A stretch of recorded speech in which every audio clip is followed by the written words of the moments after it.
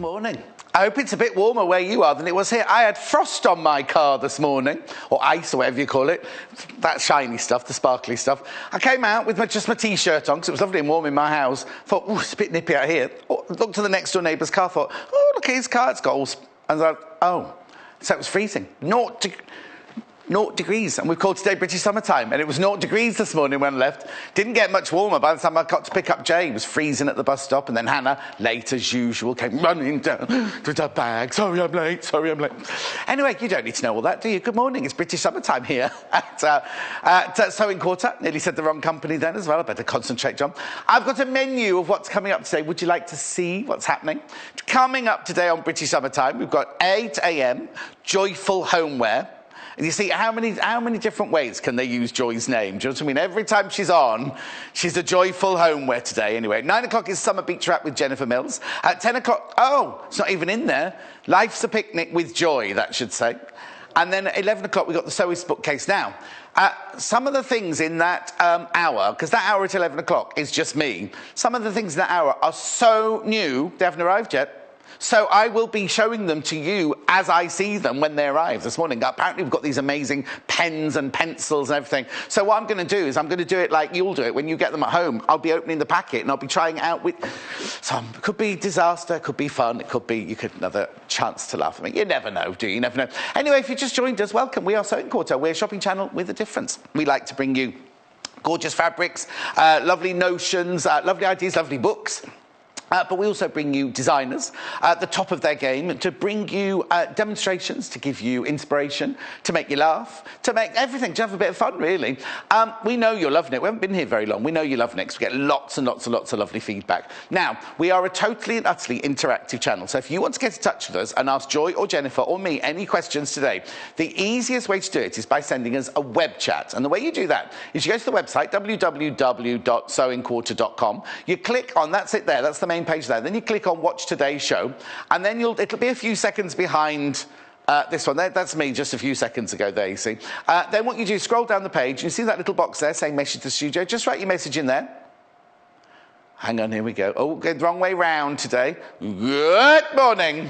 Good morning from Hannah, producer Hannah upstairs. Now, I just need to tell you one thing. You can stay looking at the page, but only send short messages there, because if it goes beyond so many letters, it gets cut off. So we normally get a really interesting introduction, and then it's go, could you just tell me, please? And then it runs out. So only keep your messages on the web chat short. You can also email www.sewingquarter.com if you want to send a longer question, or you want a reply from our customer services. Now, while we're on the web page, 2 other things I need to point out to you. If you scroll down the page, you'll see products from today's show. There's nothing there yet because we haven't shown you anything yet. As soon as we show you items, whether they be notions or fabrics or kits or bundles, as soon as we show you those, they will appear there so you can pop them in your basket. Or scroll back up the page, you'll see at the top of the page there, next to, now those threads were one of the last things I did yesterday.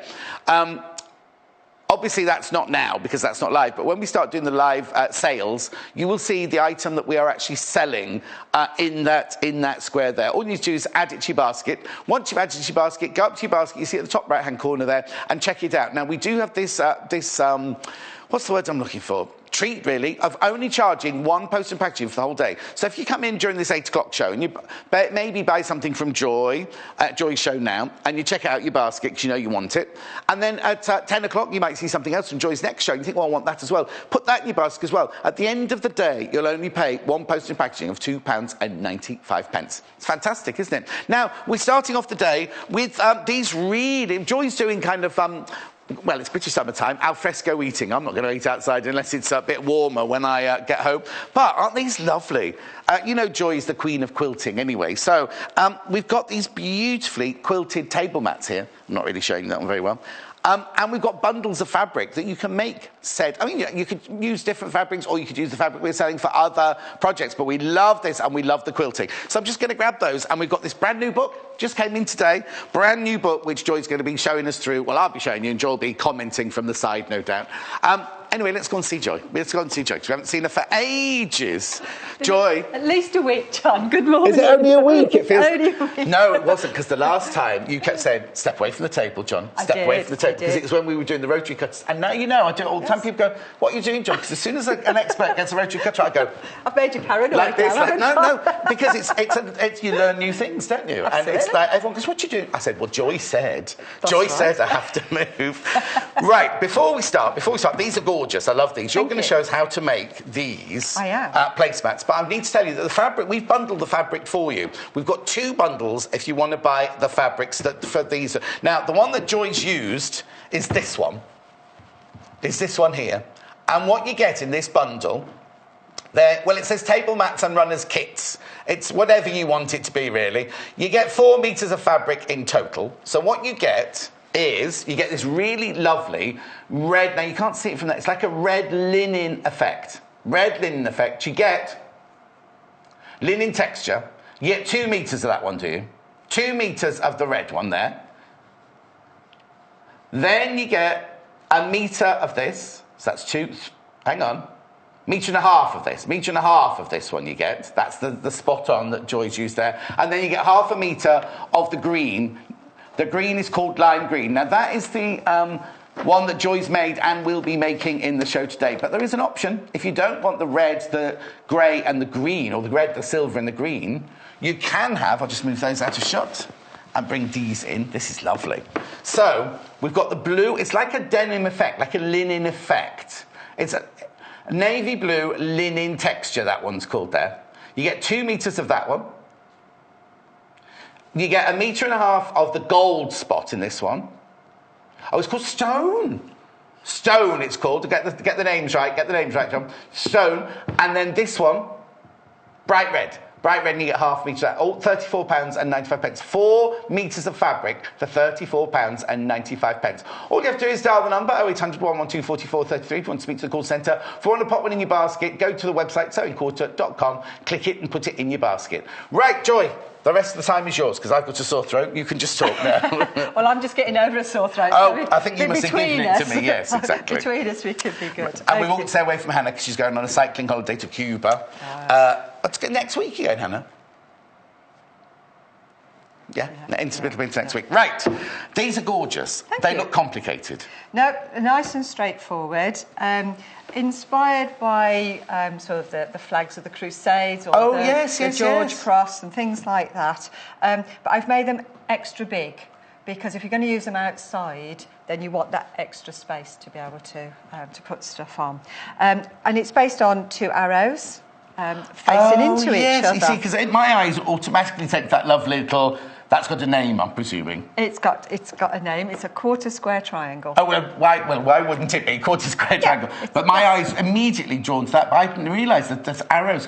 Yeah, so it brings them in again. Yes.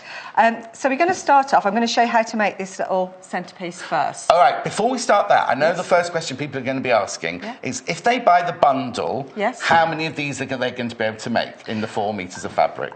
At least 4. At least 4. At least 4. Fine. Yeah. So I suppose you could swap the fabrics around, couldn't you? Like you have here. That's right, and the same because it includes enough for the backings as well. Oh, brilliant! So you can swap them around. So everybody's got their own favourite one. So if you've got a stash of other fabric, you could make more than 4 tops. Oh, easy. Lots more than 4 tops. Yes. And then use another fabric. I like the fact you've used this fabric to back it. But if you wanted more than 4 and you only wanted to buy 1 bundle, if you've got a stash, you could put any... Yeah, some calico or anything you've got that will go in. Yeah. So all right, so what did you say you started with that? Is that the biggest So, we're going to start off with this little centrepiece here, which just looks like this. Okay. Start off with a couple of squares. The size of the square is going to depend on if you want to change the size of those. But for this one, if I just show you on the... I'm going to mess Jay's... He's carefully placed those. I got told off this morning for having a mess. Don't let Jay say anything to you, all right? He's always in the wrong. That's all right. So as you can see on there, we're using 3.5-inch squares to start with. Okay. I've drawn 2 diagonal lines on here, and when we're drawing diagonal lines, if you use the 45-degree angle on your ruler, line it up on the side of the square, as well as line up on the points, you know you've got it nice exactly. and true. The ruler's there, look, the Creative Greens from Rachel, the rulers. Non-slip square, 8.5 inches by 8.5 inches, 21.6 centimetres square. All of our ladies love that. It's got non-slip resin on the bottom so it doesn't slip all over the place. Right. So now I'm going to sew either side of one of the lines. Right. Okay, and it needs to be a 1/4 inch seam.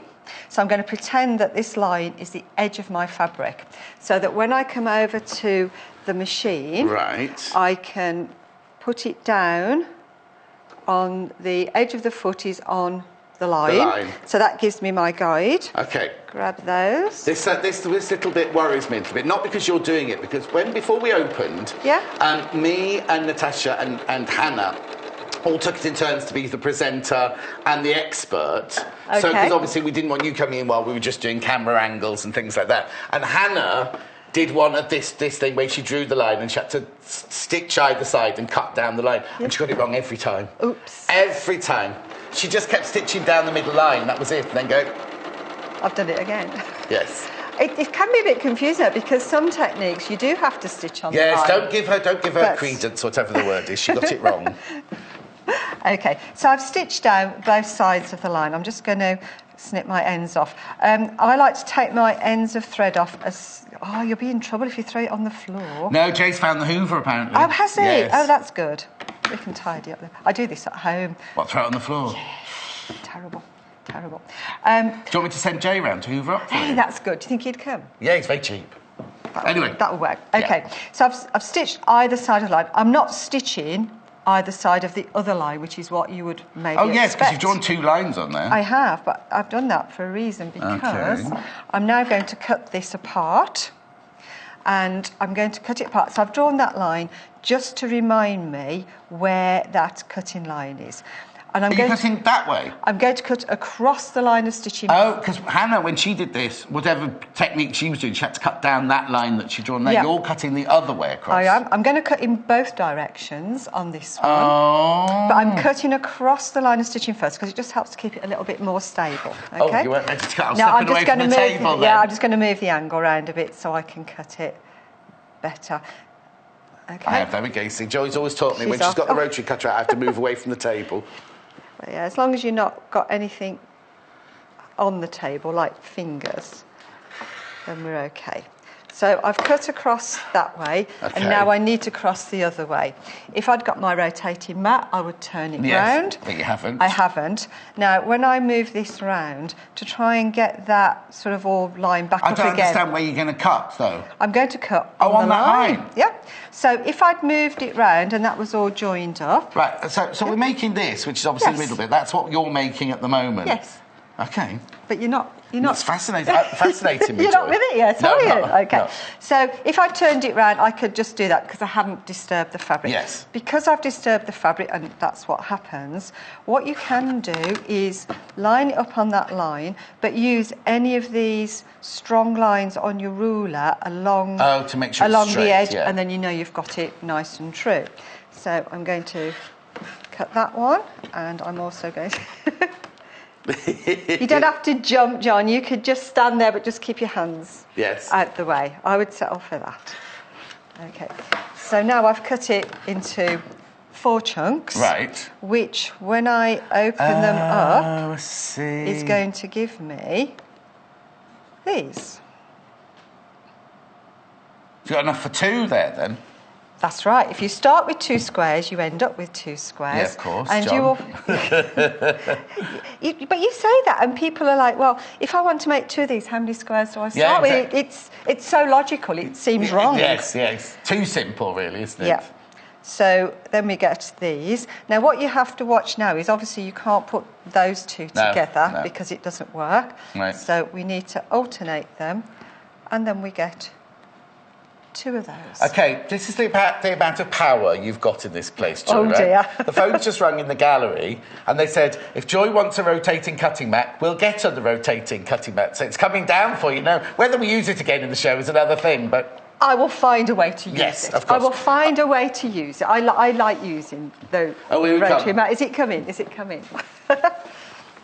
So I've just pressed these ones. Let's get the iron out ready. We've already done it. Well, you'll use the iron in a little while. So we've got these here. Jack, thank you.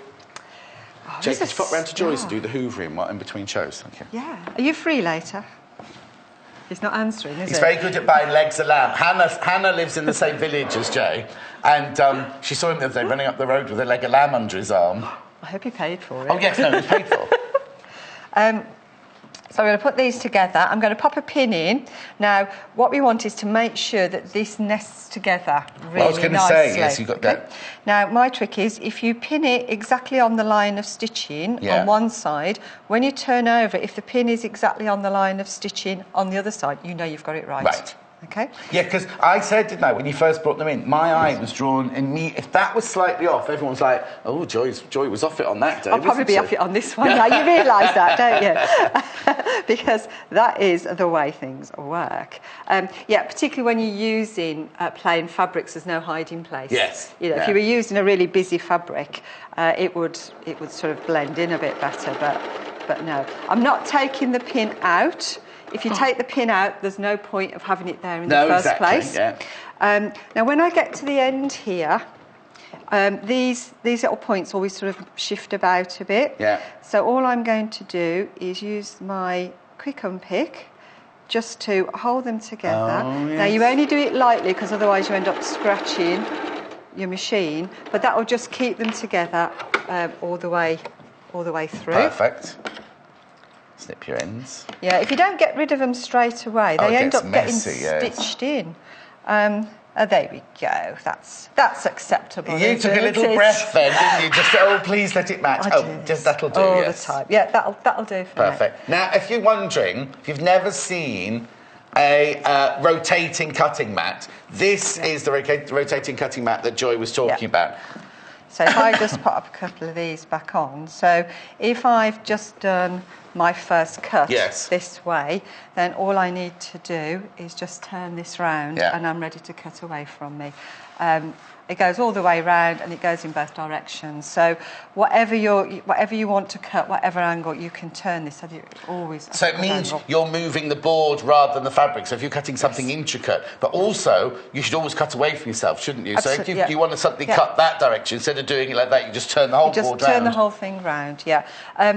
I'm a firm believer in not moving the fabric unless you absolutely have to. Because once you've got it set up and it's ready, don't. But that's all down to you quilters are very, very precise about everything, about the measurements, and because you have to be, obviously. Yeah, and that's going to help. If you're not moving the fabric, then the precision of your cutting is because you've not touched the fabric. You've not touched it, you've not moved it, so it's all there ready to go. Okay. So that's how we've made that bit. We've made our little pieces there ready to go in the centre, so you can just see that would then fit into because obviously that's got the seam allowance on, which is why it looks bigger than the actual thing. That's right. Okay. If you wanted to be radical... Oh, go on then. Instead of having it as arrows, you could turn it the opposite way. So you've got different coloured arrowheads. Oh, I like that better. You like that? You like to be radical. Yeah. I like radical. You like radical. Okay. But no, what I do is if I was making a set... I try and make them all a little bit different. So I do one like this, I do one like that, I do a radical one, and then I might mix and match the kind of fabrics and things like that. Well, we're going to look at that one a bit later. I've got one muddled up for you. Oh, brilliant. Already muddled, yes. Okay. So we need to... So she only wanted the rotating mat for that. It's gone to one side now. Oh, it might come back yet. You never know. I just like it there. I like the comfort of knowing it's there. It's there for if you need it. Yes. I'll use it in the next hour as well when I come back. So we need to cut out our pieces, and there are some instructions. I was going to say, the next question will be, is how big are all these squares? Yep, we've got some instructions coming along. I've got them just here. So we're going to put these. Are we going to put these on our website or something like that? Yeah, I believe so. Okay. It's got a little diagram numbered up with all the pieces and then all the sizes. Oh, you're very organised, Joy, aren't you? People need to know these things. Yes. So it's all there. Hannah could do with taking a leaf out of your book, I tell you now. Yes. Oh, she's a bit of a monkey, isn't she? So we've got all. Oh, here we go. There's the phone's going again now, so there'll be another answer now to a question. Dear. The management are watching, you see, so every time we say something, they ring up. I thought they were asleep at 8 o'clock on a Sunday morning. No, they're watching from their beds. They won't be. Oh, that's true. That's true. Right. Okay. So you've cut all your squares out, which will be on the instructions pad, or I think we're finding out where they're going to go now. Yeah. They're going to put them on our website. They're going to put them on our website, apparently. So jolly good. We're working on it now. Okay. Right. So having cut out all our pieces, we need to get them put into the places that they need to go. And it's a bit like a jigsaw puzzle, but it's quite good because they're all different sizes. Yes. They're only going to fit. Can I just tell you, there's a lot of love for Joy coming in on the messages. There are lots of people messaging in saying how much they're enjoying your shows. What? I love being here on a Sunday morning. And is that so you don't have to do the roast at home or anything? Oh, I still have to do that when I get home. Oh, no. Yes, yeah. Well, they go out car booting and stuff like that on a Sunday morning. They do things on a Sunday morning, so I let them get on with it.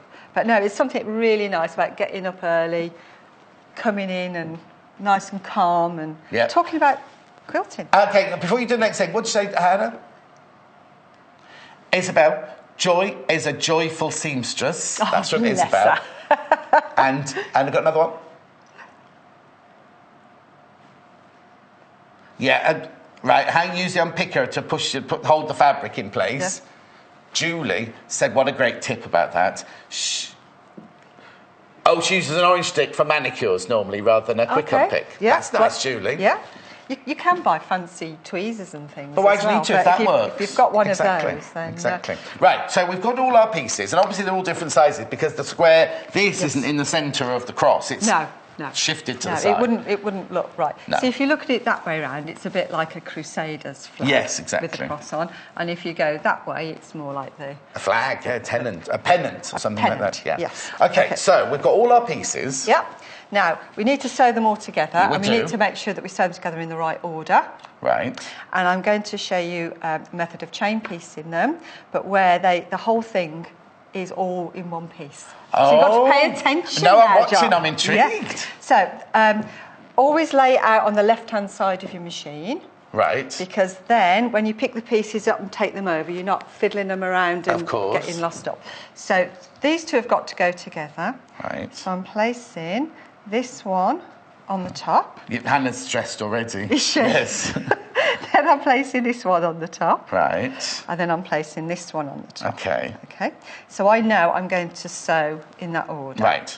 Now, hopefully we can do this as we go. So again, lining up the fabrics on the edge of the foot and stitching our 1/4 of an inch seam down. Now I've got red thread in here today because I'm going to use that a bit later on when we come to do a bit of quilting. Right. But I've left it in for now so that people can actually see the stitching. Yes, but you wouldn't necessarily do red in real life. No, in real life I would probably use a grey. Okay. Use a grey. So I've stitched that first seam down and I'm leaving it on there. Right. So now I'm picking up my next one. Right. And I'm going to do this. So this is what people would normally think of as chain piecing. Yes. So far we're not doing anything too radical. Right. This one over here. Remember, Joy's using the the kit that's up at the top there, £34.95. It's the silver and green one.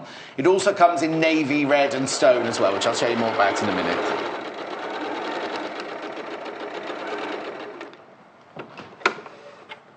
Okay, so I've sewn them together, I've chain pieced them, so I'm going to leave them like that. Right. Okay. Now, if I open those out, check I'm back in the right place. Yeah. So no ironing or anything yet, though? No ironing yet. So now I'm going to put this one on top and take it over, and I'm going to stitch it. Oh, of course, because if you put these on, they'd fall off when you went to the machine. I was thinking, why is she putting all three of them on? Yeah, because they just go flying all around the room. And we don't want flags flying around the room today, do we? So these are all right sides together as well with stitching, aren't they? Yeah, right sides together, 1/4 inch seam. So now I'm just going to make sure that this is still out nice and flat. Yeah. Pick up my next one. This is where you could do with a bigger table on your machine as well, isn't it? Really, you know. So this could live. This machine does come with one of those big tables. Yeah. So I was just thinking. Yeah, they're useful to do it. But what a lot of people do, they set it out here and then they're, which way round was it? Yes, exactly. Am I going to go? And then we'll get this one onto here.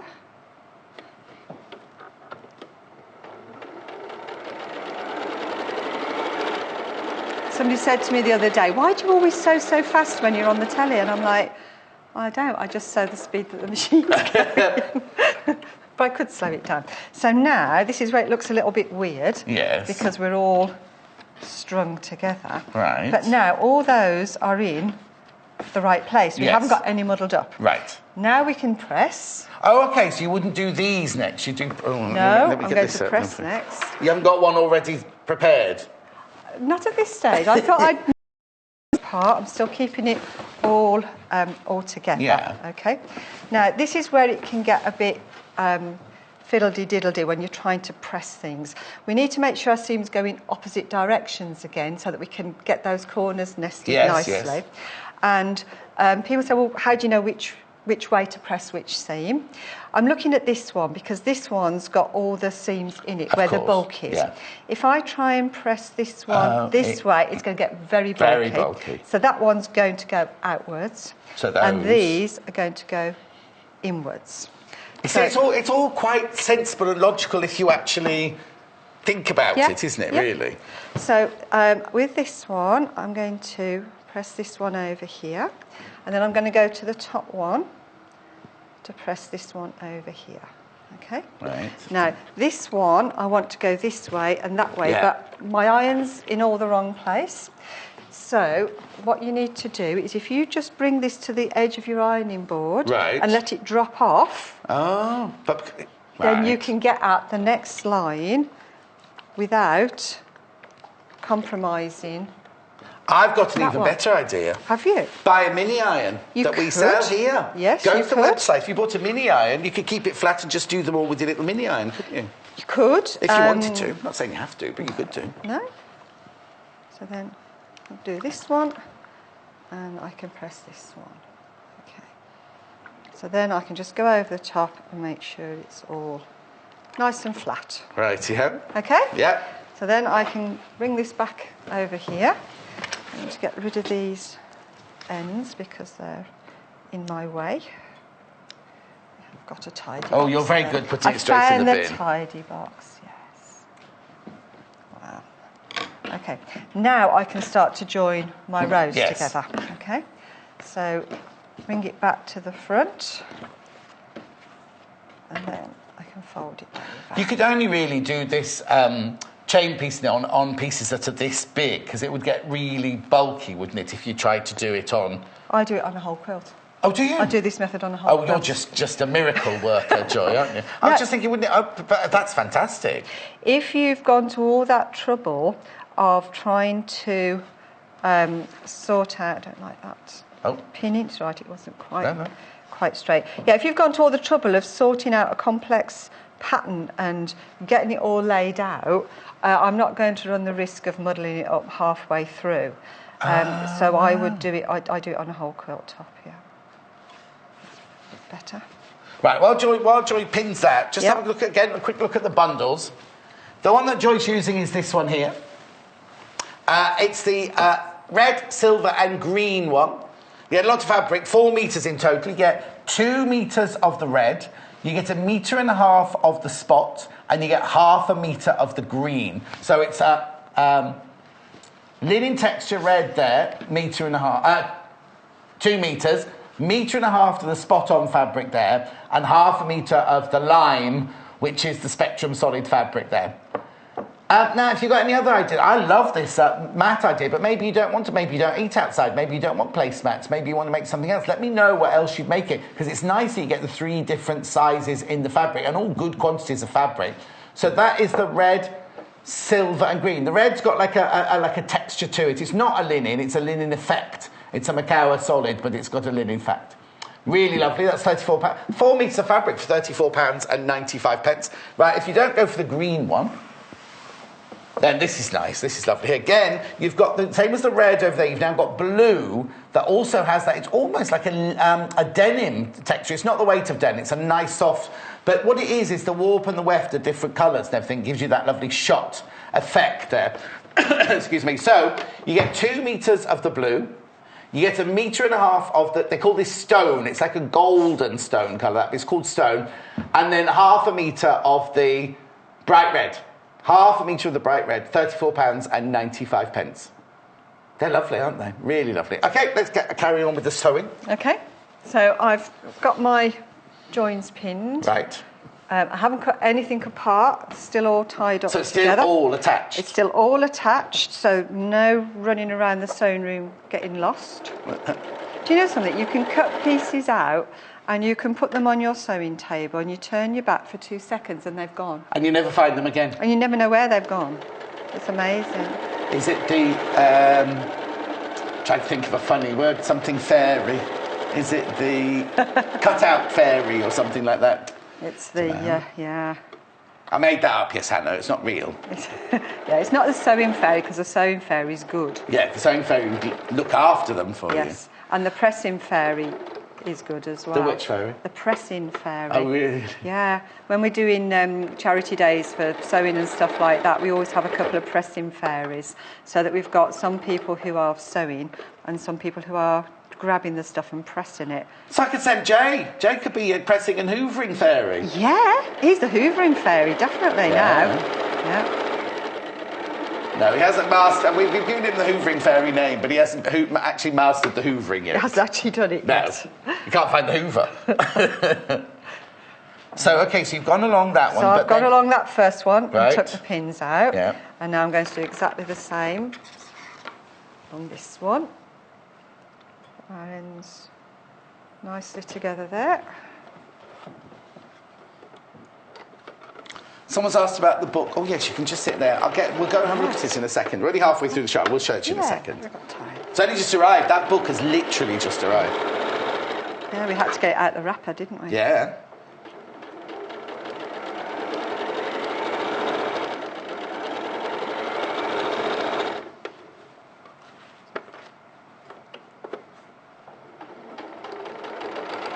Tracy says, such a great demo. I love Joy. Oh, bless her. Oh, she's adding to her basket already. Oh, dear. I get blamed for people spending lots of money. That's what you're here for. I know. Anne's messaged in.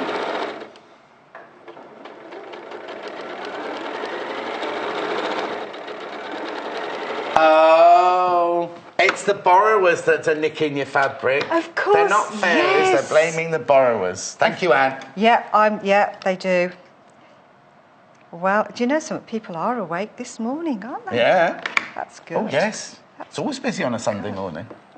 I'm always busy on a Sunday morning. So there we go. We've got it all stitched together. Brilliant. And we haven't lost any of our bits. None of them have got in the wrong place. And it's just a case of pressing this back out again, and that's our top done. That was fantastic. What started off thinking it was going to be a complicated thing is actually quite straightforward. If you put your mind to it, it's like the preparation, isn't it? Yes. As long as you're prepared, then it's going to go smoothly. Yeah. And you learn all your techniques. Shall we look at the book? We'll look at the book now. Well, you were talking about techniques, and that's got lots this of is lovely. techniques It's literally just arrived. It's the ultimate quilt. In fact, some of us have looked at it more thoroughly than others because I've got pages of her favourite pages written down to show you later. 199, I think it was. It was 199 and 206, I think it was. There you go. There you go. So this basically, why did you love this book the minute you opened it, Joy? I think everybody, particularly when they're starting out with patchwork and quilting, there's so many techniques and terminology and stuff that you need to get to grips with. So having a really good reference book is always a good start. I've only opened the first page already. I'm stuck on the... You've already got there. That's lovely, isn't it, that one? Nice. Beautiful. And what I love about the book, what I love about all quilting books, is the photographs. I mean, look, the photographs are just gorgeous, aren't they? See that? You see, I said we should have had a chair, like, not necessarily a pink chair, but we should have an armchair here. I agree. Yeah. I agree. Well, we'll get one soon. So this one gives you some information about all the tools that you might need and what they're useful for. The thing is, excuse me, no question is a silly question, is it really? Because we all have to learn, we all have to start somewhere. But basic hand stitches, we get questions about that every single day. Yes. About basic hand stitching. Yeah. And everything, as well as words, it's got drawings as well, look. Yeah, you know what I mean? The diagrams are nice and big and nice and clear. Diagrams. As well. Drawings or diagrams? Diagrams, yes, John. Sorry. No, you're right. Oh, Jay's page. We'll write in there, Jay's pressing page. All about different fabrics, because that's quite important as well, isn't it? Because you can't put... Some fabrics just don't work well together, do they? No. Or some fabrics you just don't know what they're called, and you go into a shop and thinking, I want something... It's nice just to know. I want some of that thin stuff or whatever it is. I've got a clue there. Yes, exactly. The colour wheel, which I'm always going on about there, about the matching of colours and everything. When you could, that would make a lovely quilt, wouldn't it? Like a rainbow quilt, that one. Good idea. Really lovely.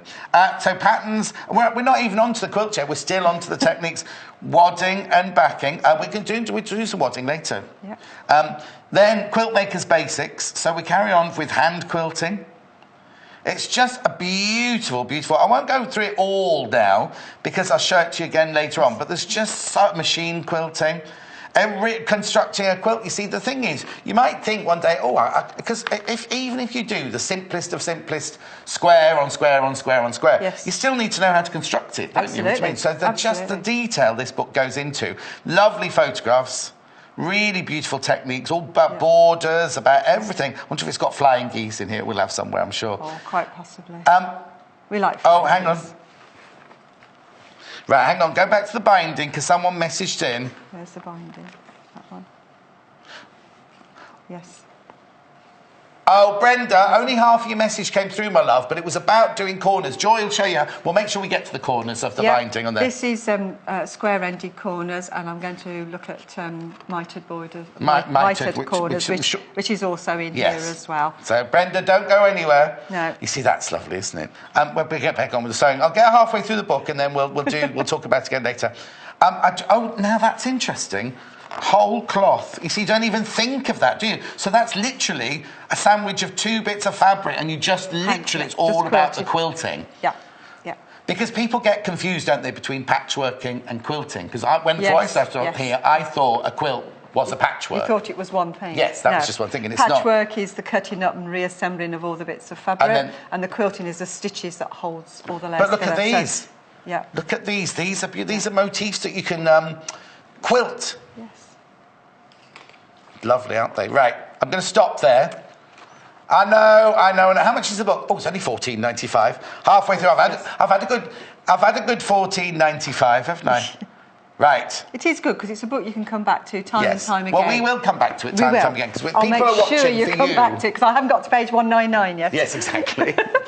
Okay. Right. So hang on. So where's the top gone? So I've just whizzed it here. Okay. So what's the next stage then? So what we need to do now then is we need to layer this with some wadding and some backing, and do a bit of quilting.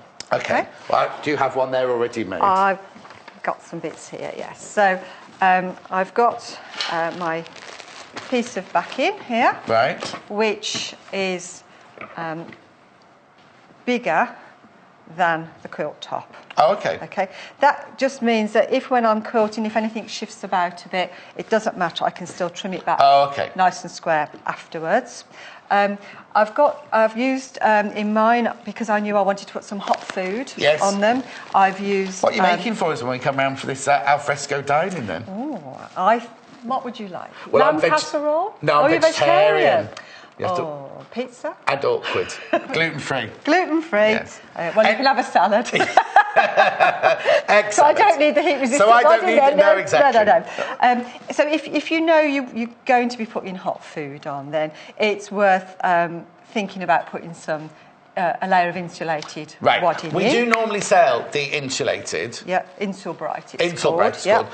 We're out of stock at the moment, aren't we, with the insulated? But we have got our wadding, because you're going to put some wadding in as well, are you? Yeah, if you're not going to put any hot food on, you can just go for your normal wadding. Like my salad, this is mine. This is yours, this is yours.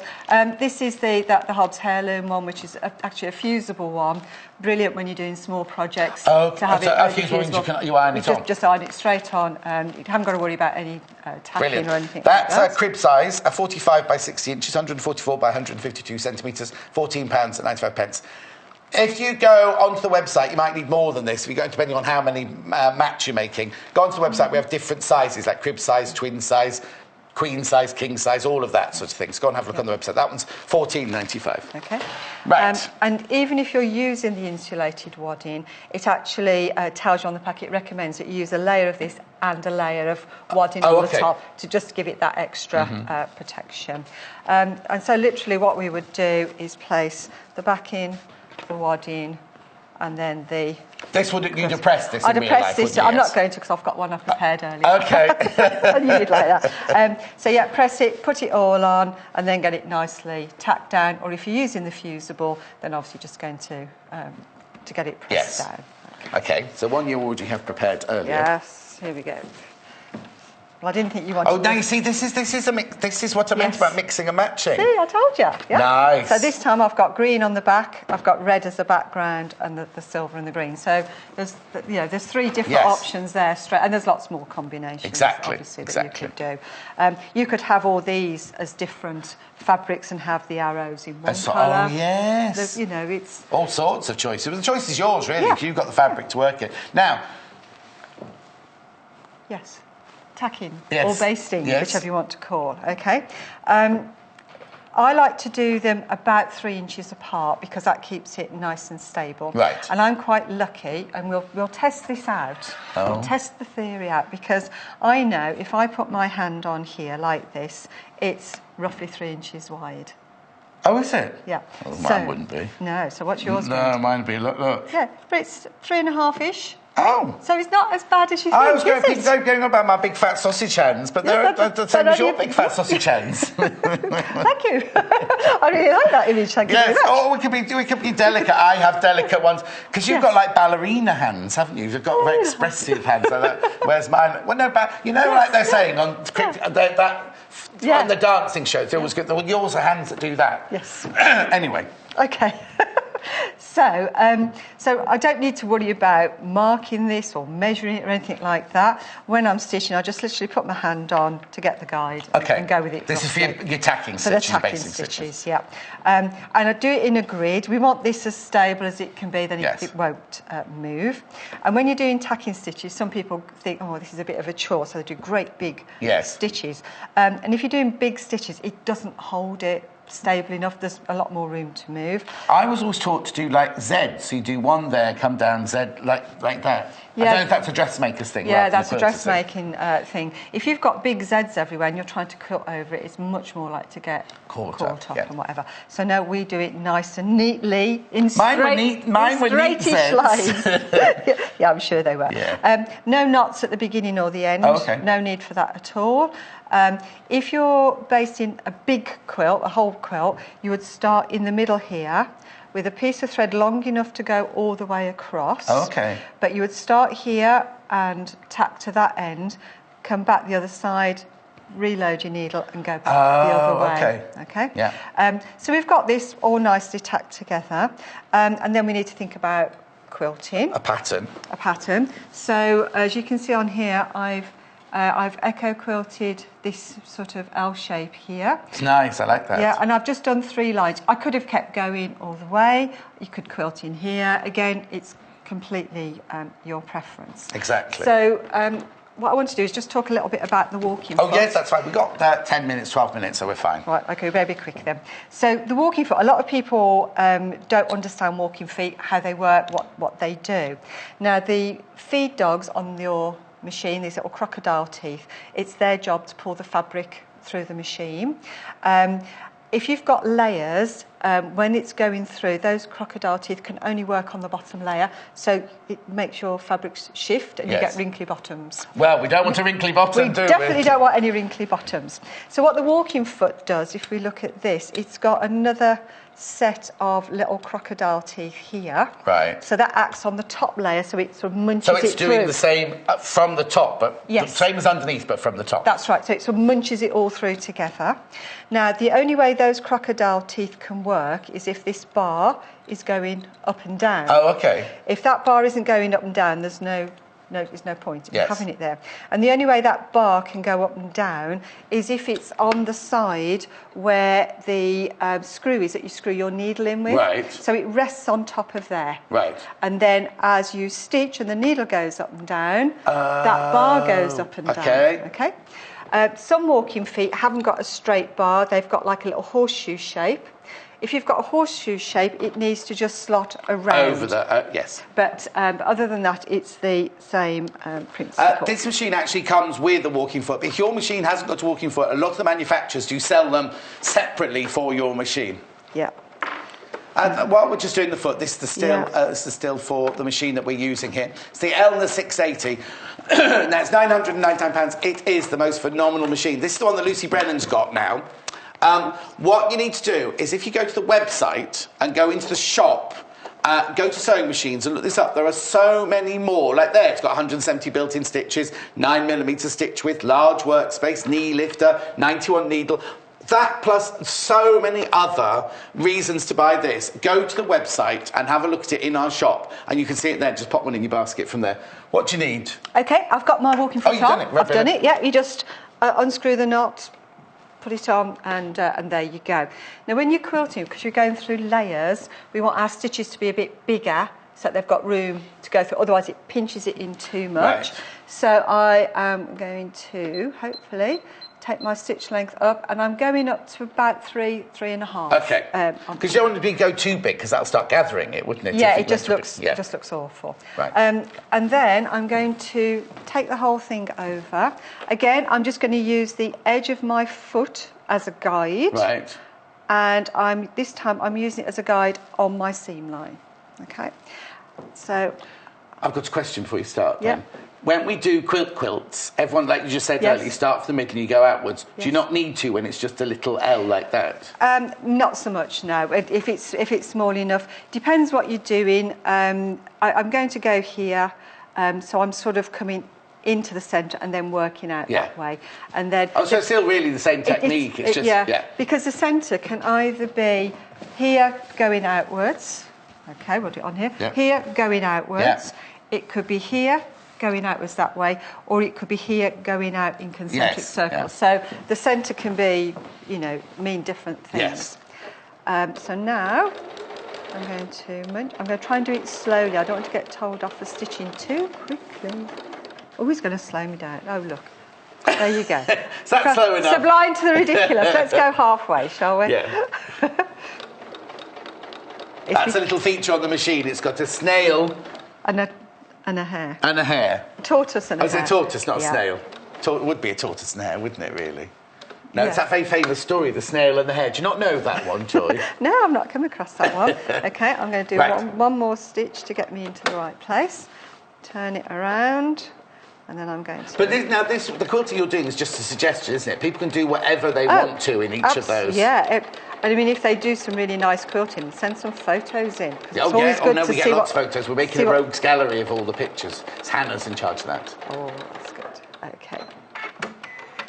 And because I'm stitching right off the ends, I can just cut those ends. I haven't got to worry about it. Yeah. So there's my first line done. Then I'm going to go back in, and this time I'm going to line up the edge of the foot on that line of stitching that I've just done.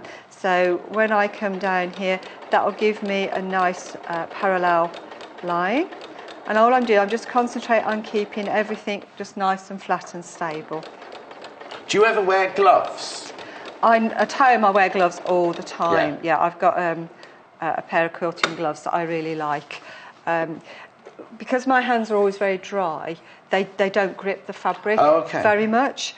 So I do find that it can slip. It's not so bad on something small, but on a big quilt, definitely. Oh, yeah. Mine the opposite. I've got such sweaty hands that I'd be messing up. The gloves that we're talking about come in small, medium, large and extra large thing, and they're on the website now if you want to go and have a look in the shop, the web shop.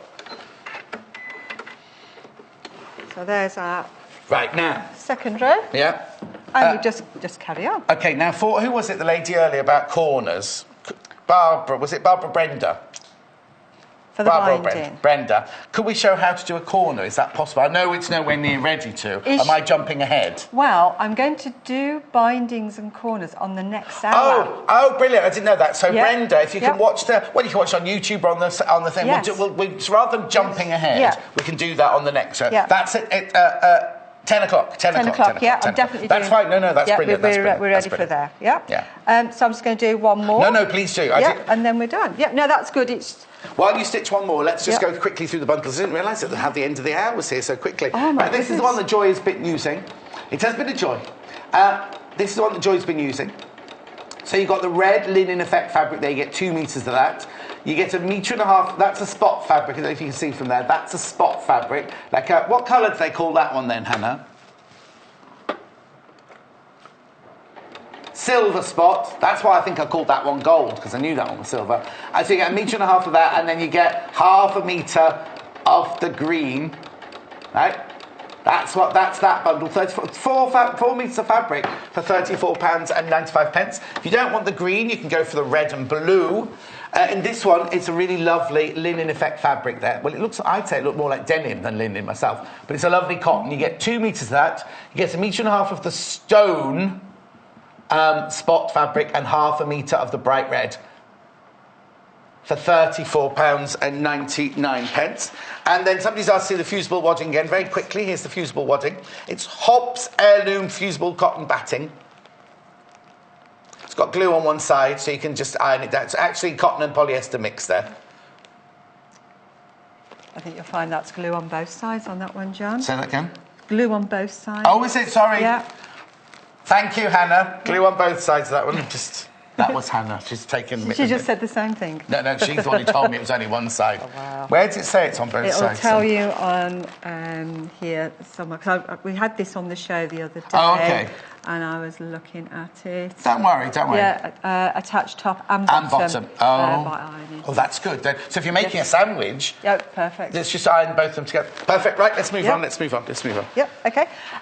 So we're pretty much there. So I've done the quilting on this one. Yep. If you look on this one, I think it is, yeah. I went a bit rogue. I decided to do a thinner one and a thicker one. Oh, that's not a mistake then? No, I did it deliberately. I did it on all of them. So that's where you... If it had been a mistake, it would have been on the last one. Not all of them. Brenda, we're going to do bindings in the 10 o'clock show, so don't worry, you haven't missed that. If you can't stay in and watch at 10 o'clock, you can always watch on the web later or on YouTube once the show's been. We want to spend a proper amount of time and show it properly. Right, where did we get to on this book? We got about halfway. Yes, I did. Whatever, halfway. It was a bit of a teaser. Stop. We got as far as the binding. That's what we did. Oh yes. Well, I've gone past binding. Yeah. So we've got using strips there. Oh, this is this. I've gone way farther. Oh. Right, no, hang on. We did that one. We did that. Oh, flying geese, John. Flying geese. Ray, there you go. I said it was flying geese, didn't I? I don't know why I like flying geese so much. All sorts are still... Right, am I... Beautiful, isn't it? Now, what page have I got to get to, Joy? 199. It's got everything in it. I'm going to Joy's favourite page. We'll come back. There's so many things in the book to look at, aren't there? What's the first one? 199? Yes. Oh. Gosh, how many pages are there? There's lots of pages. Well, look. Oh, there's my other page. That's 206. That was our other page, the pussycat. What was on 1199 then? This is going to be a big reveal now on 199. Oh, my word. Yeah. That is gorgeous. I might get my toe caught in that, mind you. Well, you would if it was draped the way it is there, but it's beautiful. It's lovely. They're not hexagons, they're flowers. Yes. Hannah said, look at the hexagons, they're flowers. Hannah, look. Oh, that is beautiful. I tell you what, I know we haven't got more time to go through it. There's so many more things in that book we want to see. We'll bring it back. We'll bring it back in your next show, the 10 o'clock show. Good idea. We will bring it's already very popular, but we will go in the 10 o'clock show. We'll make a little section where we go through it more thoroughly, because we've just flicked through it in that one. Right, was there anything else we need to talk about in this one? Yes? No, once you've got your quilting done, it's just a matter of putting your binding on. You can either do a mitered corner, which we're going to see in the next hour, or just your straight bindings. Okay, that's brilliant. And also, so what did we say? Out of the bundles, if you buy one of the bundles, you get 4 meters of fabric. Yes. We said. I'm just going to go check. Yeah, you'd get a set of 4. You definitely get a set of 4. Yeah. But that's with backings as well, isn't it? It includes the backing, and that fabric is enough to do the tops, the backing, and the binding. You see, so if you've got a stash at home of a backing fabric, you could make even more tops and use the different fabrics in different ways. Like Joy here, she's used the spot as the main bit, but then you've got the red and the green there. All the measurements for these will be going on the website. Hayley's working on it at the moment. But then that one there, you see, you could make a family, couldn't you? Obviously, this one's not finished, but you've got the solid red fabric there. And as Joy said, you see what I mean? You could make all of that one colour and make these all different colours as well, couldn't you? I just think they're such a lovely, lovely idea. So, go on. Oh, rotate. Somebody wants to see that rotating cutting mat again. Okay. We'll do that quickly. We've got a minute left, so we're fine. A minute. Okay. You're all right, Joy. A minute's a long time. A minute's a lovely long time. Are you going to use it in the next hour as well? I can do, Oh, yes. perfect, Yeah, perfect. absolutely. So with this one then, if you've got your... I won't cut it, I'll pretend. Yes, thank you. I'll pretend. You've got your fabric strips on here. You can cut along here. Yeah. And then normally you've got to turn your fabric round. Yes. But we can just flap that over, turn it around, and then we can start doing our measuring and cutting. And if you've got anything that you need on angles, if you wanted to cut angles, you just turn it wherever you want. Exactly. It's so useful. It's one of the most useful mats. £32.95 is brilliant, Yeah. isn't it? Absolutely brilliant. Worth every Right, just so you know, the instructions won't be on the website till tomorrow, because at the earliest, because Hayley's failed. Oh, dear. Which is Sunday. Yeah, but she didn't work. So many people want to see more of this book. Don't worry, we will definitely do a bigger feature of it in the 10 o'clock show. It's brand spanking new. And then 11 o'clock, I'm on my own at 11 o'clock. We've got brand new books, we've got brand new tools, they've just arrived apparently, so it'll be brilliant that last hour. Joy, thank you so much for showing us that, because it's always lovely to see the way you do all of these things and learn different techniques or thing, which, I mean, it's brilliant having them in a book and everything, but it's so much, you learn more when you actually see somebody doing something. I think that's what's so important really, is that, and you explain it all so well, so it's literally, I feel I could just go home and make those now. Whereas when you came in this morning, I was like, oh, I don't know if I could start that one, but I feel like I could, because you've taught me how to do all the things. Good. What are you doing at 10 o'clock? I'm continuing the theme of al-fresco dining, and we're doing some coasters to put our glasses on. That's all she needs to say. Places for the glasses and something for your cutlery. Go nowhere. Jennifer Mills up after this break. Sorry. Follow us on Pinterest. Search for our Sewing Quarter page and follow us to discover sewing work we create and love.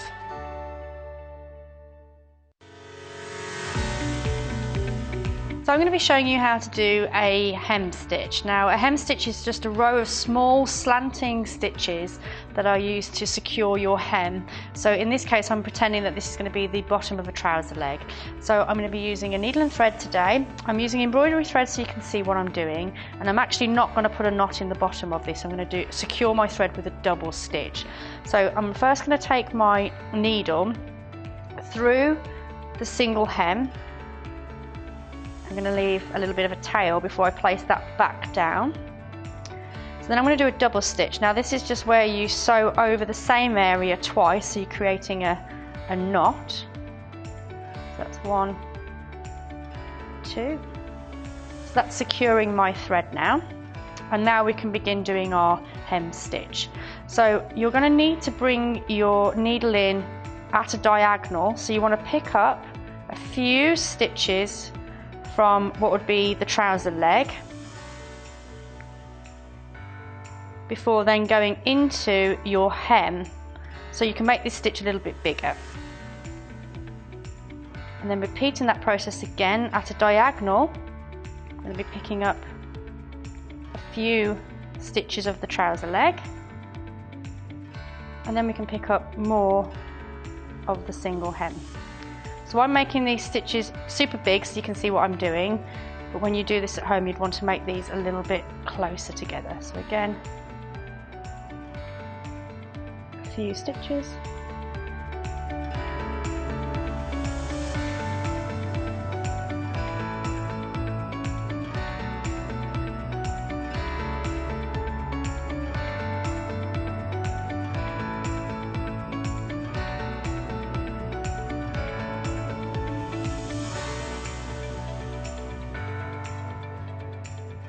Okay, so there's my row of hem stitching, and if I just turn this over, you can see they're very small stitches on the other side. So if you're doing this in a normal thread and not a thick thread, you won't be able to see those at all.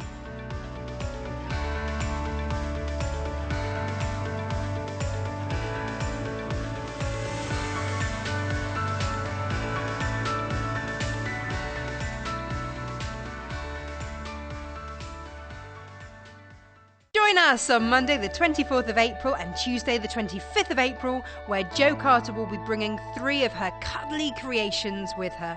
Monday at 10 AM, Jo will be featuring the adorable bear in a bag toy. Then on Tuesday, Jo will be bringing her popular big-eared bunny back in new fabrics and introducing a new lovable penguin. So join Jo and her cuddly pals on Monday the 24th and Tuesday the 25th of April, only at Sewing Quarter, Freeview Channel 78.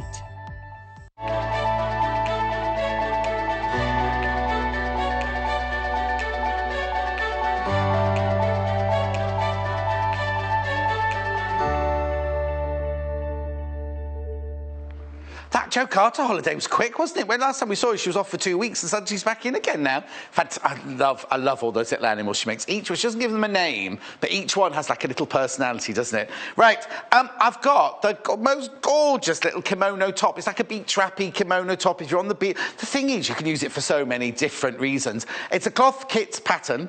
Now, this is going to be a little bit confusing. Some of the fabrics are in bundles, and some of the fabrics are for sale by the half-metre increment. Let's go and see Jennifer and the pattern first, and then I'll take you through all the fabrics because Jay's still got to find one of them. So, good morning. Good morning. How are you? Your hair's looking very lovely today. Thank you. Is your sister watching again? Her sister was watching yesterday. No, she was watching on YouTube because she's out of the country. Oh, is she? Yeah. Oh, very nice. So maybe she'll catch up. Worldwide. Before you start up with that, we'll just show the pattern. Yes. Oh, I've got my glasses here. Shall I get the pattern pieces out? Oh, yes, please. This is the pattern. It's a cloth kit's a simple kimono pattern. The cloth kit patterns are really, really popular. So if you're watching yesterday, you'll have seen them absolutely fly out. This is called a kimono, and it does come in the different sizes on the pattern, which I'll just spin it around. Now, somebody said yesterday on the website they love it because the cloth kits patterns have the pictures of the back on our website really as well, useful. so you can see the sizes and everything. Right, now this... again, never, ever, ever just take for granted about the sizes on a pattern, even within the same company, because some of cloth kits have your body measurements charts, and some of the cloth kit patterns have the finished, like the tea dress we did yesterday, was the chart at the back was, it says here, body measurements, or it'll say size of finished dress. Yeah. You see, so these are the measurements for you to make, because all of these, the 8 to 20, are all in the pattern, right? Now, this is a pattern that will be very easy to make bigger or longer if you wanted to, which we'll go through we will go through. Now, I'm a bit confused. Oh, go back to here, you see. Here, there, look, I've got 8 to 18 written there, but I've got 8 to 20 written on there. So I'll check that for you. I will check that for you. But, as I was saying, it's a really, really, really simple pattern to make slightly bigger or slightly longer, which we'll go through. So basically, you need to go with your measurements here for the size that you're going to make. Yeah. The bundles have enough fabric to make all the sizes. And they are, it'll say there, 2 metres. 2 metres of fabric there. Now, look at that. It says, it's very important you read this bit here, not suitable for fabrics narrower than 115 centimetres. Well, our fabric is actually 112, and it worked. Yeah. But it worked, but only just. That's what I want to tell you. So our fabric's 112, and Jennifer will tell you about the cutting out in a minute. It's really, really important to lay it all out properly to begin with. Yeah, that pretty much takes up the whole width when the fabric's folded in half. Yes, right. So Jennifer will go through that in a second. Why we're offering fabrics alternate to the bundles is you might want to make it longer. You might want to make it slightly different. You might want to add a cuff on or something like that, because you can do all these different things. It's very easy to alter this pattern. So £12.95. It's a really, really lovely pattern to do. We're going to show you how to make what size did you do on here? The medium size? Yes, I did. I folded it back to the mid size, so that's medium. Yeah, to the medium size, but you can make all those different sizes, and we'll show you techniques within the hour of making it longer sleeved, longer in the body, or wider in the body.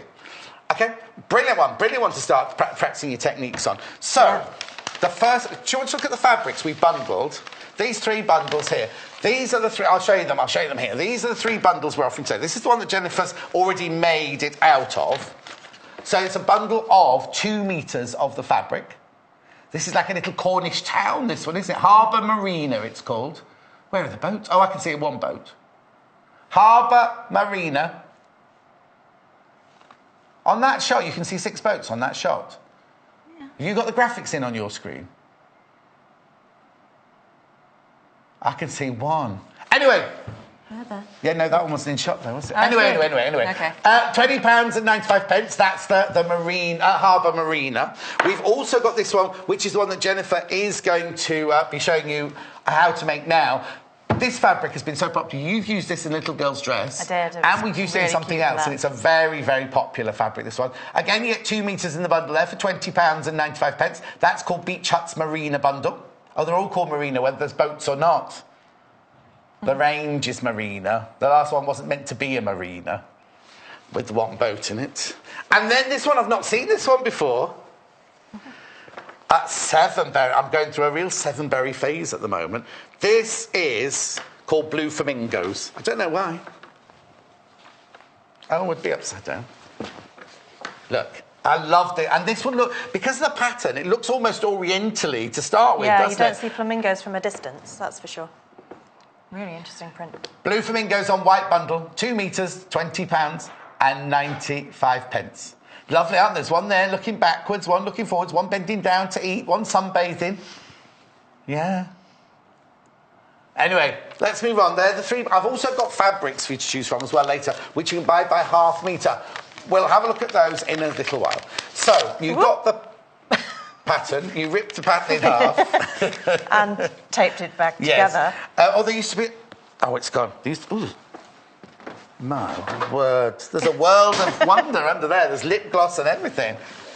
What I was about to say is it's good quality paper. It is, yes. Yeah. Unless you're a bit aggressive with it. So, is it just 2 pattern pieces then? It's 4. Okay. Just a back, a front facing, back facing.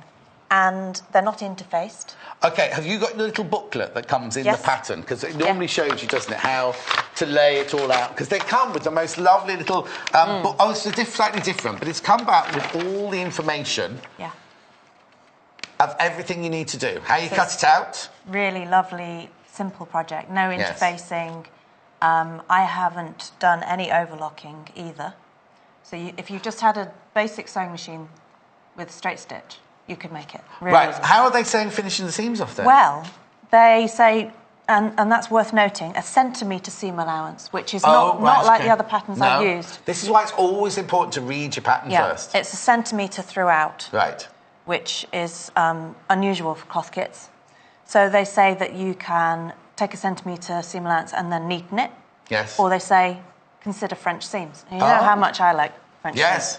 Yeah. So I French seamed that one. We'll have a look at that later. We'll look at that one But in a minute. I think it's worth bearing in mind that some people who sew French seams like to take a centimetre as the first allowance and then trim that one down, and then you do the folding.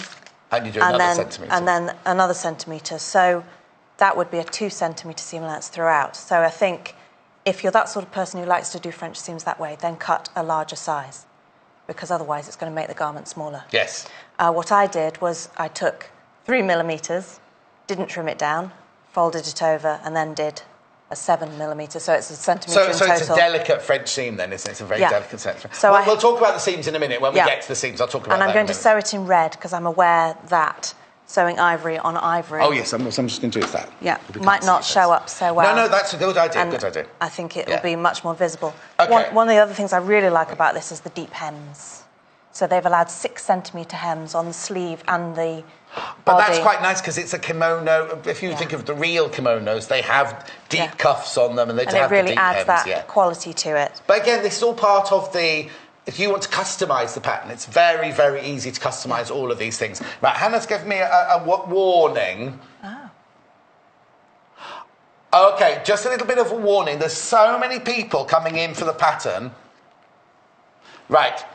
Bear in mind how busy it was for cloth kit patterns yesterday. We had so many people missing out. If you are putting it in your basket and you definitely want it, check out now. Even if you haven't chosen your fabric yet, that doesn't matter because you can put that in your basket later. You still only pay 1p and p. So if you've got this in your basket and you want it, just confirm. Confirm your basket. What's the matter? Check out your basket. And then you know that it's definitely yours, because it'd be awful if you sat and watched the whole show and you went, right, I'm going to get that cloth kit and I'm going to do it in the such and such a fabric and I'm going to make it a bit longer. You get onto the website, and you get to your basket and it's not there anymore because someone else has bought it. Do you know what I mean? So if you want this pattern, check out now. I'm only telling you, I'm not adding undue pressure, just telling you because we had so many people upset yesterday missing it out. It was a Jennifer show, it's her fault, Jennifer show, with people not checking out their baskets, you see. Right.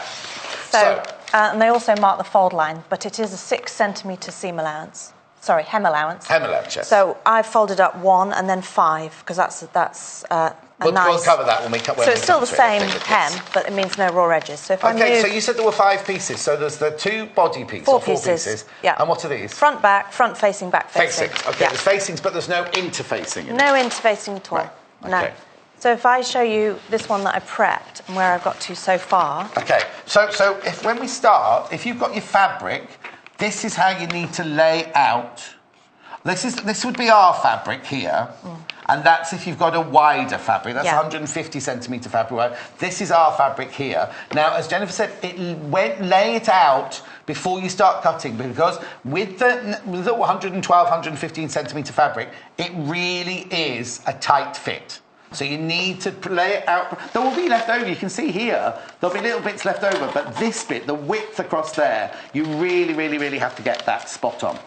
Especially, now this, you've got pattern matching as well in this one, haven't you? Yes. I really wanted to make sure that side seam, because it's important to think about when you have a flat pattern that we're 3-dimensional. Yes, yes. So you get many different angles on a garment.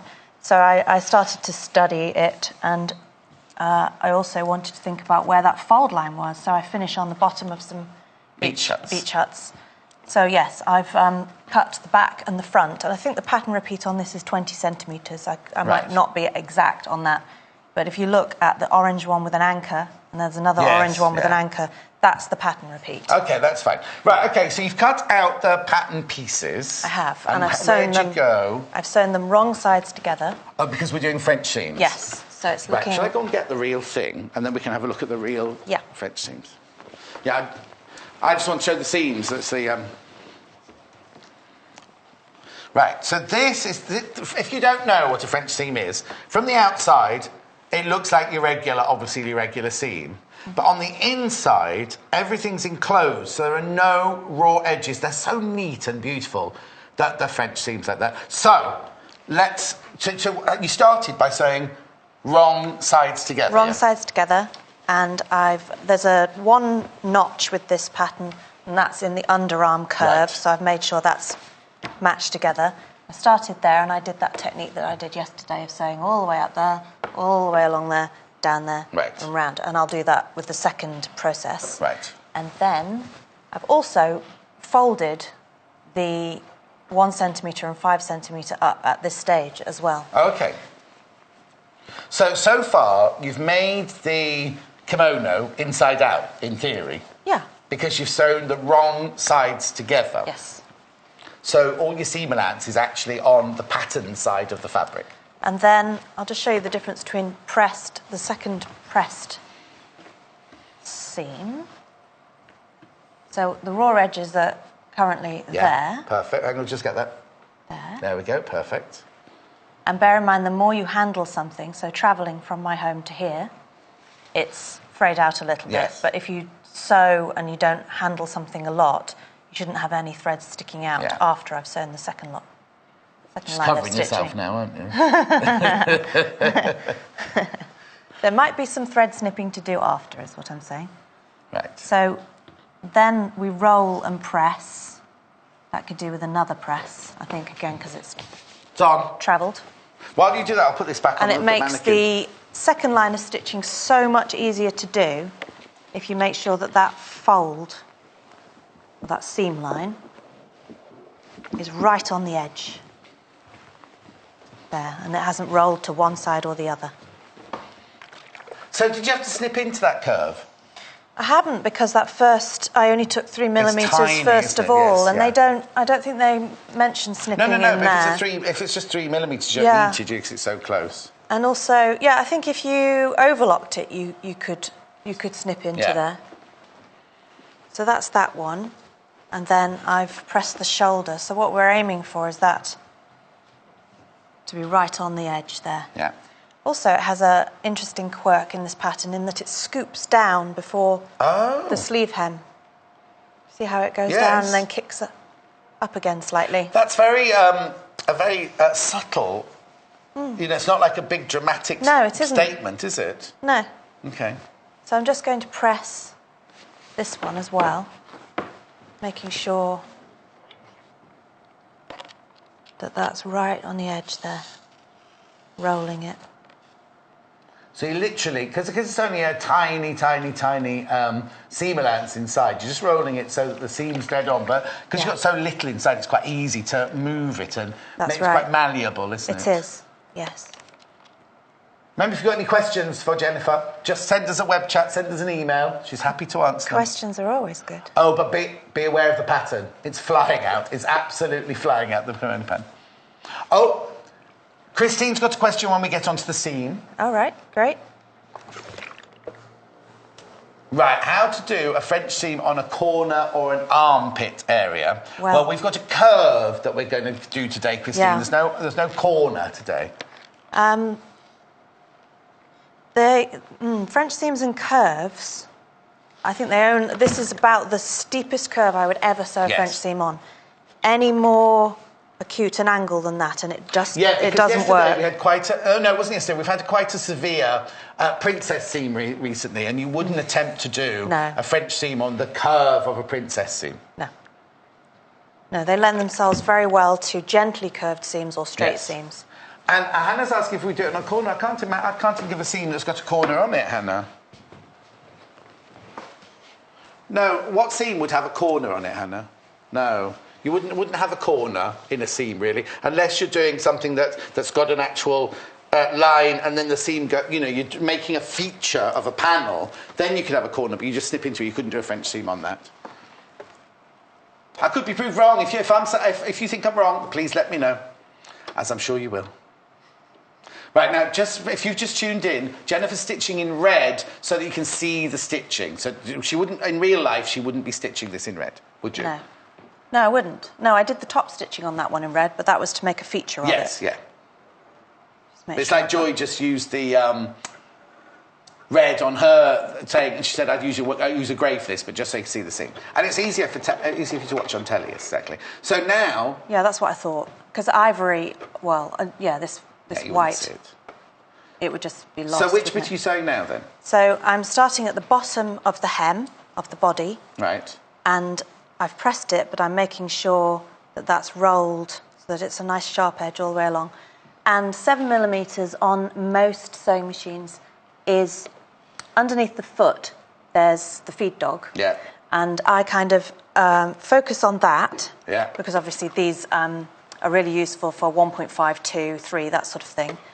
But for a distance like 7mm, on some machine feet, it's the edge of the foot. Yes. Which is very useful. So and if you haven't got those on markings on your, if your machine's old like mine, I have to put like a piece of masking tape or something like that. That's really useful. And just... I don't have wishy tape, and we haven't got any. And when I asked the buying department, they got all a bit funny with me, but I'm going to ask again. What tape? Wishy tape. What's wishy tape? It's like masking tape, but it's all got lots of patterns on it and spots. So you can, with masking tape, you can, if you're using cream... Oh, yes, let's get wishy tape with sewing quarter on it. Or Jennifer's wishy tape, John's wishy tape, Hannah's wishy tape. Then we can see who's the most popular.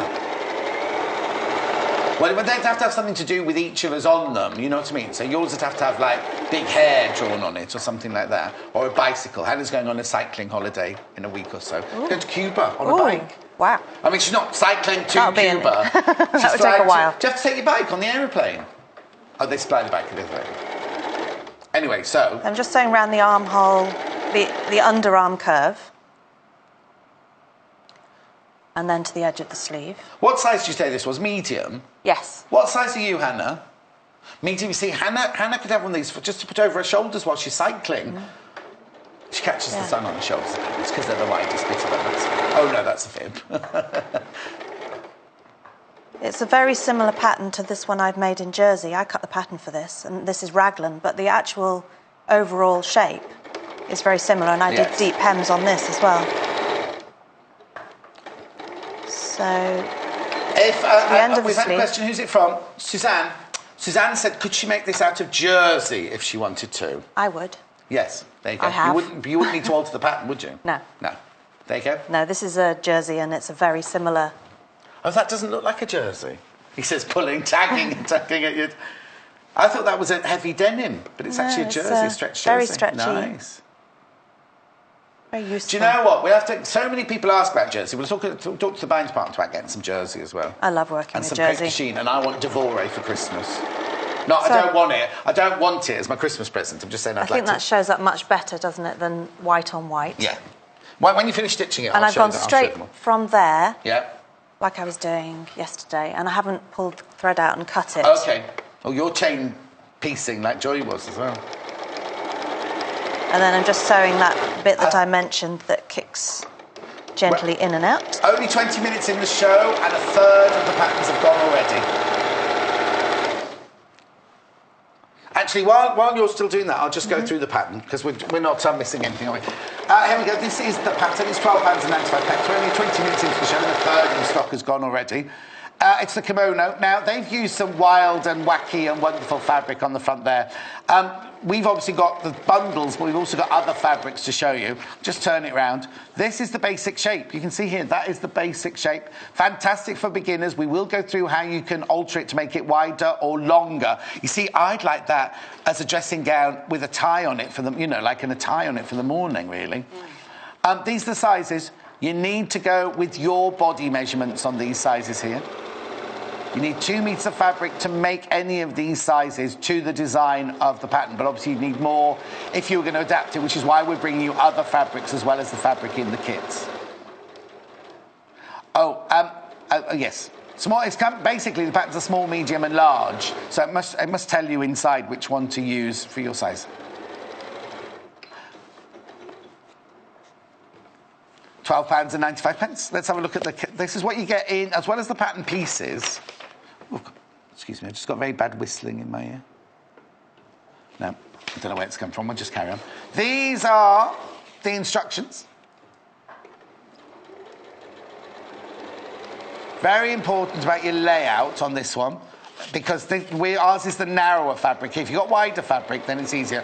But ours is the narrow fabric there. So make sure you lay it out properly before you cut. Don't just cut any piece out. Excuse me. And then all the instructions in there. Very, very simple. It's just the front and the back and the facings. That's all there are in there. In fact, what's this chart up here? Let me just move it. Oh, hey, sorry, Lorraine. I'll do your question in a minute, Lorraine.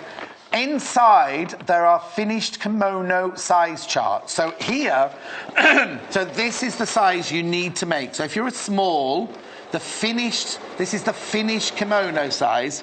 If you're a small, the bust is 107 centimetres and the back length is 68 centimetres. If you're a medium, it's 111 centimetre bust, 70 back length. If you're a large, these are the actual finished kimono size.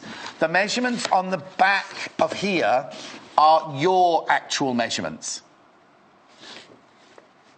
But what you can do is you do your measurements. So like say you are 96 bust, that's 79 centimetre waist. So you think, I need a 14. Then you'll go in here and you'll go, just double check, I need the medium.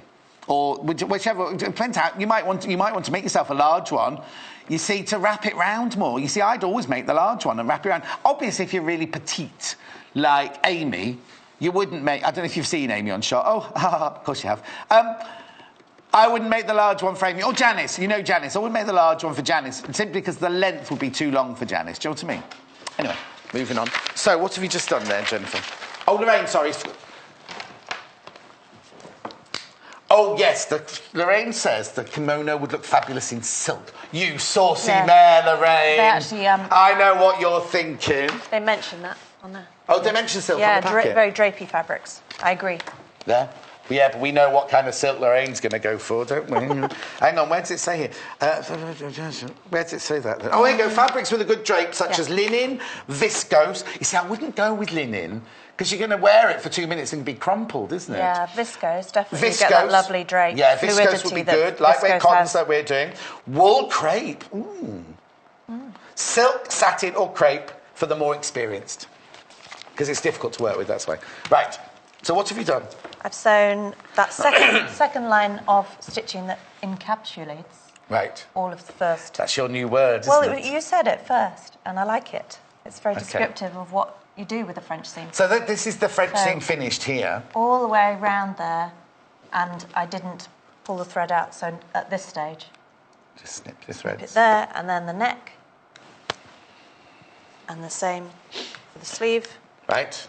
And then we can turn it right sides out and just do a check and make sure we have no threads sticking out of the seams.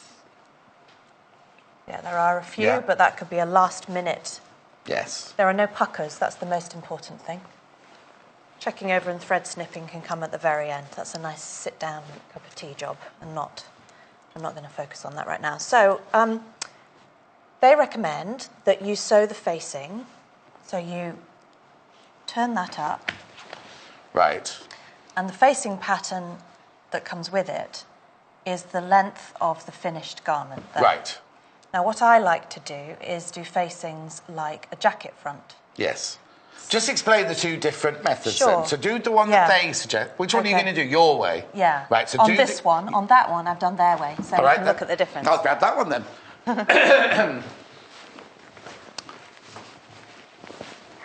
Oh, the whole this. Right, so this is how, this is what, if you follow the pattern, this is what your facing will look like. So the facing's inside, all the way to the bottom. Let me lift that up for you. And the paper pattern is the length of the garment. So there's your hem of your kimono, and the facing goes in there to the bottom there, but it's tucked into the hem. Right? Yeah. So that's the way that it says on the pattern. But the way normally a dressmaker or a tailor would do it the way that Jennifer is about to do it now. Yeah. The way I would do a jacket It's a choice, yeah. Yeah, it's nice so, to have options. I'll put that back on the thingy. I'm not making a mess, I'm tidying up as I go. There we go. Right. OK. So what I've done... The pattern would end there on that fold, which is the length of the garment. Yes. I want it to be, I've allowed 1.5 So you've extended the pattern? By 1.5. Right. Yes, the facing pattern, that's nothing else. Yeah. And so I'm going to sew along and up, and then I'm going to turn that through. OK. So just to explain at home, this is your hem allowance as a fold there. So this is your 6 centimetre hem allowance. Yes. So Jennifer's turned up 1 centimetre at the bottom already, hasn't stitched it, just turned it up. Or have you stitched it? No, just turned it up. And then folded there. So that is going to be Jennifer's actual finish line of the jacket. And what happened on the other one was you just tucked the facing inside there, whereas what Jennifer's going to do is she's going to put the facing on and then she's going to stitch across and up like that, so creating a corner. It's very secure and it's very, very neat as well. Yeah. Aren't you? I like to think so. It's part of the joy of sewing, I think. Yes. Doing it neatly. So if I draw a line along there, it will make it much clearer, won't it? To see what I mean. Lots of people agreeing they'd like it longer. We'll show you how to do that in a second. We're halfway through, so we're fine. We've got plenty of time. It's a really quick one to make. Yes. And I don't mean quick as in fast fashion, it would fall apart, but to make it to a really high standard, it's the sort of thing you could do in a few hours. So I'm going to be sewing along there. I've allowed 1.5 at the bottom. They've allowed 1 centimetre throughout. What happens to the pattern that you've cut out? Do you leave it here or do you take it home, the actual paper pattern? I leave it here. OK, there you go, Hannah. Because they're going to sell out, you see, and what Hannah wants to do, she wants to make this. So she could use your... Yes. Well over half the stock of the pattern's and it's already been cut. And it's been... Yes, so there you go. And I folded it back so all of the sizes are still usable. So you're pinning... Where are you pinning then? You're pinning your facing... Front facing. And there's a double notch for the front, which I've used dissolvable pen. Right. So there's a double notch on the front body, double notch on the front facing. Back neck, I've put little notches in. You've put the notches in? Yeah. They're not on the pattern? No, it's marked as centre back. OK, so it's marked. So you know and then where to put the as it was placed to a fold, I just put a tiny little snip in. So then I'm going to stick with the red thread. Yeah. Because it's nice and easy to see. And sew all the way, and then I'm going to put another mark on there. So I'm going to be sewing along here, 1.5. Oh, wreck the joint, why don't you, Jennifer Mills? Oh, so because I have to bend down to get. Sorry about that. Yes. Right, okay, so just tell us where you're I'm going to start at the front lower edge. Right. So that's that front that's waving in the breeze at the moment. Oh, yes, it's a bit waving in the wind, isn't it?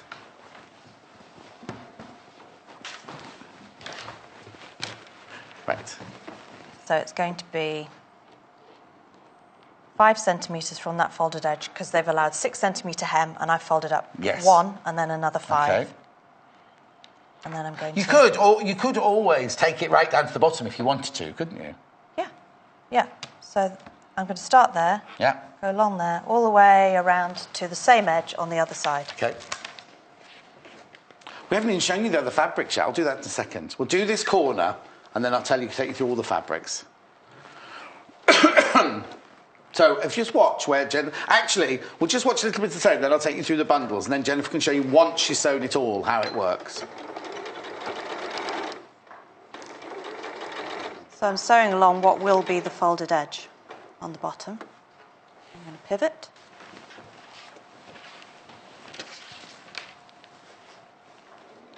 So now you're going to stitch all the way up the front, round the neck, and then down the other side again. So while you're doing that, let's have a look at the bundles. These 3 fabrics here are bundles we thought you might quite like to make this kimono out of. You get 2... Right, you get 2 meters of the fabric. Now, I've got an equal place, number 1 equal place at the moment. This one and the beach huts is number 1 equal place. Jennifer has made the one already out of this. This is the Harbour Marina bundle, so it's a Harbour. Marina is the range, 2 meters for £20 and 95 pence. Enough for all sizes, but not to extend, if you want to extend, which we'll talk to you about in a second. Enough to make all the sizes, but not to exactly the size of the pattern. Okay, so that's that one. Then, so that's in number 1 place, next to the beach hut one, which is the one Jennifer's using at the moment. The thing is, this fabric is lovely. You don't need to make a kimono out of it if you don't want to. You can make all sorts of things out of it. You are making a saving on it by buying it in the bundle, just so you know. So this is the Beach Huts Marina, 2 meters, £20 and 95 pence. Hannah's just saying she'd like to buy a beach hut. You'd be surprised how much they go for these days. £20 and 95 pence for 2 meters in there. And then one I've not seen before, the blue flamingos. Again, you get 2 meters of this one. Now, I've also got flamingos in pink as well, coming up in a minute. But this is the bundle, this is the bundle. Blue flamingos on white, 2 meters of fabric, £20 and 95 pence. It's cute, isn't it? Now, that would make, do you know what that make? That'd make lovely pyjamas. If you didn't want to just, if you're going to buy it out of not the bundle, obviously you can't make a bundle out of 2 meters, but if you bought it by the yard, by the half meter over there, by the yard. Joy loves flamingos. She adores flamingos. Never seen a blue one, mind you. Right, so that's that. Now, don't only stitch what you're stitching, but don't then do anything else, because I'm just going to go over there and do the other fabrics. I want to show how to make those corners nice and sharp. Yes, so don't do anything. Don't do anything until I've gone through all the fabrics over here. Right, come with me, come with me, come with me, because we have choices of fabric. Now, these fabrics are sold by the half metre, so if you want to extend it, if you want to make longer sleeves, you want to make it wider, then you can use any of these. You need to buy more than 2 meters to do that, though. Depending on what you want to do to it, you need to buy more fabric. I've got 5 gorgeous fabrics to go through. So, yes, now.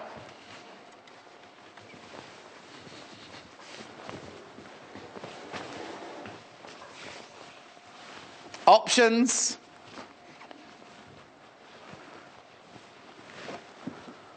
There we go. This is one Jennifer Taylor made in her show. Got options. We've got that fabric here today. Look, it's lovely. Now, this It's just gorgeous. Now, you can buy this by the ½ metre, so you need 2 metres to make that. That's right, isn't it? 2 meters. Yeah, 2 meters to make that. But if you want to extend it or do anything like that, you need a bit more fabric. So 2 meters is 4 units, by the way, 4 units. This is £6.95 for a unit, which is ½ a metre. Beautiful, isn't it? It's an Amy Butler. Take Flight, it's called, in zinc. That's the colour zinc, apparently. I love it because it's got all the lovely leaves, like the pre-Raphaelite leaves sort of thing, and then the butterflies in the middle there. That's £6.95 for ½ a metre. OK, that's one fabric that you can use. You need 2 metres minimum to make that kimono with there. If you obviously want to make it longer or wider. It's exactly the same as the one that Jennifer's made, that one there. Right, OK. Cocoa bloom, it's not called green. It's called pine. Cocoa bloom in pine. Loved this yesterday. Love it now. I asked for it especially today. There's 2 fabrics I asked for especially today, and this is one of them. Isn't it lovely? That would look gorgeous in that. That's the Amy Butler Cocoa Bloom in Pine, that one's called. I love the greens in there. Do you know what you could do is, oh no, if you go to our solid fabrics that we had yesterday, you could make pockets or cuffs or belts out of the solid fabric, couldn't you? So that's the Cocoa Bloom in Pine. This is also Cocoa Bloom. It's nice, isn't it? Beautiful. And this colourway is... It's coming up now. Bisque. You see, I always thought bisque was like a fish soup. Oh, it is? That's something else. Well, I've not seen a fish soup this colour before. Not that I'm vegetarian, so I wouldn't drink fish soup. But no, I know it's bouillabaisse is a fish soup, but I'm sure bisque is like the... I thought so I don't know. Obviously rubbish at cooking as well.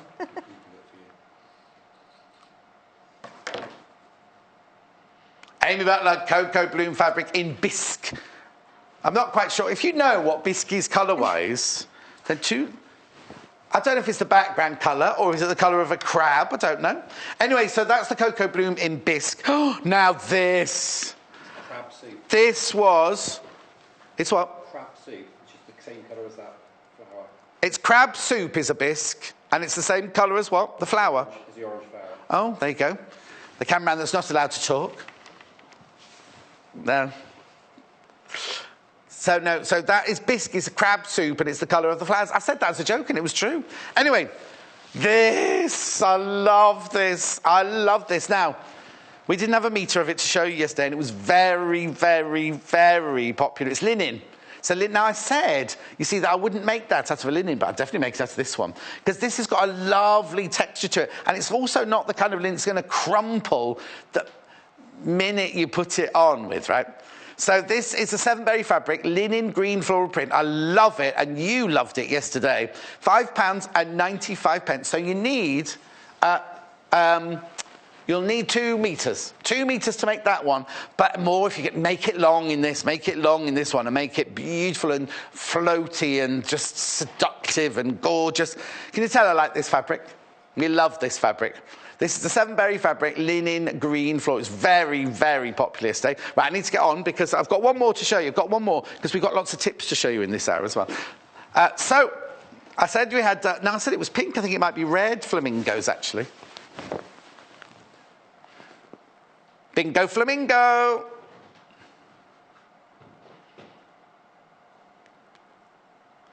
Seven-berry fabric, flamingos red. Oh, they're red, sorry, not pink. Red flamingos. £5.95 for ½ a metre. Lovely, isn't it? Okay. Now, let's get on so that Jennifer can tell you what she's doing with the corner and... Oh, hang on, I've got to swap this as I go back. Oh, got warnings about the patterns, everybody.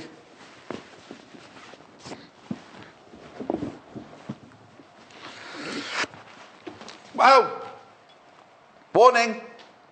Single figures of the pattern. Single figures of the pattern if you want it. If you've got it in your basket, check out. If you want it, just get in touch straight away.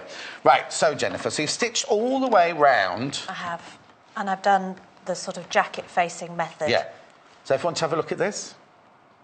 And I've trimmed one off. Hang on, let's just put that down like that so we can just see there. So you stitched along the bottom of the facing there and then up all the way round the facing 1 centimetre. Yeah. And you just cut that off just now. In the corner just now, yeah. When I got to the shoulder, I made sure that the seam was going to the back. Right. Because I'm going to press all the French seams facing the back. So we don't want them twisted. Okay. So that was something I made sure of there. All the way around the back neck, down to the front, and then across in the same way. Okay. And then I have just trimmed that off because that fabric is going to end up in that space there. Of course. So we don't want bulk. And then I put thumb inside, finger outside, and fold, and then fold along those. So, hang on, we didn't see that. Do this again. There you go. So I fold along that one. Yeah. Along that one. Yeah. And I'm pinching. I've got thumb inside, finger outside. Yeah. And then I turn it through. And it's almost you don't need the dobber, you? I do, just for the last bit, definitely. Just to get that corner to be nice and sharp. And it also feels flat. Yes. So let me just show you. Because of the folding. So from the front, it's already finished off along the hemline there. Mm-hmm. And then inside, so this is going to be your hem of your... That's the hem. Let me show you the right way. That's the hem of your kimono, and that's the facing. So your lining, your hem goes into the facing that way. So just the opposite of that. The opposite of that way, yeah. Same but effect different. from the outside. I just like facings that go all the way to the bottom. So I'll do the same with that one. Now, obviously, you get instructions that come with it. This one will say to do it that way, but this is Jennifer's way. If you need to know, you can watch again later on. You can watch on YouTube. Oh, here you go. Let's turn this again. Okay. So I've just cut the excess off. Yeah. And then I'll fold along the sewing line, fold along the other sewing line, pinch it, turn it, and then... Right, Hannah's going to do your corner when she does hers. Great. I can hear her saying, Jay, get the pattern off Jennifer before she goes home. She thinks she's whispering, but I can hear her. So that's the 2 front corners. Now, the pattern's about to sell out, see, so we can't buy it while you're buying it. So Jennifer's going to let Hannah have her one of these. Okay. Okay, and then it's a case of clipping... She's not keeping it. If the management's watching, she's not keeping it. Right, so sorry. I need to clip. I don't really need to clip that front edge. No. It's a very gentle curve. But I do need to clip where it starts to turn the corner. You're going to make more triangles all over the set again. Yeah, all yesterday's are all over there, have you noticed? I'll take them home with me. I'll try and sweep them into a neat pile. It's unavoidable, really. Yes. And then, especially there... That's round by the shoulder seam. Just here. Not shoulder seam, yes, the shoulder seams, yeah. So any of it that's very curved, just clip into the curved bits. Yes. And then maybe a couple, that's the centre back notch, maybe a couple there. Yeah. But the essential area is here. Yeah. And then another one just where it starts to go from the side neck down to the front. Okay, and then how did your facing, have you top stitched your facing down? I have. Well, I turned it in. I thought I'd neaten it first. Yes. So I've turned it in and I've stitched it with white thread along that edge. Yeah. And then also it's easier to top stitch when that's all neatened away. Of course it is, yes. Yeah. So I've, a bit like the French seam idea, you do one process and then a second one. Yes. Similar with this. So then the next stage is pressing that back. I could already show you on this one because we've got lots of techniques that we want to talk about in a second as well. I'd already pressed up the hem 1 and 5, so those fold lines are already there. Yeah. That would be a different story with something more drapey.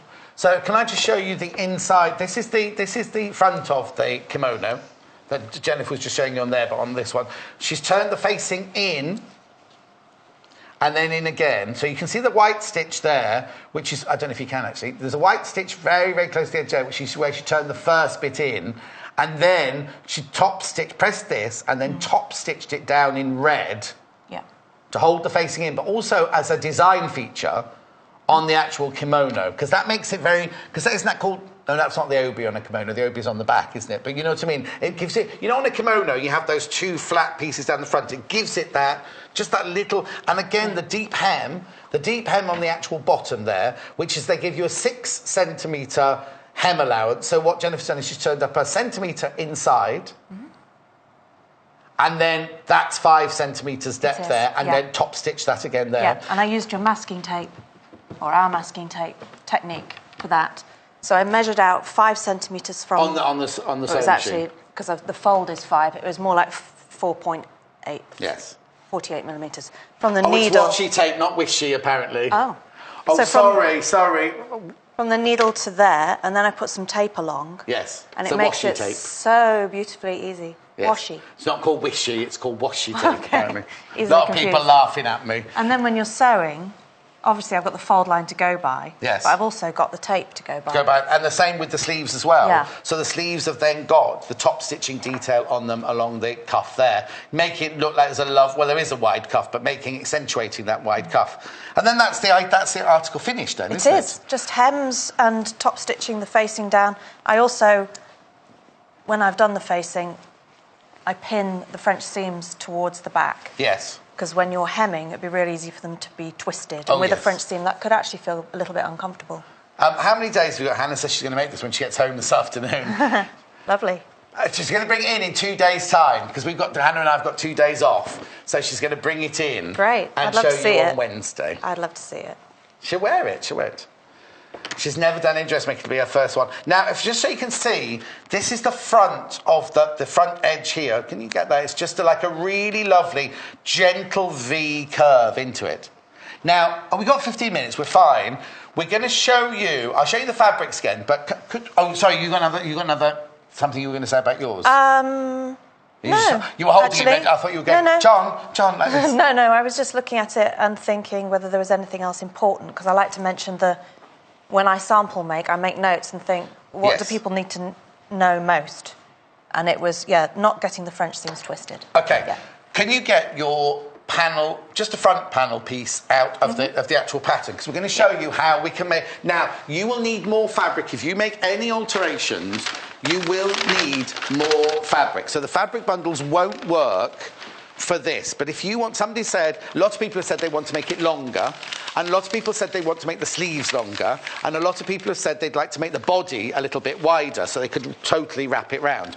So, it's a brilliant one.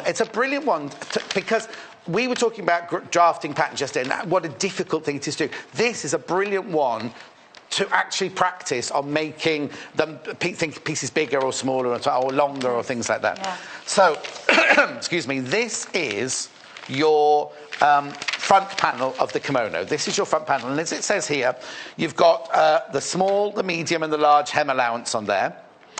So this is to make the actual one that Jennifer's shown you here. Direction of fabric, direction of the grain on the fabric, because that, if you see that there's a slight V here. Now, we'll do this together, because to make it wider, so if you wanted it much wider, now what you could do is if you just want it so that the fronts wrap over each other, you don't need to change the back. You can leave the back exactly as it is. You can just extend the width of the front. And all I would do, correct me if I'm wrong, is I would just slice all the way down the middle of the pattern there and literally just move it across by the amount of inches, centimetres. And you can use your grain line. I would extend that all the way up with the ruler, so you have a reference. Yes. That is your straight line. So what you can either do is cut it and pin it straight onto the fabric with the gap. So say you're adding, I don't know, 5 centimetres or 5 inches, whatever you want to add.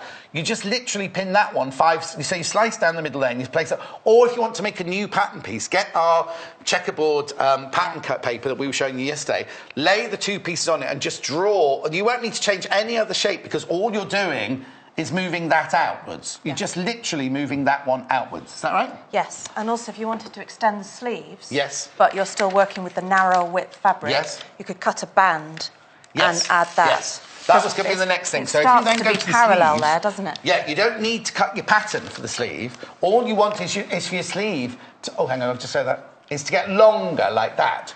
So what you could do is you could just literally, what you'd have to do is if you're working with a narrower fabric, what you'd have to do is cut that as an extra panel to go on there. But then you could make a feature of it. You could top stitch the seam like you have done with... It could just be a doubled over piece of fabric. Yes, so it could be an even instead bigger of a cuff. hem. Yes, exactly. Instead of a hem, you can put a big cuff on it. So that's the way to make the sleeves longer.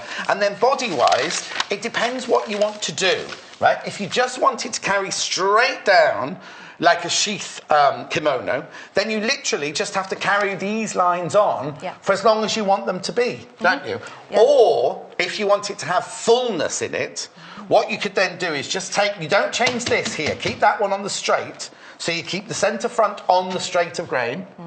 And you can draw, from the armhole here, you could draw outwards like that, which will make it more of a swag bottom, but you'll get a much, much, much fuller hem, and it will hang over the hips. Do you agree? I totally agree.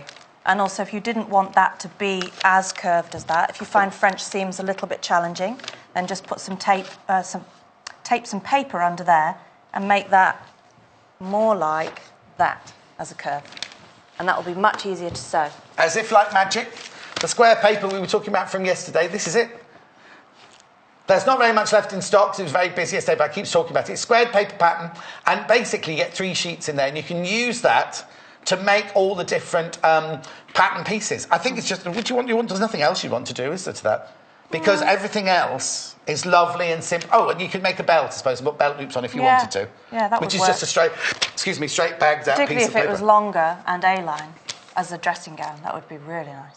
So I didn't hear any of that, Hannah, just take over all the way over. If it was longer, so if you extended it, made it A-line and added a belt, it would be a lovely dressing gown. Yeah, exactly. And if you've got the A to Z of sewing, is what Hannah was just telling me, in there it shows you how to make the belt and all the different kind of belt loops.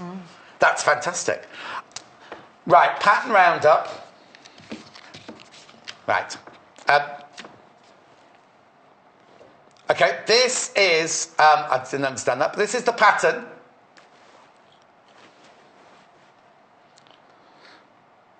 It's the Cloth Kit Simple Kimono Paper Sewing Pattern. It's £12.95. Right, warning, if everybody was to check out their basket now, we would be out of stock. So if you've got this in your basket, you definitely want it, please, please, please, please, please, check out. I'm only saying because I don't want disappointment. I don't want anyone to be disappointed. I'm going to leave you now because I'm going over there. But is there anything else you need? We're not seeing Jennifer later. She's going home now. Yeah, one last thing. Oh, one last thing. So I pinned there so that What's I know there? my French seam. I've pinned about 10 centimetres up from the raw Where edge are on you? the On the sleeve. on the sleeve, yeah. I've also done it on the side seams as well, so that I know it's facing the right way. Yes. And then I've already pressed. That's quite useful to have done that before. Yes. And then I hem inside, which isn't an obvious thing. Some people try to hem from that outside, side. So I would work, imagine it's a tube, that you're working inside the tube. Would you not turn it inside out, pull your gubbins tray off your sewing machine? Yes. Like this. That's the other way. Like this. And use the arm. So you've got it folded over like that. Yeah. Yeah, that's the other way. And then put it over, because that's gone, and you can just slide it over then, and then it's flat, isn't it? Either or. Definitely. Either or? Yeah. When are you in next? I can't remember, but it's soon. Do you know what you're making yet? No. Okay, that's fun. Not yet. It's all a mystery, as Toya Wilcox used to say. If everybody, if everybody who's got the pattern in their basket checks out now, it will be out of stock. In fact, some of you will be disappointed if you don't check out soon. Jennifer, thank you so much. Thank you. Fun. We'll see you, I don't know if I'm on with you, but we'll see you very, very soon. Lovely. I'm just going over here with the fabrics now. What were you doing, Jay? Were you tidying my table away? Right. If you want to extend or make it longer or do anything, or have it in a different fabric, how did that happen? Oh, did Jay just dress that? Yes. There we go. There we go. Right. Let's do that fabric first. That's one Jennifer Taylor made before, not Jennifer Mills, Jennifer Taylor. This is the fabric that one's made out of. Now, you'll need a minimum of you need 2 meters to make that. If you want to do any adaptations or customizations, you'll need more. excuse me, we've obviously got people who are buying more of the fabrics, obviously going to do longer or wider or bigger sleeves or whatever. This is £6.95 for half a metre. So you'll need at least 4 units, 2 metres, at £6.95 for half a metre unit. That's beautiful, isn't it? It's like the pre-Raphaelite flowers, isn't it? Or, I don't say pre-Raphaelite, what's the people in Bloomsbury, like the Bloomsbury set people? Looks a bit like their arts and craftsy, the leaves, don't they? And then you've got those lovely turquoise butterflies in there. Are they turquoise? Yes, I think so. Do you call that turquoise? Yeah. Yeah. Turquoise. Oh, what? Light turquoise. Light turquoise. John, light turquoise. Anyway, that's £6.95 for half a metre. Joy's back in the building, everyone, just so you know. It's a joy. Right, OK, that's that one. Then cocoa bean in the pine. Cocoa bloom in the pine. Upside down as well, I think, is it? No. We love this fabric. Absolutely love this. Oh, nice. Yes, remember I was saying earlier, yesterday we had some solid fabrics that would match this, right? Contrasting cuffs and hem. That'd be lovely, wouldn't it? That'd be really nice. And you could also do the facing in a different colour as well, so you just get flashes of the different colour inside. At £6.95 for half a metre, that's lovely, isn't it? Cocoa Bloom by Amy Butler. Pine, that colour is called Pine. £6.95. OK, now, we're going to this one next, which is the bisque, which I've been told by my cameraman is crab soup. And that's this colour. Right, we've only got a minute left, so I have to be quick. Bisque, unfired porcelain, and it has a creamy beige colour. It's from Alison, so nothing to do with the crab soup. Oh, lobster bisque, which is pink. From who? Kay. Of course it is. Alison, I think you're right. And we're all wrong about the fish soup. It's lovely anyway, isn't it? £6. Because you wouldn't really go, oh, that, somebody come up to you, oh, that's a lovely top. Yeah, fish soup. You wouldn't do that, would you? Really? Right, oh, I've only got 30 seconds to show you my favourite fabric. Joy's up next doing little cutlery thing. And more of that book. Look at this fabric. You need to buy this fabric. It's just beautiful. It's linen. It's just gorgeous. It's Severnberry. It's £5.95 for half a metre. Absolutely adore it. My fave fabric for a long time. Don't go anywhere. Oh, dear, I'm out of breath. Joy is up in 3 minutes from now with these little things you have with your cutlery on the table when you're outside eating.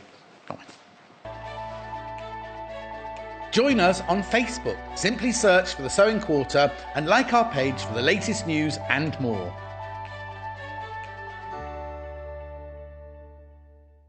Did you know there are multiple ways you can contact us, even if it's just to ask a question? Our friendly team are always on standby. You can call our customer service team at 0800 112 4433, email us at help@sewingquarter.com, visit our Facebook page, follow us on Instagram, follow us on Twitter @sewingquarter, and even message us through our website, and our presenters will answer your questions live on air.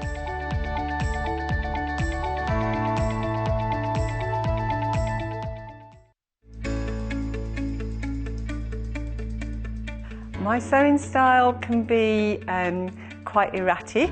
I just like to do whatever comes along, and today I might be attracted by some real tight geometric design, and then tomorrow it might be something completely different. My rotary cutter. Absolutely, rotary cutting for me is key to everything. The best advice I've ever been given is to really enjoy what you're doing. Don't worry about going for perfection. We build up perfection as we go along, so let's get it, let's make it, let's enjoy the journey that we're on, and then just seek to gradually improve. I once drove in the London to Brighton run in a 1967 Mark I Mini, which was my pride and joy at the time. And when I arrived in Brighton, there was a classic car show on, so I entered my Mini and got third place.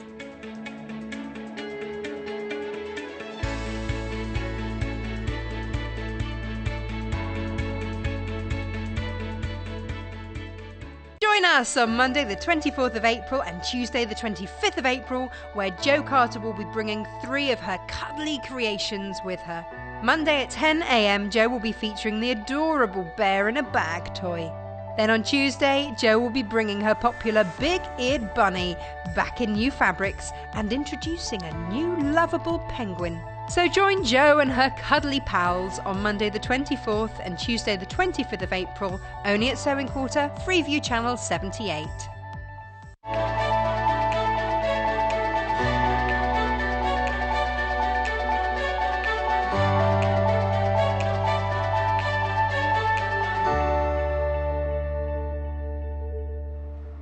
All I can say is it must be very posh when we come round to a picnic at your house. Absolutely. You're lucky if you get some kitchen roll and a knife and fork in mine. But these are lovely. Look at these. I'll just lift it up, right?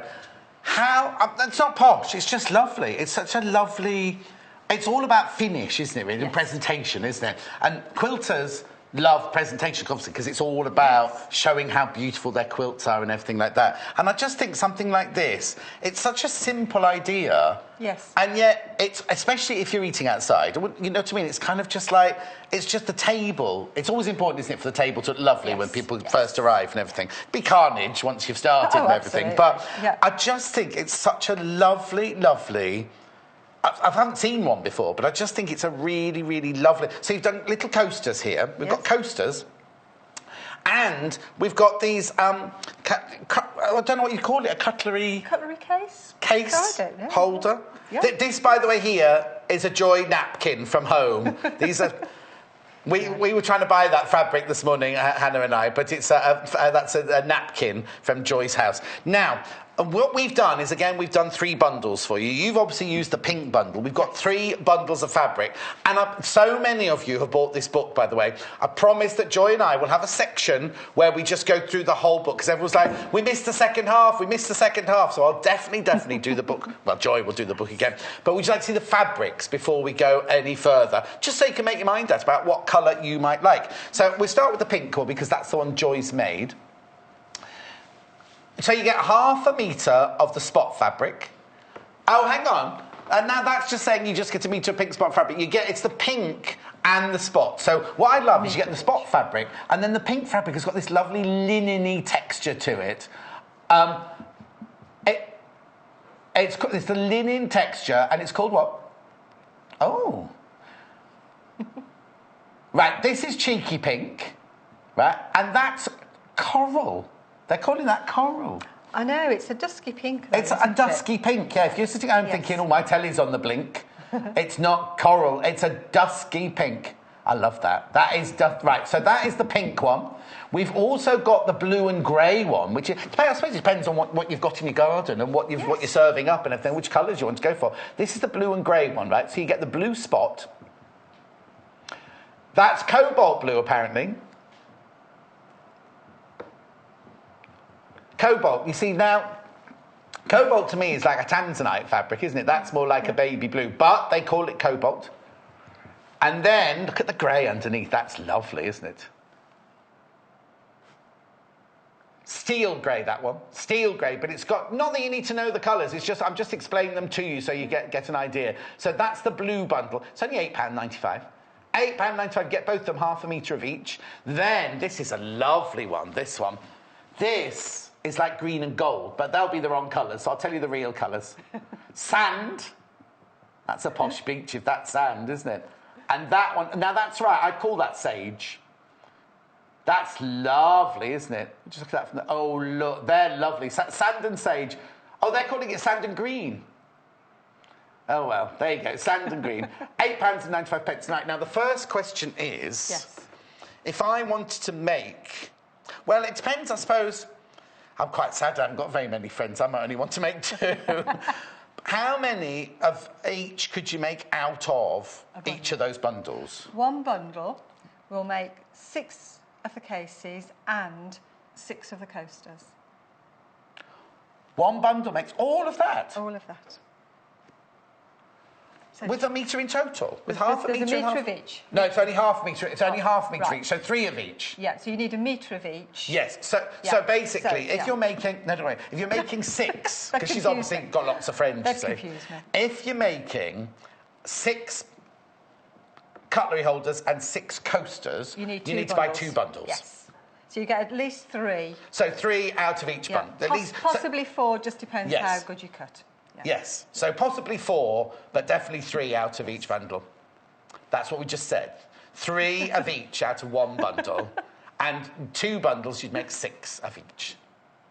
Right? But you could have 1 of each bundle and mix up the colours. You could.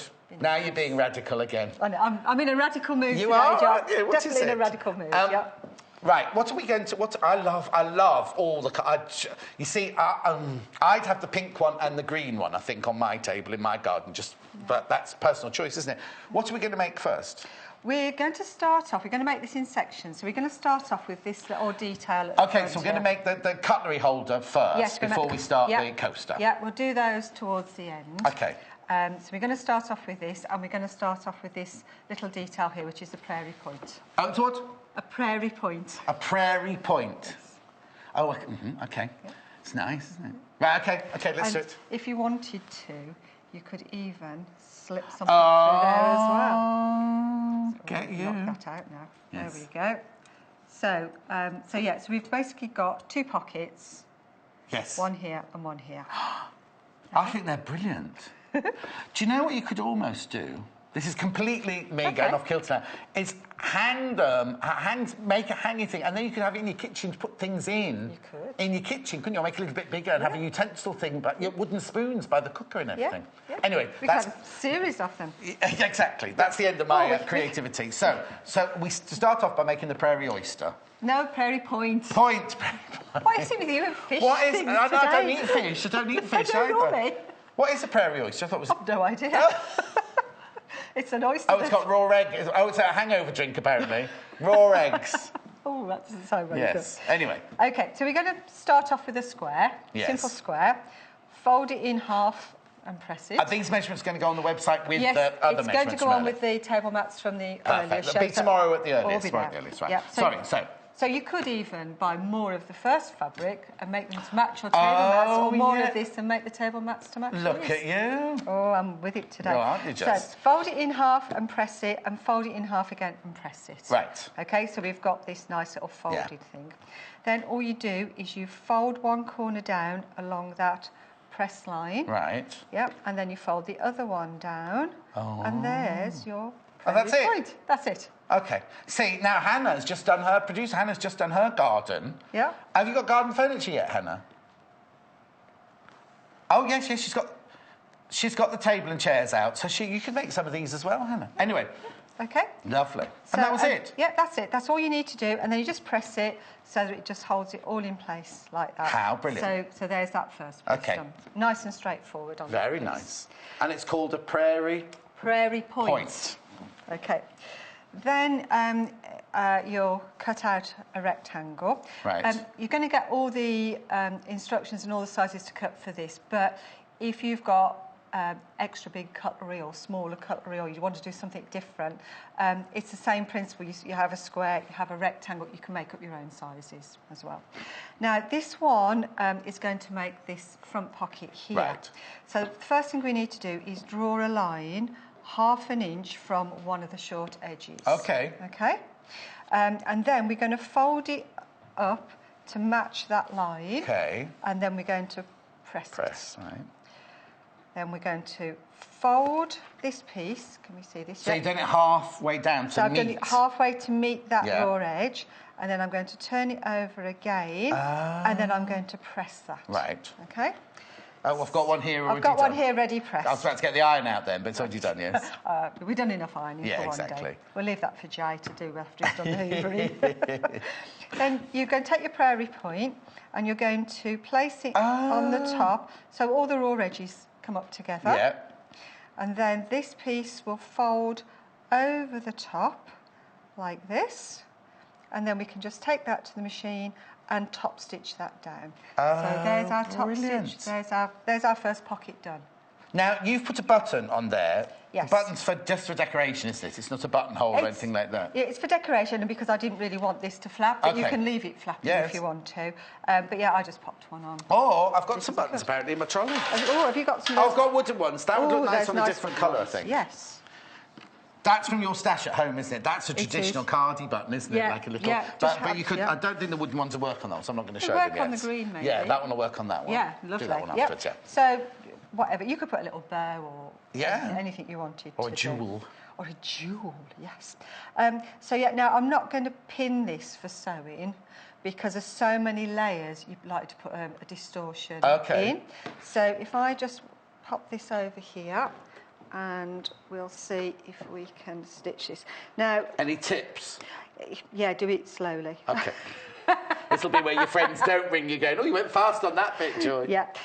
Now, definitely with this one, because I'm just going to stitch. And you only want to be about 1/8 of an inch in from that little fold. Oh, hang on, what are we on here? Yep, we are on a straight stitch. Oh, has Jay been playing with the machine? They've done something with the machine. Let's cut it off and start again. This machine tells you when you're doing it wrong, doesn't it? Yeah, let's try again, and if it doesn't work, we'll just blame pretend, yeah. It's Shay's fault. We can. No. No, it's not going, is it? Have we got the feed dogs down? No? I don't know. Okay. Oh. Well, we'll come back. Right, we'll come back to that. We'll come back. Jay, come and sort the machine out. Okay.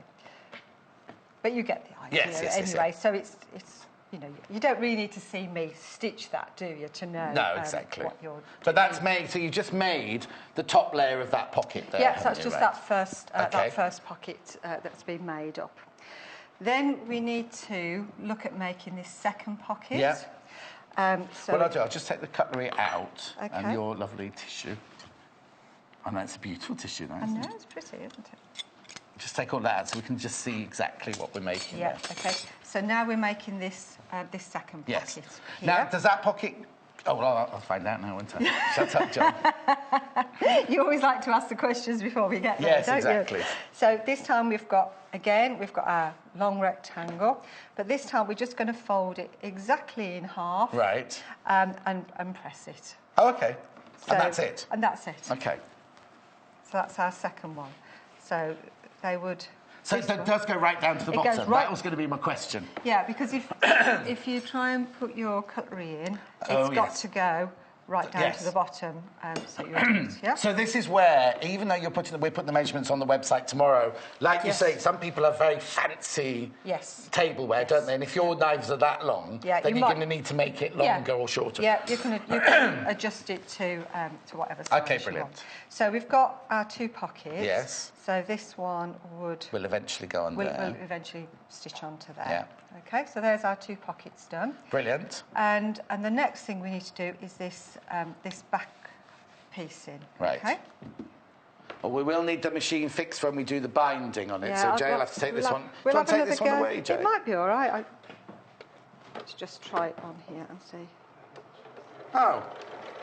See the borrowers of Jay, that's brilliant. Yeah. He just fixed that by looking at it. We call him Jay Geller. Yeah, it's working now, so we'll have another go at that in a moment. Yeah, exactly. So for the back, then, we want the back to be a little bit more substantial. Yes. So I've got, again, two rectangles, and I've chosen to use two different fabrics. Yep. On either side. And that one... Oh, yes, you've done it the other way around. The other way around on that one. So we've got the spots on the front of that one and the plain on the front. I didn't even notice that. Look, let's take those out there. They're going to get dangerous. We're all ready for dinner now, John. Yes, exactly. So we see on these, Joy's used the different fabrics at different points and everything. Just swap the order out. Brilliant. Okay, so put them together and a bit of tacking like we were talking about earlier on. Yes. And then we need to quilt. And I've done what we call cross-hatching, which is diagonal lines in both directions. And when you're thinking about doing this, the first thing people think is, well, how do I get my lines straight? Do I have to draw them on or anything? The beauty of using this fabric is we've got these lovely lines of dots. Right. So all we need to do is join the dots. Yeah. What have you put in the middle of that then? Is that this? What I've used, it's the craft wadding. which is just 100% polyester. Doesn't need to be anything too fancy in terms of wadding. So I've used this one, just gives it that nice little bit of cushioning. And because we've got this cross-hatching, we've got these little pockets. Lovely. Just bumping up. That's very designer, starting with a Gucci-esque, isn't it? Essence of Gucci, though. So this is a So Easy premium polyester. Keep watching, because there's a tip on when we do the coasters to do with that. Oh, yes, definitely. OK, so you've sandwiched your two pieces of fabric with the wadding in between. Wadding in between, and then I've just taken it with my walking foot on and quilted down, but I've just followed the lines each time. And I've just, all I've done is just counted the rows of dots, and I've chosen to do every 5th one, but you could choose to do what you want. Question from who'd say, Eleanor. Eleanor says she hasn't got a walking foot. OK. Would she, because it's little, would she be able to quilt that with a non-walking foot or not? OK. If you haven't got a walking foot, my recommendation is that you cut your rectangles 1/2 inch bigger than you need them to be. Right. And then quilt it, because it will shift a bit, but it won't matter, because then you can cut it back to the right size. So that's what I would do if I haven't got a walking foot. Yeah. OK, so we've got our background, we've got our first pocket, and we've got our second pocket. Shall we see if it'll stitch this? Yeah, do you think it's tempting fate? Shall we have I don't know, we'll wait and see. We'll wait and see. Let's get the needle up. Maybe start further. Yeah, I was going to say start further. I'm going to start further in, and if I can find my reverse button, there it is. I might start further in. Yeah, it's working now. It just didn't like it, did it? No, it stopped again. No, it's stopping at the end, isn't it? Yeah, it's bunching on something. Right, we'll give that up. We'll give that up. Yeah. Yeah, it's just bunching. Excuse me. It's been overused today. I think that's what it is. It's having a rest. I hope it works better in a minute. So there we go. Yeah. So we've But it worked all right when we just did a straight stitch on something else. Maybe it's just... but that was just a piece of fabric. Yeah. OK, so let's see what happens. now. Throw it away. So the next thing we need to do then is we need to layer these up. So I'm not going to do that because obviously there's no contrast. Oh, no, exactly. And it's nice to have that. Yeah. You could do them all in the same if you wanted to. If you wanted but to, yeah. I like But why, if you've got two fabrics, use both fabrics to their potential, really. So we're going to layer this one on the top, and then, if that was sewn, we would layer that on. But before I do anything else, I would sew the button onto here. Right. Because once it's in the pocket, it's a bit awkward. Oh, yes, to of course. stitch it. So just remember to sew your button on if you're putting a button on before you get it all layered up. OK, before you do anything, yes, let's have another look at the bundles very quickly. OK. So that we can just quickly have a look at the bundles on the desk here. And then we'll get the machine sorted while we look at the bundles. Yes. So, we're starting with the pink bundle. There you go. That is the... now, they're calling... Well, you don't need to know what it is. Just if you want to ring up or put it in your basket, it's just called the Pink Spot Fabric Bundle. You get 1/2 metre of the pink spot, and you get 1/2 metre of the pink linen texture fabric. It's not linen, it's cotton, but it's got that lovely linen texture on it. So that one is... They're both Macao fabrics. They're lovely, aren't they? £8.95 for a metre of fabric there. Then we move on to the blue one. That's steel grey and the blue. They call it cobalt, but it's not cobalt at all. It's like a baby blue and a gorgeous steel grey there. Again, you get 1/2 metre of the blue dot, and you get 1/2 metre of the grey for £8.95. I know, and aren't they really lovely? They're Macao fabric, so you know the quality is good, don't you? All you need to do to buy these is dial the number 0800 112 4433, or of course you can go on the website sewingquarter.com and just pop them in your basket. Last but not least is this lovely sand. Well, it's sand and sage, but they're calling it sand and green, aren't they? This is the most popular so far, apparently. You get the sand-coloured dot fabric. And they're calling it green, but it's like a sage green. Really, really lovely, expensive-looking sage green there. They look lovely together, don't they? Absolutely beautiful. While you're there, I'll just pop the buttons in as well, because these are the buttons we recommended for the sage and the green ones. Obviously, you might have buttons in your stash at home, but there they are. They're the 5 mil wood. They're wooden, light brown buttons. They're 15mm in size. You get 5 buttons for £1.95. Now, what we're saying is, I'll just take the buttons out. Out of each of these bundles, get 1 metre of fabric in total, 1/2 metre of the spot and 1/2 metre of the sage. What they're saying is, you could possibly you could make 3 of the coasters and 3 of the cutlery holders out of 1 bundle. So if you want to make 6 of each, you need to buy 2 bundles. So you could either buy 2 bundles of the same colour. It depends how many people you know, really, doesn't it? You see, I just have to make 2, I suppose, for me. So there's the pink spot. That's the pink spot bundle again there. So if you need to make 6 of the cutlery holders and 6 of the coasters, then you need 2 bundles. You need 2 bundles to do that. Okay, we're ready to sew. We've got a different machine now. Change the machine. Yeah. Are you sure now? I hope so. Oh, there we go. There we go. I'll slow myself down a bit though, because I don't want to get into trouble again. So with this, what you might need to do, because you're so close to the edges, you might need to stop halfway, just lift your foot up, just to keep that edge nice and flat underneath. So you're securing your prairie point underneath. Oh, look, it looks like a binding, but it's just the fabric turned over from the top, isn't it? It's just turned over from the top. Yeah, step right. Someone nicked your scissors. Yeah, do you know something? Everything's happening today. Isn't it? The scissors. So I don't need the scissor fairies have been and gone, it's haven't the they? borrowers again, isn't it? Okay, yeah. So I would sew the button on, and then we've got them all all layered up. And what we need to do now is just tack this edge round to keep all those. Would you tack it by hand or by machine? I would normally do it by hand. Yeah. Yeah, normally do it by hand. Oh, you happen to have one here already made?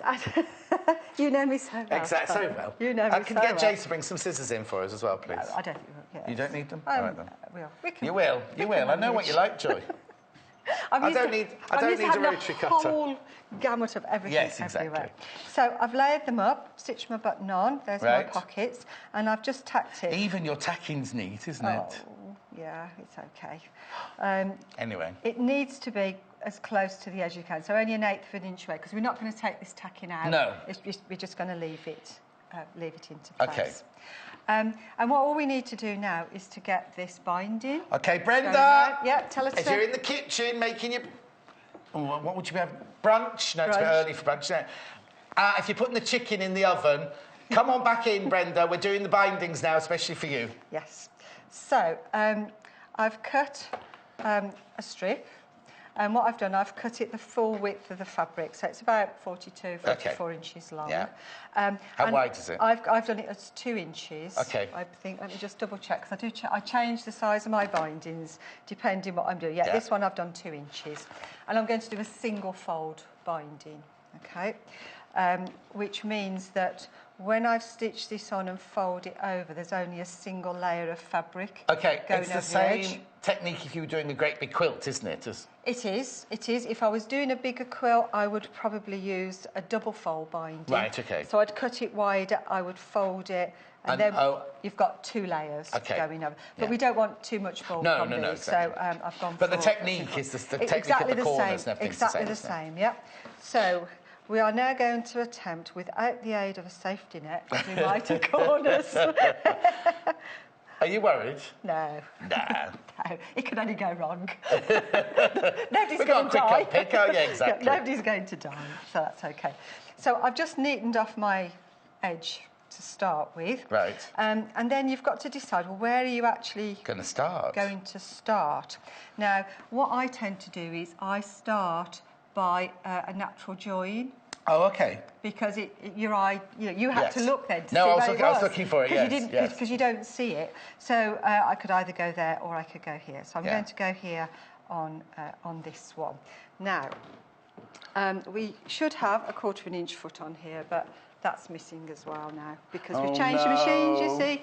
But that's okay because I can do it here. Because we're actually doing the single fold, and because I've been generous with the sizing. Sorry, Joy, go on. Yeah, that's all right. I know you're paying attention, really. Because I've been generous with the sizing, we can actually use the edge of the foot. Yes. So if you've still got your walking foot on, you could use the edge of your walking foot. If you've got your standard foot on, we can use that. Now, what we need to do is stitch down but we're going to stop before we get to the edge. And the way I work out where my edge is, when I've come so far down, I just fold the binding back up a bit and just put a little crease mark in. Okay. So I know the crease mark is at the edge. It's just a visual clue. And if I'm doing a 1/4 of an inch seam, I want to stop a 1/4 of an inch before the end. Yeah. Because I'm using the standard foot on here, I want to make sure I stop the same distance away. So I'm going to just pop down here. Now, a lot of people, when they're doing mitered bindings, lift the foot up, pull it away, and they leave it attached and fold it, and that's what I would do if I was at home. Right. But it is quite difficult to demonstrate it that way for people to get it. So I'm taking it off. So I've stopped sewing before the edge. Yeah. Okay. Now, if you have it so that you've got the binding on the side away from you, and then you fold it away in a straight edge, so you can see that edge matches the edge of there. Yeah. Then you've got this angled piece here. Yeah. Okay, so there's your mitre forming, and then bring it back towards you, and again that edge now lines up on here again, and just make sure that when it's folded, the fold matches the edge of there. Matches the raw edge, not the seam. Yes, the raw edge. Yeah. So if it's nice and square here, you'll get a mitre. Right. A lot of people try and fold it so they can see the mitre, but you can't see the mitre because the mitre's inside. There, of course. Okay? So I'll just do that again, just to make sure everybody's got it. So have the binding on the side away from you, fold the binding away so that it goes into the corner there on the angle, and it's in a nice straight line with the edge of your quilt, whatever it is you're doing, and then pull it back towards you. And again, line up the raw edges there, but the fold then meets across the top of there. Now, do you have to find, as you stitch that, do you have to find the point of your last row of stitches? No. Okay. No. We used to be taught that. I was taught that way to do it, but some clever person, not me, some clever person realised that actually if you just start right from the very end and go through, it's just as good. Oh, okay, that's brilliant, because then you catch it, because it used to be a nightmare trying to find the exact point to get your needle to go down. Yeah, you had to do little dots and all sorts of things. So again, I'll do it again on this corner. So again, I'm getting my little fold to see where the edge of the fabric is. I'm going to stop about there, take it out. So again, I've got the edge furthest away from me. Fold this out, and if I fold that out so it's in a line, I'm going to get my 45-degree angle line here. Bring it back. I'll open it out after I've done this one so we can show people what it looks like. Fold it back. So that square, and in fact that square as well. Yeah. So everything's nice and square. Back under the machine.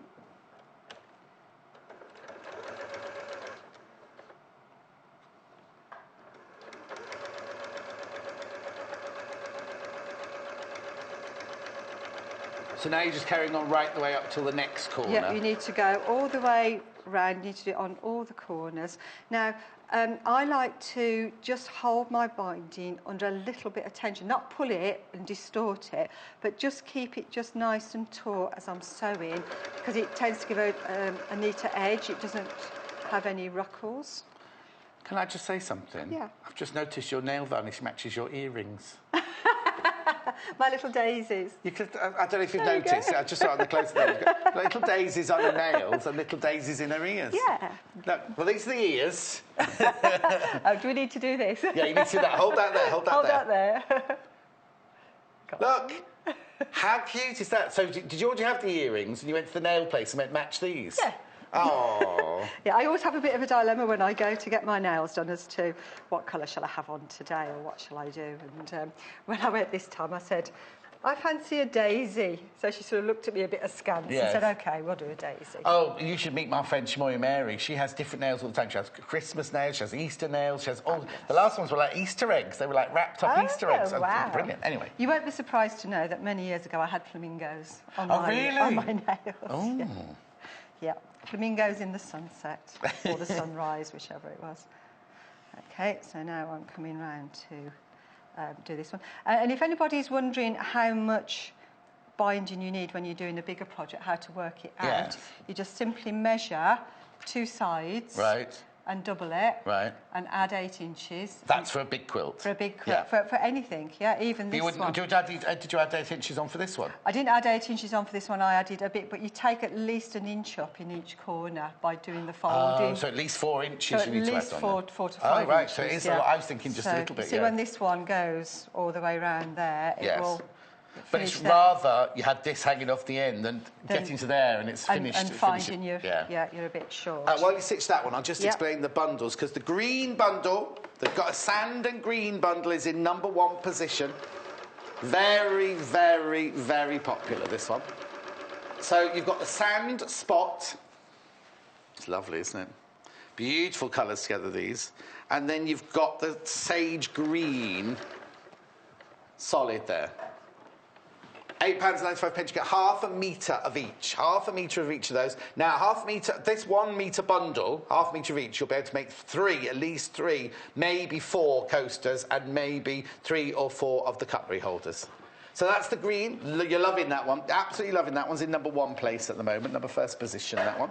Then, don't worry, you're not missing anything with Joy. I won't let Joy do anything without... She's just breaking another machine, that's all she's doing while she's there. Then in 2nd place is the pink that Joy is using. I won't waft this one out. This is number 2 place, number 2 position. Pink spot with the pink linen effect fabric underneath. £8.95. Half a metre of each. And then almost level pegging with that one is the blue and the steel grey, which is lovely. Really, really lovely, isn't it? There's the blue and the steel grey. Half a metre of each. Macawa fabrics, really lovely cotton. At £8.95. And now I'm just being told that the pink and the blue are now level pegging. So the green is in lead and pink and blue are level pegging. Okay. Loads of questions about the book. We will be going to do the book in a minute, but don't worry, we've got coasters to do yet as well. Oh, right. Okay, I've just halted there because we've come back towards the end of our piece. So I've trimmed it off. Right. So that it's about an inch or so beyond where we started. Yes. And then obviously the natural thing to do is place that on and then carry on sewing until you're finished. If you're close to a corner like I am, you need to get that fold out the way. Of course. But this is what I find is that when you fold this over, that bottom layer always shows out above the other one. So when I get to this point, I just angle it down a little bit. Oh, okay. But keep my stitching line. Right, we need to... Sorry, do we need to... No, we can't see it there. So you've pushed this top fabric, because what happens is that camera there is just getting your hand at the moment. Okay. That's it. Get my hands out there. So normally you would think to do it straight. Yes. But I've just angled it down a little bit. Right. So that when we fold it over... it's not sticking out. It doesn't stick out. Yeah. Okay. And then I'm just stitching just over the first little bit, just to make sure we've caught it all in. Yeah. And then we've got our binding on. So, Brenda, are you ready for this? The grand reveal. Yeah, so hang on, we're not on you yet. So, are we ready? No. Are we steady? Now. Ta-da! Okay, so now we can fold this back on all of our 4 corners, and you'll see that we've got our mitered corners just there. Very neat. The beauty of it is, if we just fold this over here, all you need to do then is fold that up to the raw edge, fold it over, and when you get to the corners, if you take this one out flat, and then bring it over, you've got your mitered corners on the back as well. And you'd hand stitch that? Oh yes, hand stitch that down. I would hand stitch it down, yeah. So Brenda, hope that helped. I hope that helped, my love. Yes. I mean, and everyone else, but it was just Brenda that messaged in to ask about it. She really wanted to know. She really wanted to know, yeah. She really wanted to. And then that's that finished then? And that's that done, yes. Yeah, I know. We'll just finish those off because... trouble again. Getting told off in my ear. Do you know something? I take no notice, do you? Well, no, I have to, because she's shouting at me in my ear, so I have to take notice. Yeah, I can't hear the shouting from here, so that's good. Right, let's just pop those there, because so many people want to have a look at the book. Are you muddling it up now? I obviously... Yeah. Oh, yeah. There you go. What was that for? What's the prairie oyster for, then? Well, you might want to have something else in it. You might have a straw or something you want to pop. Okay. Right. Before we do the coasters, we're all right. We've got 20-something minutes. We're all right. Quick. We'll do the coasters in a second. This book, right? This book. I'll show you the first stuff. You weren't watching the last time. Brand spanking new text called The Ultimate Quilting Bible. A complete reference with step-by-step techniques. It's £14.95. It's lovely. I even love the cover. And then, when you open it up, right, I mean, just from the first pages, the pictures, look at that. I love that one. I need to find out the name of that one.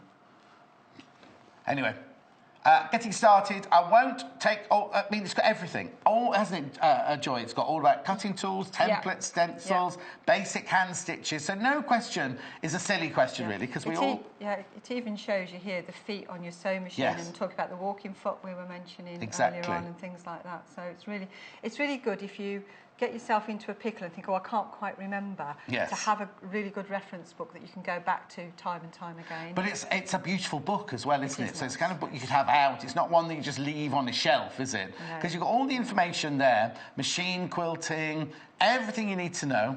I'm whizzing through the first half because we didn't get to the second half in the last show. And loads of people wanted to see the second half as well. Because all that first bit is now this, I hadn't even thought about that. Whole cloth. Oh, it's a strippy quilt. Does that mean to be stripy? No, whole cloth and strippy. You've got your finger over the and. What's the strippy one then? It's one made out of strips.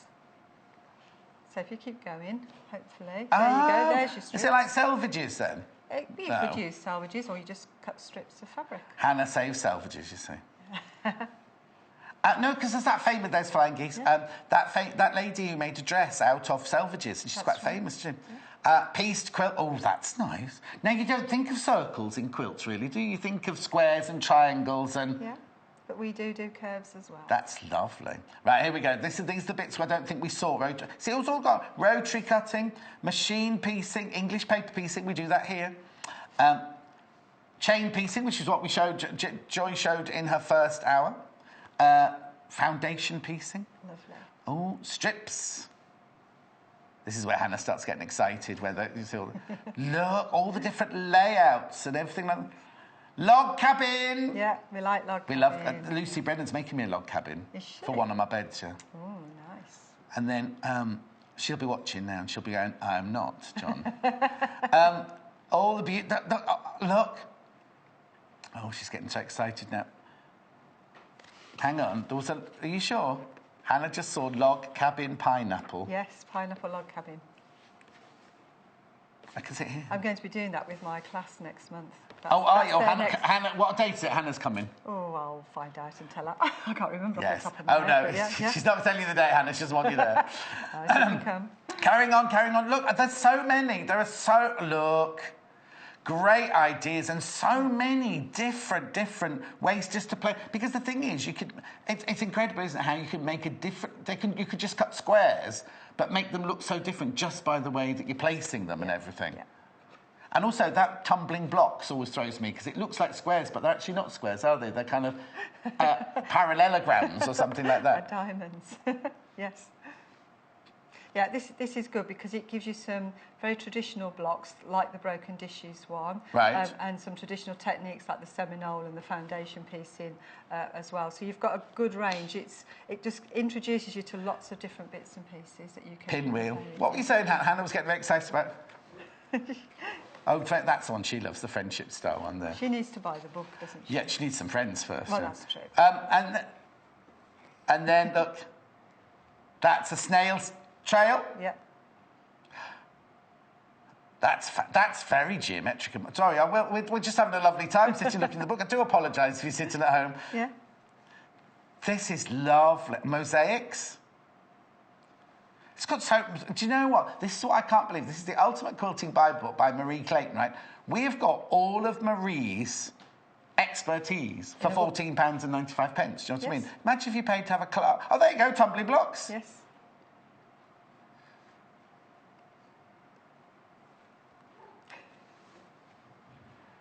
8-pointed star. Oh, now, we did that one. Now, that's called a clamshell. Oh, yes, there it is, clamshell. That's the one we did with the pandas. Do you remember with the pandas poking out?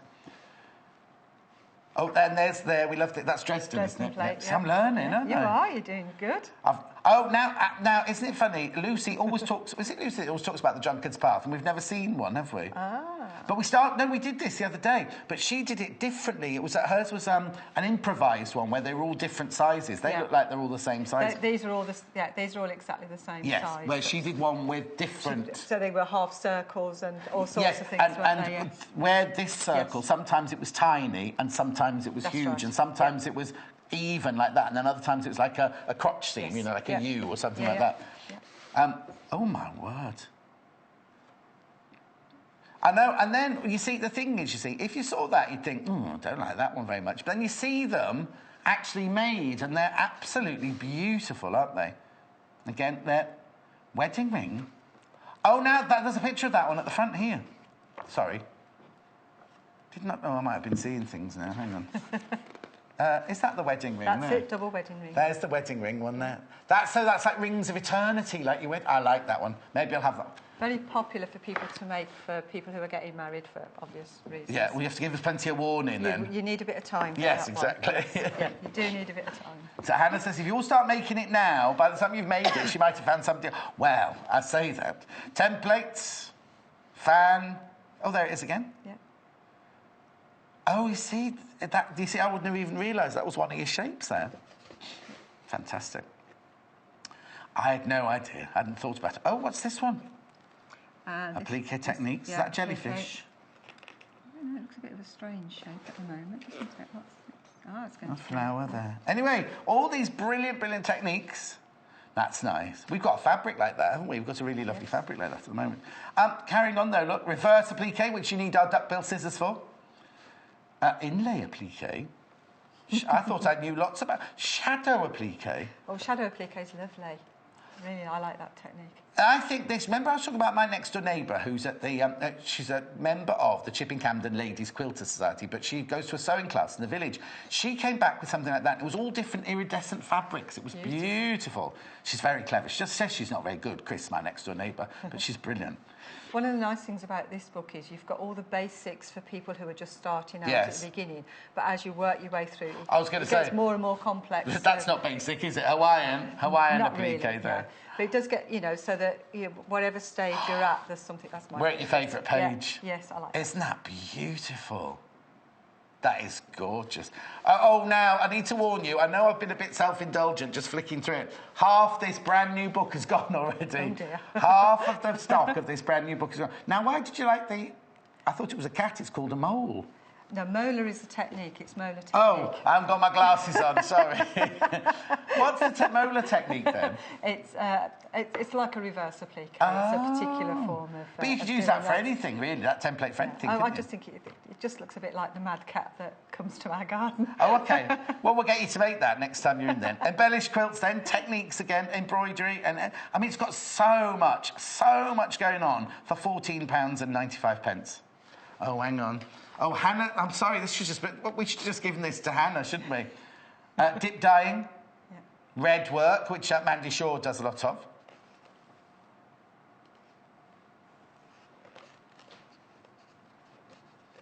Sashiko, I don't even know what that is. It's a form of Japanese hand quilting. Oh.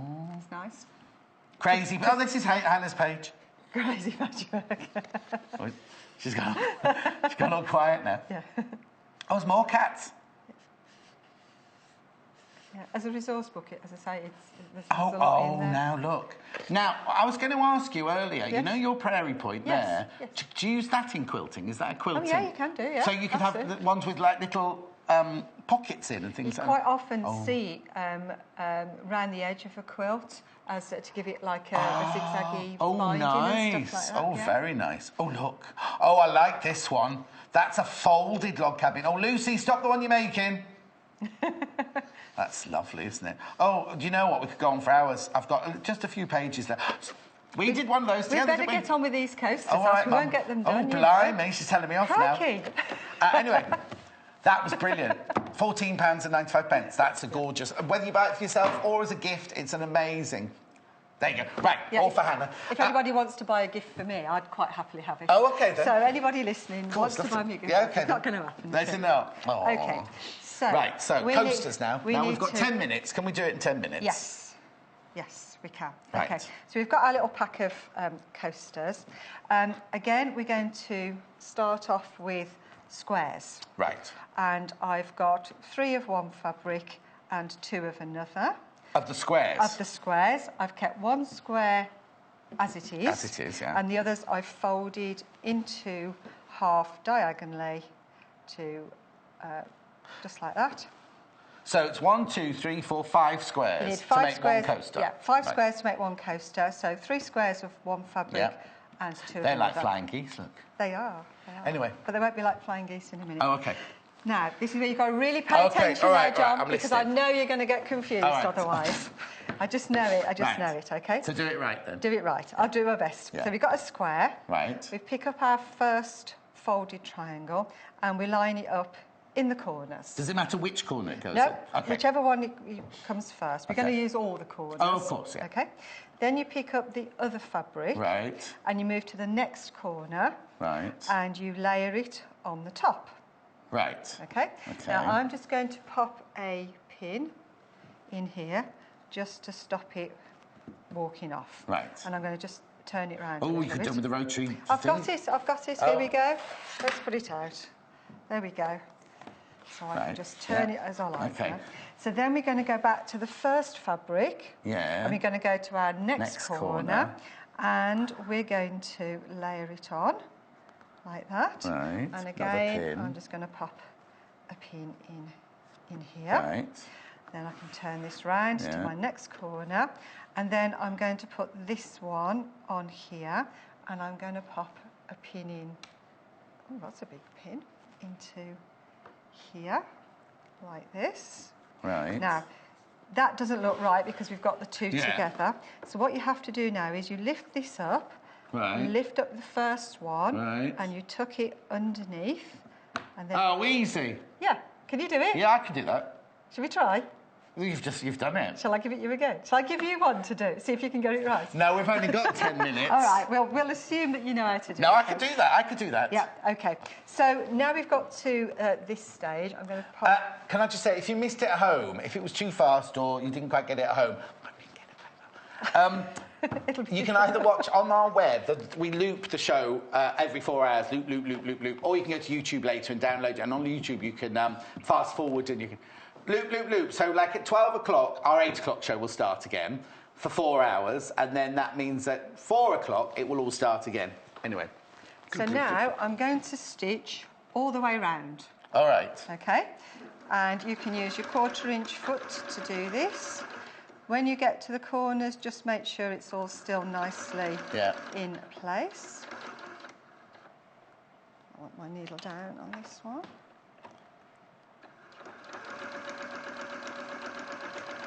It's a bit like one of these sort of back to front techniques, this. Is this another one in your basket here? Are you going to play? I'll do it, yeah. These are bigger, though. Yeah, because again, you might have a big wine glass. Oh, that'll be mine then. Right.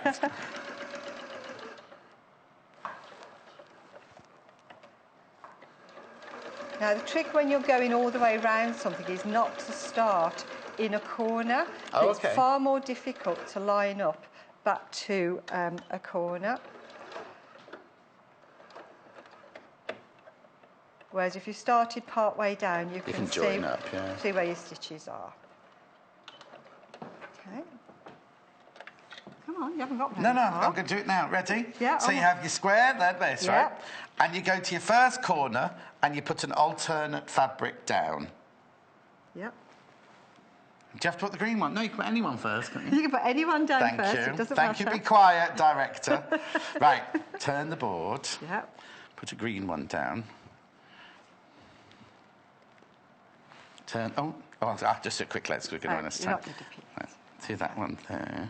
Yes. Oh, but as you can see, Joy, it doesn't look right like that, no, does it? Oh, no, what are you going to do, John? I'm going to flip one of them, and I think it might be...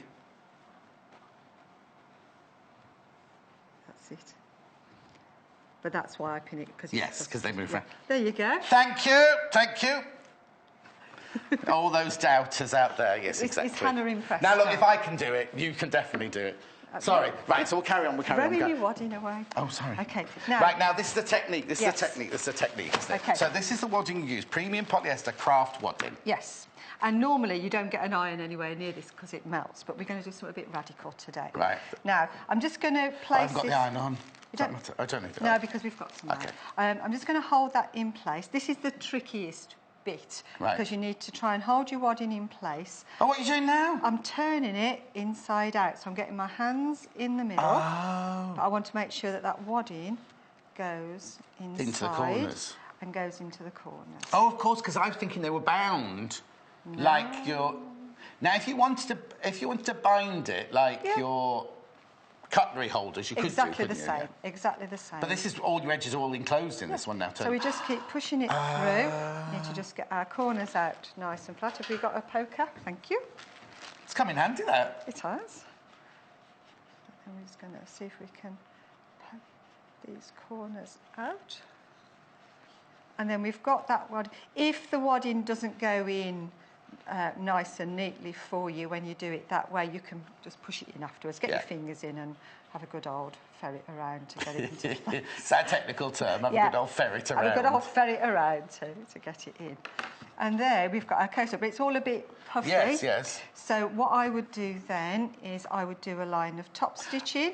You do top stitching before you iron it or anything then? When do we do the ironing of the wadding? You can do it now if you want to, or you can do your top stitching first. The one thing I didn't do, which is why my corners are a bit bulky, is we didn't trim off those corners. So trim your corners off and it will go less bulky. OK, why are we telling people to iron this wadding when we normally say keep your iron well away from the wadding? Because if you try and put your wine glass on there, it's going to wibbly-wobbly all over the place. Say that again. If you put your wine glass on here, it's going to be wibbly-wobbly. Yeah. But if you iron it really, really firmly, it comes out really nice and flat.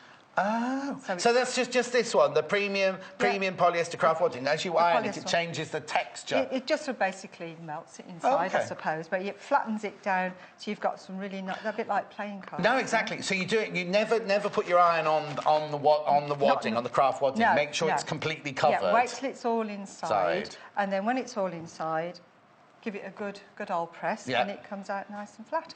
And then what I've done... Brilliant. Then what have you done on top of that then? I've just done some top stitching on top of here. I've just picked a fancy stitch on this one. This one I did a little Greek key. This one looks pretty because I used a little flower one. Right. Yep. Glasses on. Yep. Oh, that matches your earrings and your nails. It does, doesn't it? Unfortunately, it's not so good on this side. It tends to, because it's such a dense stitch, it puckers it a little bit more. Okay. So you're better off going. Oh, that's one that's been upside down all day then, is it? That's why I wondered why one was upside down. Yeah. Well, I didn't want to reveal the crinkles until the appropriate moment. No, exactly. But so you do just need to think, but you can use any of your fancy stitches, but the slightly more open ones do. If you just have a basic machine, could you do a nice big zigzag on there as well? Yeah. Well, that's lovely. And you worried about as many at a time. Right, bundles. Got to tell you the most popular. Oh, pink now. Oh, we've gone back to pink. Right, pink first. So you get the pink spot and you get the pink, like the dusky pink solid. Now, the solid is like a linen effect finish. £8.95. You get half a metre of this, half a metre of this. If you want to make 6 cutlery holders and 6 coasters, you need to buy 2 bundles. That's still only £18, isn't it? £18. And they'll last They forever. already come as cut half metre. So if you bought 2 bundles, you'd get half metre, half metre, half metre, half. Oh, that was out of shot. You get 2 half metres of that and 2 half metres of that. Doesn't come joined if it's in a kit because they're already cut. That's no problem. That's your pink there for £8.95. Sage. And the sand next. Oh, well done. Sage and the sand, again, you get half a metre of the sage dot. The sage plain, and then you get sand dot there. Now, we advise these buttons, not advise, we like these buttons to go with it, complimentary. They're not complimentary, they're £1.95, I think, aren't they, Hannah? Just get them out. £1.95 for 5 wooden buttons, they're 15 millimetres. That's just if you want to put a button on the front of the... because we didn't put buttons on the coasters, but we put because you could buy this fabric, mixture of this fabric, to make the, you know, all sorts of things, couldn't you? Sorts of things to go with it. That'd be nice on a wedding. The what? Somebody made them for a wedding. Oh, that'd be nice. And you could embroider bride and groom on it. You could. Top table. Yeah, you wouldn't get them down where we sit, Hannah. And then this is the last one. This is the blue and grey one. The blue dot with the steel linen effect. It's not a linen fabric, it's just a linen effect fabric, that one. Again, £8.95. You get a metre in total. You get half a metre of this and you get half a metre of that. Got to show you the book again before we go. Only got a couple of minutes, really. This book is so popular. Oh, Lorraine says, well done, John, on your demo. Thank you very much, Lorraine. Ultimate Quilting Bible. Very, very popular. Brand spanking new today. And so many have flown out the door already. Just... Right, a lot. Well over half of these have gone. Well over half of these gone. First time on air, never been seen before, just arrived. Like a lot of the books in my... Now, I've got a sister book of this coming up in the next hour, I think, haven't I? Oh, I've got the sister book to this, and it's called Ultimate Sewing Bible, coming up in the next one. But this is beautiful. OK, if you all... Lots of people got this in your basket. If you check out your basket, everyone checks out the basket will be in single figures. You'll get it, but will be in single figures. Be in single figures. So, do you know what? I check out. If you know you want it, just check out for £14.95. Hannah wants that one. Joy wants this one. Yes. Lots of people want this one. It is a beautiful, beautiful, beautiful book. Anyway, so that's that. When are you in next? I'm in on May Day, the 1st of May. Oh, 1st of May? Am I in? Are we in the 1st of May, Hannah? It's a Monday, for a change. Oh, I'm in as well. I'm in. Do you know what you're making yet? I do. Don't say. Don't say. It's a surprise. It's a surprise. Right, so if you want to make the cutlery holder that Joy made in this out, and the coasters, if you want to make 6 of each, you do need to buy 2 bundles, 2 fabric bundles. That's the pink spot one going across the screen there at the bottom. That's the one that Joy used to do this demonstration with. The most popular one is the green, the sage and sand one, which is graphics will be coming across the bottom there. Make sure you, if you're on the web, just pop them in your basket, check out. If you're on the phone, give them a call straight away, 0800 112 44 33. But if you have got them in your basket, please, please, please check out. And as I said, if you buy 2 bundles, you don't get a metre of this and a metre of this. You get 2 half metres of that and you get 2 half metres of that. The book graphics are still in for £14.95. And last but not least, the blue and the grey, which are really, really, really lovely.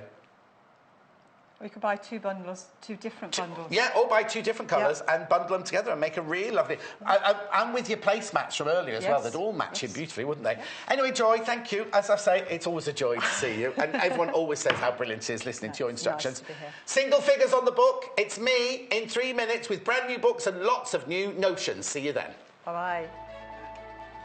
Follow us on Instagram. Search for our Sewing Quarter page and follow us to get our latest posts.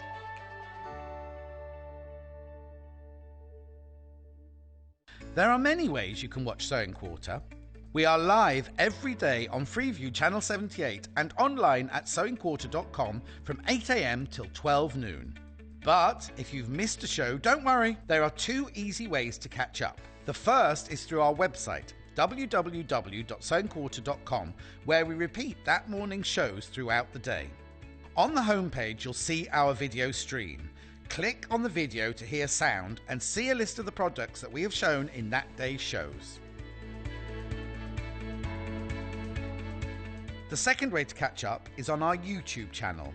All our shows are kept on YouTube, so if you buy a product and want to see the demonstration again, you can.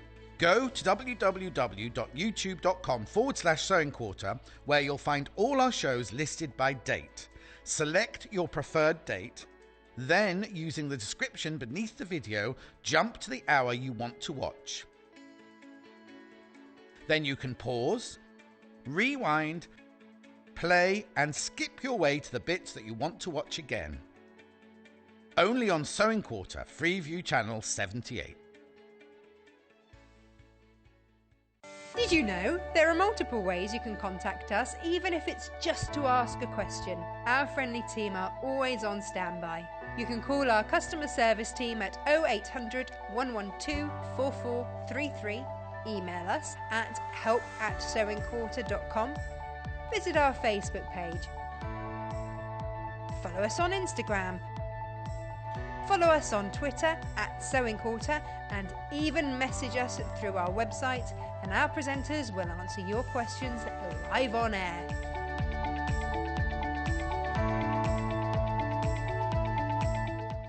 Join us on Monday the 24th of April and Tuesday the 25th of April, where Jo Carter will be bringing 3 of her cuddly creations with her. Monday at 10 a.m, Jo will be featuring the adorable bear in a bag toy. Then on Tuesday, Jo will be bringing her popular big-eared bunny back in new fabrics and introducing a new lovable penguin. So join Jo and her cuddly pals on Monday the 24th and Tuesday the 25th of April, only at Sewing Quarter, Freeview Channel 78. Follow us on Twitter for more inspiration, top tips, news, and share your own creations with us.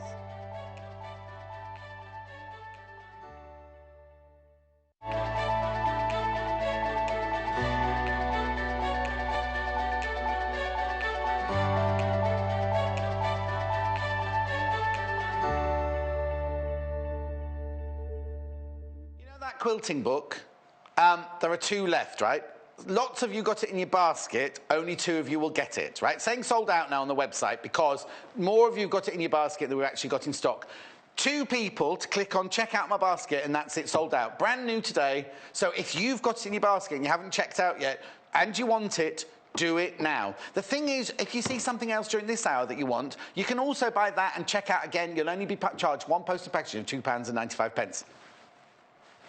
It's going to sell out. It's going to sell out. Right, now this is the sister book to it, look. That was the Ultimate Quilting Bible. This is the Ultimate Sewing Bible. Brand new text. They've literally have just arrived. We had to take out the plastic and everything this morning. A complete reference with step-by-step techniques. Now, you saw how brilliant the... Now, I haven't been able to have a look at this one yet because it's brand new. So I'm going to be discovering it like you're discovering it now. And Hannah's going to be really shouting in my ear a lot in this one. She's overexcited about all these new books. Right, introduction. Right, sewing basics. Actually, can I just put it down? Now, we've got those scissors, look. Right, now I'll put it like that. There we go. Right, all about equipment. I'm going to put my glasses on so I can see it as well as you can. Everything you need to know. Now, as I keep saying, no question is a silly question. So you've got all the different dressmaking tools. There's the tracing wheel there. Now, we were going to try and... Is the tracing wheel arrived, Jay, or not? You see, I was going to bring you a new tracing wheel today, but that hasn't arrived yet, but I'll do that soon. Then you've got all the kind of flexible... Now, this is brilliant, this. We need to sell this. Write that down, Hannah, so our buying department... It's basically a curvy... It's like a bendy thing with wire inside it, and it's called a flexible curve. Right, OK. And... what you do is you can bend it to any... So if you're doing a hip line, and you know how Jennifer Taylor always does hand patterns and then joins all the lines? You can just use this to create any shape you want to. If you want to do lovely, swirly quilting lines, you just mark them up. It's like a bendable ruler. I don't think it's got inches or anything like that on it, but it's ideal for drawing curved lines. This can also be used to measure around awkward shapes. So it's brilliant, isn't it? And then that adjustable rulers... we've got these, adjustable seam gauges, we've got those. Metal ruler, plastic ruler. I won't do the whole page like this. Cutting equipment, the shears, the rulers that we're always showing you. I've got some lovely scissors in this show, actually.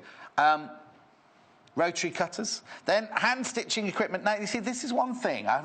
When I did lots of hand sewing, a thimble just came as second nature, and I haven't seen anybody here use a thimble. It's funny, isn't it, that? Pins, pin cushions, everything you need to know there. Pressing equipment. There's, they haven't put the ham and the sausage on there, have they, really? Other special equipment you might need. Mirrors. You see, it's very, very... Oh, already people coming in for this. And I'm only on page 16. I'm already on page 16. Sewing machine, useful extras here. Well, just things you need, like table, lamp, things you wouldn't even think of, a lamp. Because when you sew when it's dark, or, when you're looking close to, you want a nice lamp. Spool storage, we sell those lovely plastic boxes, don't we? Bobbin storage, can put them in the same thing. Thread racks. Now, it's like the quilting one. It does start off quite basic, but in some ways that's quite good because sometimes it's good to go back to ABC, isn't it? Getting the most from your machine there. Little things. Try to use your machine regularly, even for small tasks, to become fully familiar with it. Do you know what I mean? Just little things like that. Get it serviced, Jay, like so you don't get ones that break down or anything like that. Thread tension, that's always very, very difficult. So this is a just basically showing you if your tension's right, if your top thread's too loose or if your top thread's too tight. It's just, that's not overlocking, Hannah, that's just stitching. Oh, okay. She's gone straight on to the next page. She's doing to me now. Serges and overlockers. We're getting overlockers soon, I was told this week by the buying department. Then understanding fabrics. Again, it's so important to know the difference between a knitted fabric, a woven fabric. Do you know what? I might have to buy this for little Paul because he still doesn't understand, does it? Then you've got your widths of fabrics here, you see. So these are the ones we sell, the 112 centimetre, 44 inch, and we also sell the 150. These are narrow like that. But just to warn you, you see, not everybody knows that fabrics come... No, Liberty's fabric all come in different... You have to check the label always, because depending on the size of the loom will be the size of the fabric. So to me, pattern repeats, you see, now that's something that Jennifer was talking about earlier. You see, if you bought that fabric, for example, if you made a top like Jennifer made today, you'd need to buy extra fabric, because look, if you were going to pattern match, look how much you lose at the top and the bottom of it. It's like when you do wallpapering. Think of it like wallpapering. Anyway, carrying on, basic techniques. Stitches and seams. It's fantastic, this book. It's got so much information in it. We're only on page 28, look. We're only on page 28 and we're doing all the different stitches. So many of you ring in and say, what's a herringbone stitch? What's your French knot? There you go, French knot. We try and cover them as we're going along, but it's brilliant to have it in the book, isn't it? Jo uses that a lot for eyes, doesn't she? Hannah's saying all the words I'm about to say, but 2 seconds before. Sequins, embellishments. That's a shisha mirror. A shisha mirror, a small piece of reflective... I'll tell you what it is, you know, like on Moroccan bead, that's a shisha mirror, like little... Yeah, that shows you how to do it, look, because the holes... I know, it's fantastic. Hand-sewn loops and tacks. Stitches for curtain making. Now, that's something we haven't covered yet, isn't it? Because we do quilting, we do dressmaking, but we haven't done curtain making yet. Maybe that'll be a branch out when we have more presenters and more hours. Moving on, seam finishes, clipping corners. It's all the little things that we talk about all the time. And maybe we go too fast, maybe you miss on something. Edges, binding and borders. We were just talking about that with Joy, weren't we? About the different joining bias strips. That's in, because you have to do that on the, you know what I mean? It's just everything about... There's a lot of go-to guides, but this is fantastic. It's got everything, isn't it? Piping and cording. Now, I haven't done any piping yet on the shows here. I love doing piping. Because we haven't got, we've yet to get the piping cut in. There's the thimble, especially for me. Pressing, why would you think there'd need to be a chapter on pressing or a section on pressing? Because you need to know how to do it properly. Then we're on to dressmaking, fabrics for dressmakers, silks and fine fabrics, fancy fabrics, ooh, sequined fabric. Right, patterns, how to measure your body. That, a lot of people don't even know how to do that. When it says hip, where do you measure? When it says waist, where do you measure? Oh, I've got a little tip.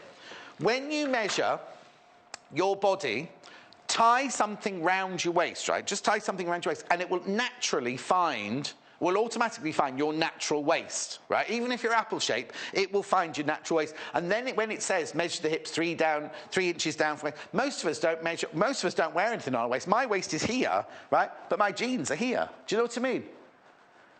But that's your natural waistline there. That's my natural waistline there, look. So, right, okay, so carrying on with patterns. Laying out the pattern pieces on pattern fabrics. I mean, it just goes on, pinning and cutting. It's got everything in it. Right, alterations. Different body shapes, different proportions. This is something choosing your size, design notes, big bust. Here we go, this is for Hannah. Above, avoid halter tops, as the bust will not have enough support, you see, Hannah.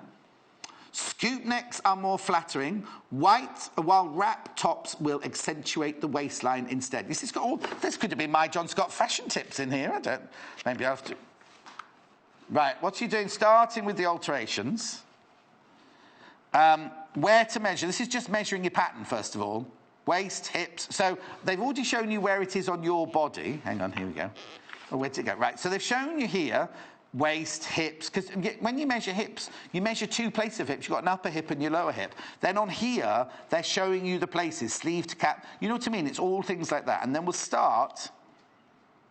What else it's saying in the alterations here? Altering a pattern. Here, this is reducing the body's fullness. You see?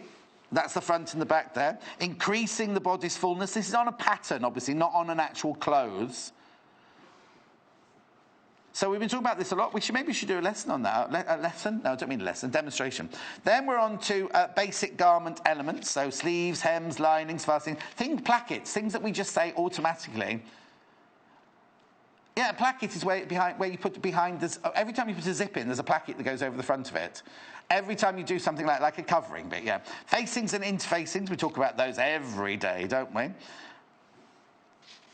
Using a toile. Now, a toile is where you've maybe got a pattern and you've not made it up yet. Make it up in calico or another old, like a fabric that's not going to be the finished dress fabric, and make it up and put it on, and you'll see if the bust darts are in the right place. You'll see if the waist is in the right place, and then you can start altering it, pinning it in. If it's too wide, letting it out if you need to let it out a little bit, so you know that your pattern. I'll tell you what, those good at that. Alison Glass, the Alison Glass pattern. She says that. Make a toile, and then you can shape it to your shape. Then you've got that exact shape for your body. So we always used to do that when I first trained. Right, just so you know, the sister book to this, the Ultimate Quilting Bible, are sold out. Sold out. Brand new today as well. Brand new today. That's sold out. That is sold out already. So be aware, whilst you're putting this in your basket, if you want it, you're better off checking out. That's all I'm saying. Tucks and pleats. I love pin tucks, you see. Look, now this is very much like a Benny Ong blouse I made many years ago for my friend Roxy's wedding. I know. Anyway, collars. It was for her mum. It was the mother of the bride's outfit I made. Sleeves. Cuffs and plackets. You see what I mean? There's so much going on in here. All the different dressmaking skills in here. Waistbands. You see and they're so thorough. Pockets. I mean, it might seem quite simple. False pocket. Look, that's a false pocket flap. If you don't want to do the welt pocket underneath, just put a pocket flap on and give the impression of it being a proper pocket. All different kinds of pockets here. Now, this is good here. This is a really, look at this, how you make the envelope and slash straight through. It's fantastic, really, isn't it? Welted pockets. I know we spend a lot of time in this book, but I think it's worth it because there's so... You see, I talk about welted pockets all the time. We've never shown you how to do one. It's all here. It's all here. And then what will most probably show you, I don't know. There you go. More pocket tips. More pocket tips, Kristen. That wasn't what I was expecting. I was expecting to show you how to put a flap on there. Maybe they do that later. Because I know we've only just got this book out of its wrapper, so I don't know what's in it. I know what you know as much as I do what's in it. Oh, there you go. There's the hem that Jennifer was talking about yesterday on the 50s dress. If you're doing that one by hand. Anyway, keep going, John. All this detailing, lots of detail. More hem. This is all to do with hems. Who'd have thought there'd be so many notes on hems? Now we're on to linings. Linings are very difficult, but that's a nice one. We often do this where we slip stitch the lining. We've put the zip in the skirt, and then we just go, oh, I slip stitched it in. We don't show it. We say, oh, just slip stitched it in. Special hemline finishes. More lining tips. This is all still about lining. Now we're on to closures. So zips. Here you go. There's a placket on the fly front. Then moving on. Buttons. Now you'd think, oh, everyone can sew a button on, right? No, this is a covered button. This is a buttonhole. Do you know what I mean? It's just... hang on, I've done 2 pages together there. 13. There we go. All the different other fastening options apart from buttons. Then we're on to advanced tailoring. You see what I mean? There's something for everybody. Jackets. I mean, it's just fantastic, isn't it? Yes, this is going to grow with you. So you don't want to buy a book just at the it's like a sewing machine. Don't buy the sewing machine that's with you for the standard you're at the moment. Aspire. This is a 2-piece sleeve with a vent opening. We haven't done any 2-piece sleeves since I've been here, as far as I know. And we were talking, right, okay, a two-piece sleeve basically means this. So you see this kind of sleeve that we always show. There's a sleeve head and there's two side seams. You sew it together and you put your sleeve head in. A two-piece sleeve has got shaping in it like that. And you have a small underpiece there and a larger overpiece there. So you have a seam here and you have a seam here. Very much done in tailoring and things like that. Really nice, very elegant. I'll carry on. Jacket hem. You see, little Paul, whenever he buys things off the peg, he has to have his jackets altered all the time. They have to have them made shorter. Sleeves, I'm sure. Evening wear. Oh, the man on Come Dining called Little Paul apparently wasn't our Little Paul in that. Ruffled neckline, decorative details. Oh, it might have been our Little Paul. Home furnishings. Now, didn't we say earlier, we never mention home furnishings, do we?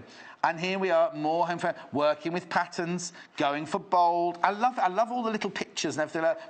And I like these. You see here, professional tip. To make the most of formal fabrics, use them on something that will be a focal point, I'm upside down, focal point within the room. An expensive fabric used for a scatter cushion will add drama to the plainest sofa. Isn't it lovely? Laundering tips, using neutrals. I mean, there's so much going on here. I mean, the thing is, you'll have read this book. By the time I finish going through this, you'll have read it all. Trims and embellishment for home furnishings. How to measure a window. You see, now Hannah's got an issue with her... Which room is it? Your dining room or your sitting room? The front room. She's got an old-fashioned bay window, and it's too long for ready-made curtains. So she needs to make some curtains. Chair covers, cushions for chairs. I mean, it's fantastic, isn't it? I won't go on. Bedspreads. Is that a bedspread? Measuring beds. No, it's the hardboard bed cover. Oh, my word. Table settings. Preparing cutting. She's very happy. That's... moving on. Still on curtains. I think it's nice because we don't... I think we should go into curtains. Box pleat.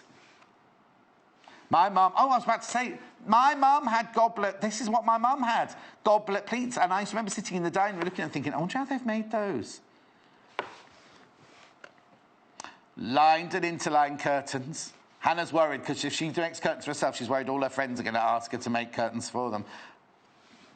Now look, we do a bunting like that, don't we? Like a Debbie Shaw bunting.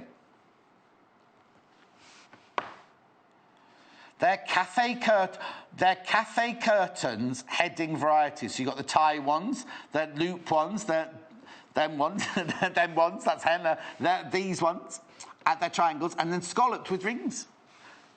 This is beautiful. Oh, look, just a picture of... this is a beautiful book. Valances. People don't bother with valance. Oh, blinds! They've got Roman blinds. Look, a whole section on blinds here. Oh, I love this. Oh, now that's very much like... In my princess bedroom, right? I've got a sari that's made into a blind, very much like that. Well, when my niece was really little, she loved to come and stay in the little princess bedroom, right? And also the bed is a turn-of-the-century Indian bed with all lovely drapes on it and everything. So the whole room is done like that. Anyway, moving on. Don't need to know about my life. Box cushions, bed liners, everything. Bolsters. Oh, I could do the bolster. Anyway... Table linens. You see, that would match in with what Joy's just been doing, wouldn't it? Oh, look. They've got bread and tomato... No, they're not tomatoes, strawberries. It's 11:15. Like yesterday, I'm looking at foods. Placemats and runners. Oh, dear. Don't tell Joy. Slip covers. There's so much in this book. I'll finish now, I promise. Care and repair. Oh, darning. Who darns these days? I think that's lovely to see a bit of darning. I mean, just incredible. Oh, look at that's a lovely patch, isn't it? All the lovely, everything you need to, even this stain removal chart. What them think different? Because clothes are made all over the world now, they just use these universal symbols, don't you? Half of them I wouldn't know what they meant. And I'm in the industry, do you know what I mean? And then that's it, glossary at the end. Well done.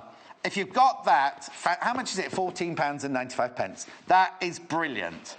That is brilliant. Now, the sister book, The Ultimate Quilting Guide, sold out in the last show. I love that. I love that. Brand new today. First time, never been seen before. We literally opened the book. The one in the last hour, the first time we enjoyed that, sold out. Now, this is going to be a bit exciting now.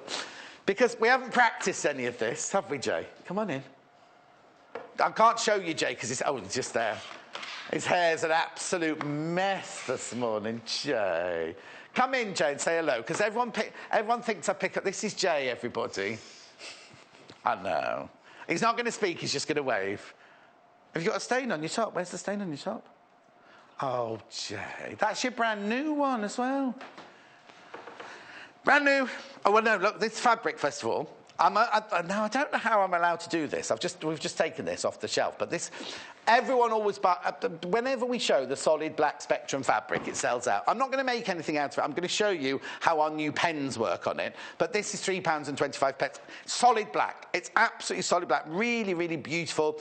I'm not going to describe the colour or anything. I'm just going to tell you, it's black fabric and it always sells every time we sell it. Right, now very, very useful. Now, which of these do you want me to do first, Hannah?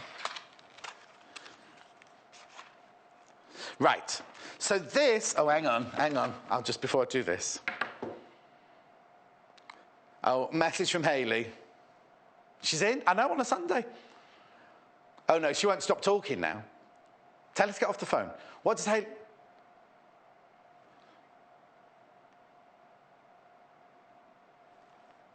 Oh, okay. It's all about brand new stuff. Did we not have this black before then? Yes, we did. Right, okay. Hayley wants you to know.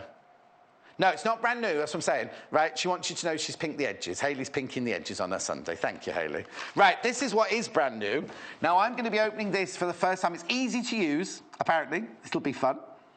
It's the Sewline Fabric Mechanical Pencil in white. We love things from Sewline. Sewline, yeah. Easy to use. Click down the eraser and end. Right, okay, I'm going to show you.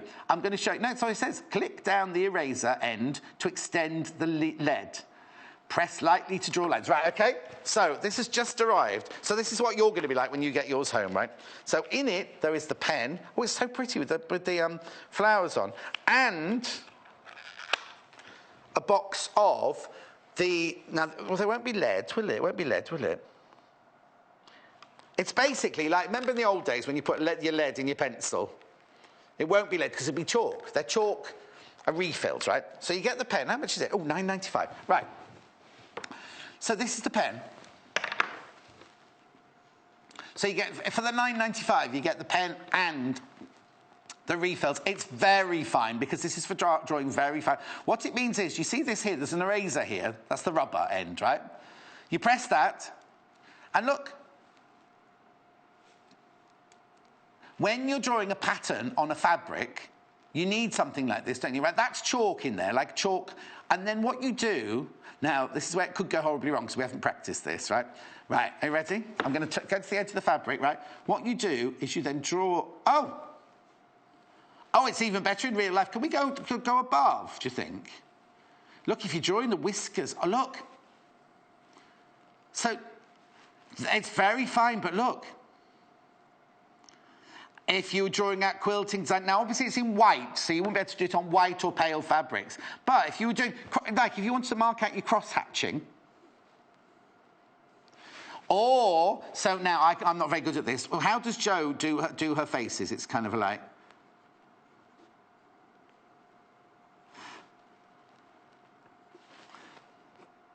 Look. So upside down, there you go.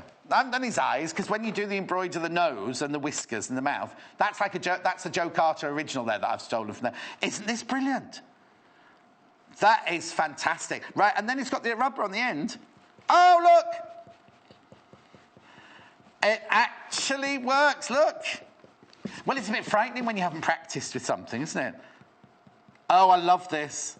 Oh, this is brilliant. Right, so that's really good. That rubber's really good. And then, of course, what you do is when it runs out, when the lead runs out or the chalk runs out at the end, you just click on the top there and more comes out. And you get, for your £9.95, you get your refills as well. Oh, I love that. That's brilliant. Brilliant. It's good. It's really, really, really good quality as well. It's a really lovely quality, that. Do you know what? That's fantastic. That is brilliant. And also, if you don't like using the tailor's chalk, because you get chalk all over your hands, that would be absolutely brilliant. Right. Now, very fine. Well, it says it's a fabric pencil, but it's very fine. So you could do really intricate lines and intricate work on that. Oh, I'm very impressed. I'm very impressed with that one. What do you want to know, Richard? Oh, I put it all away. He wants to know how many refills there are. I think there's about 5 other in there. Oh. 1, 2, 3, 4, 5, 6. 6 of those, 6 refills. Plus the one you got in there, so that's 7. That's brilliant.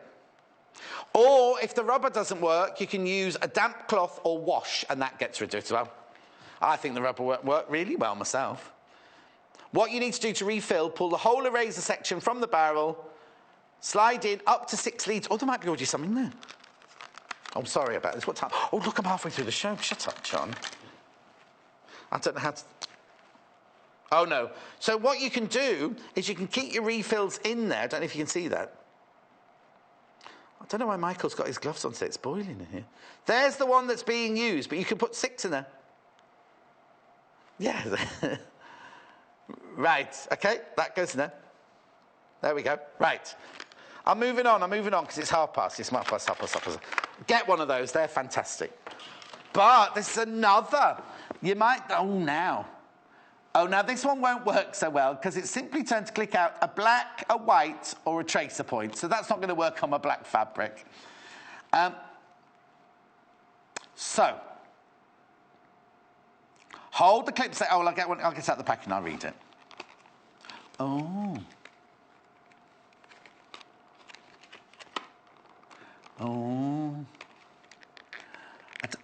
I think you might have to... Oh, no, there it comes. It's got sellotape on it, I think.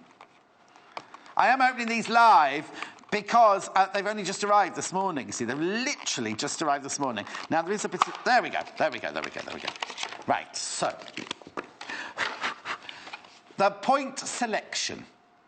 Hold the clip selection and turn the finger and grip section. Each turn will click and extend a different point. Black, white, or tracer. To advance the lead, push down the clip end. Refills available. Oh, now. And then it's even touch how to erase the lines and screw the... I'll do that in a minute. Right. So what does it say to do? I'm confused now. Turn. Oh! So what one's that? What did it say first? Hang on. Where did I just read it? Well, let's just do it and see what happens. It's black.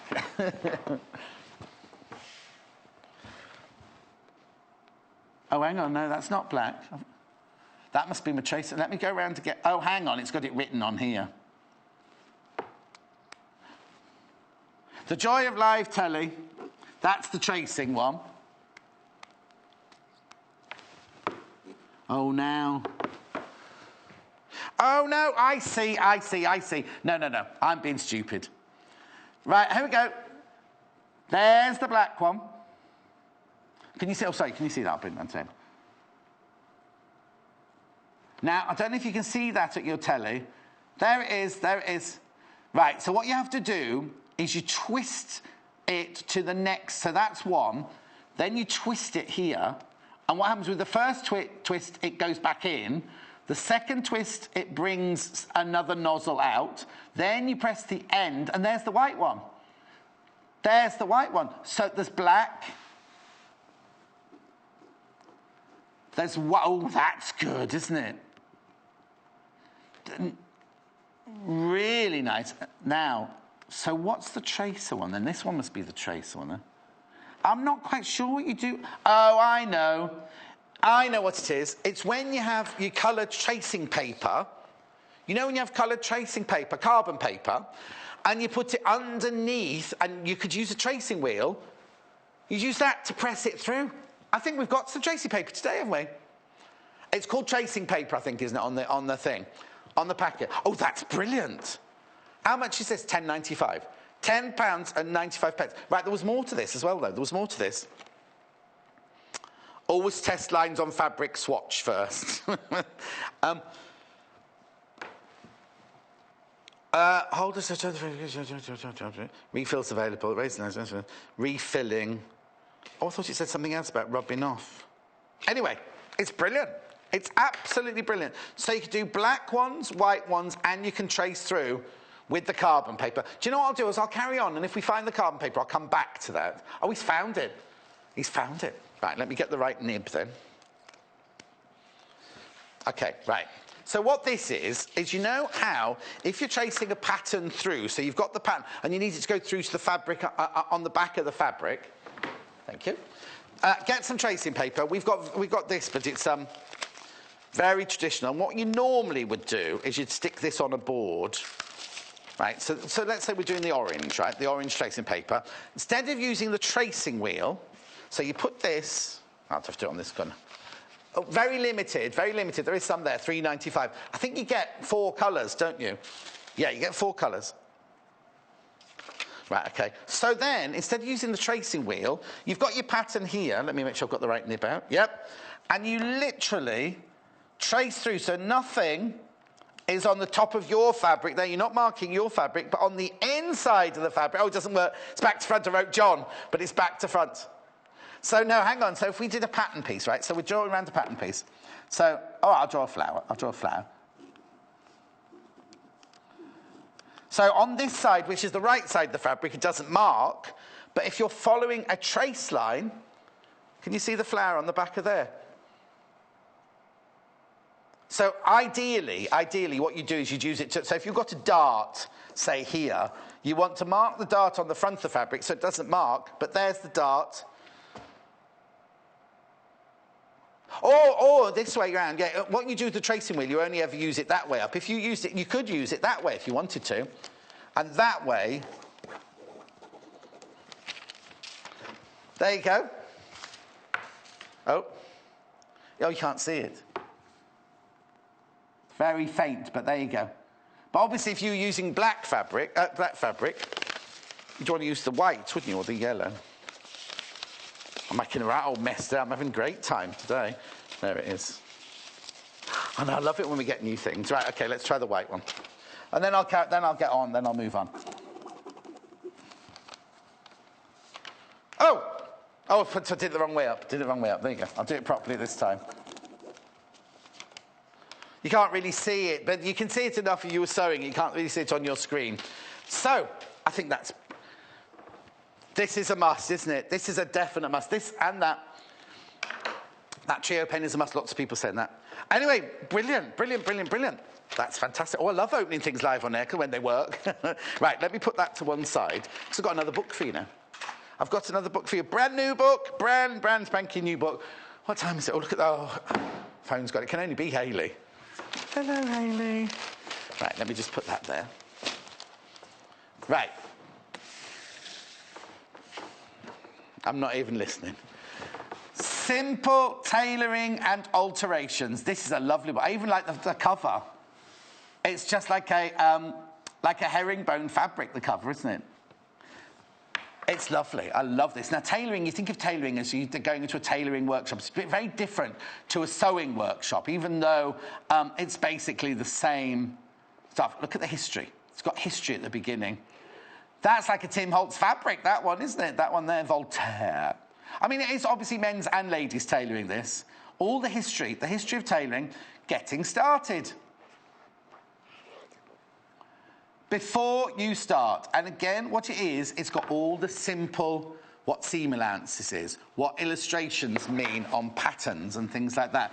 You see this here, right side fabric, wrong side fabric, right side lining, wrong side lining, tack lines and chalk lines, all those different illustrations in certain patterns. Fraying, we don't talk about fraying very often. It's like when you pink, it stops it. Hayley's pinked the black fabric today to stop it fraying on air. Pre-washing calculations, tailored garments, working with vintage garments, that's a big industry. A lot of people do buy original pieces of clothing, don't they, and then try and alter them, but they might have things wrong with them, like water damage. Do you know what I mean? So, or incorrectly stored or musty clothing, nothing worse than people smelling of mustiness, is there? Anyway, let's move on. Sewing machines, specialist machines, general equipment. Now, what would you like to do? Take 3 tailor's chalk or take one of those pens? The choice is yours. The choice is yours. Now, this is the tracing wheel. This is what you would normally use with that carbon paper I showed you earlier. That's what we were showing. Or, I didn't know that pen even existed. You could use that, what do they call it? They call it Trio multifunction pen. Oh, it's going across the screen there, £10.95. You see, things move on, don't they? See, tracing wheel. You would have been lost without my tracing wheel. Sewing equipment, other use. Oh, blimey, what's this? Lightweight fabrics. Chiffon. Difficult to handle. Oh, it's a bit. This could be Hannah's middle name. Difficult to handle. Use with a thin machine. No, that's all the different fabrics down here. Mousseline, muslin, organza, rayon, satin, chaton, taffeta, tulle, voile. Everything you need to know there. Oh, my word, it goes on for pages. Alpaca, acrylic, damask, dupion, flannel. That is brilliant. That is absolutely brilliant. So it's telling you how to handle... Has it got panné velvet? It's got cotton velvet there. Remember I was talking about panné velvet yesterday, how it's a nightmare. Anyway, silk velvet, the most difficult velvet to work on. Cut the fabric in the same direction always, because that's about the nap. Use a velvet pressing board. That's what I was telling you about yesterday. Prone to moving when sewn. Tends to lengthen. Oh, this is it. This is like panné velvet, silk velvet. Easy to hand sew. It certainly is. Anyway, all that... Oh, hang on, there's more. There's more. I'm not going to get through everything at this rate, am I? Challenging fabrics. Buckram. Beaded fabric, plaids and checks, PVC, overlocking or zigzagged hems. Really, all the detail. Seams, here we go, different seams again. Now, you might think it's covering some of the same basics as the other one. Altering a dart, that's what I was just talking about, wasn't it? About changing a dart shape, sewing in a dart, fastenings, the zips, how to put a button. Handmade jiggers. Types of hand stitches. Now, that's really thorough, isn't it? Look at that. They're like our videos that we did of all the different sewings, aren't they? All the different stitching. Sewings. That's what it's called, sewings. People at home can hear you, Jay, when you talk that loud. How to measure yourself. Boys and girls. Boys and girls. Then, oh, yeah, well, I think there's a section on men's shirts in here. First of all, we'll start with skirts, ladies' skirts. Lengthening a hem, shortening a skirt, widening a skirt, putting elastication, adjusting a waistband, replacing a drawstring. It's just brilliant, isn't it? I'll carry on. This is still skirts. We're still on skirts here. One-sided seam alteration. Making the waistband longer. Oh, that's good. That's a good... Hannah, page 74. Making the waistband longer. So if you've got put a little bit of weight on, and you need to let your skirt out a little bit. Replacing a fly front zip. Dresses. Oh, I love that little black dress. Oh, that's beautiful, isn't it? Anyway, dresses. Trousers. Leave those. Leave those. Shortening trousers with turn-ups. I know. There's tricks. There's all little tricks. Forgotten about that one. Widening trouser legs. That's where you need a decent side seam, you see, or decent seam allowance when you can to widen. Narrowing trouser legs. Oh, here we go. This is one for Jay. Expanding the waist and the seat of men's trousers. Mind you, Jay hardly wears men's clothes. He borrows his fiance's clothes most of the time. Narrowing at the hips of women's trousers. Jackets. See, it's tailoring. It's proper tailoring, this one. Look. Oh, shortening tailor sleeves. See, this is the one little Paul needs. Definitely. You see, this is the trouble with my sleeves are always too long for me. Shortening sleeves with cuffs. It's just brilliant, isn't it? And look at the drawings. Look at the fantastic drawings in here. Shirt collar. Now, Hannah likes this, right? She likes grandad collars. So what it's telling you how to do is to take off a worn old collar and put up, shaping at the side seams. Your dad, Hannah, you could do it for your dad on his worn shirts. Shaping at the waist for darts for women. You see, so we've gone on to women's blouses now. Shortening shirts for men and women. You see, it's got everything you need to. It's more tailoring than dressmaking this. And then coats and capes. Adjusting loose linings. Oh, a few pages went across there. This is a really lovely... Bow ties, ties and waistcoats. Weddings, how to stitch the ends of a tie, repairing split ties. Now, ties are... And people think, oh, it's easy to make a tie. They're one of the most difficult things to make because it's all on the bias. And you have to get the lining just right. You can't have the lining and the interlining all puckering, you see there. That's a lovely book. How to make an adjustable bow tie longer. Altering the side seams on a waistcoat. That's brilliant, isn't it? So that book is £14.95 by J. Francois Campbell. It's lovely. Really, really lovely book. So that one goes there. Oh, now, I've got a couple of tools to show you now. These are one of our most popular scissors, right? One of the most popular scissors we do. Janice got these for Mother's Day from Amy. And Helen, Joe's mum, got these from Joe for Mother's Day. They're they're rose gold coloured scissors, right? Now, the other day I said to Janice, somebody emailed in while Janice was on, going, oh, surely they're just novelty scissors, Janice. And she went into one. I don't spend my money on novelties. I don't waste my money. I've had to bring children up. I've got no money to waste. I was like, all right, Janice, all right.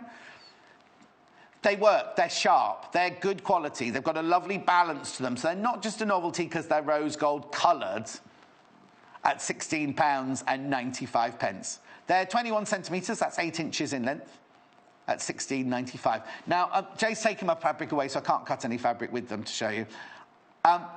0800 112 44 33. At sewingcourse.com, pop them in your basket. They're beautiful, aren't they? Look, I've only got like 15 minutes left. What's happened?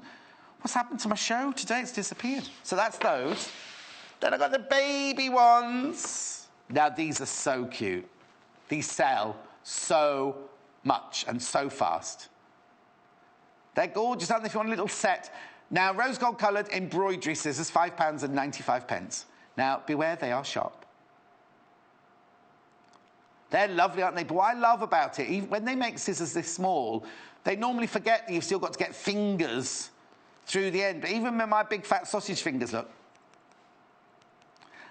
Which apparently, the width of my hand is the same as Joy's. Who'd have thought that? Because Joy's got lovely ballerina hands, and I've got, like, big workman hands. Yeah, mine are a lot less hairy than hers. At £5.95. Hemline, premium. What a lovely gift, the scissors and those. I put a ribbon on those and keep them around your neck. You don't want anyone nicking those. Imagine going to your dressmaking class. Someone nicking your scissors. £5.95. Right. Now, it's taken the, I was going to say, this comes with a little safety thing on it. The safety thing's gone. Right.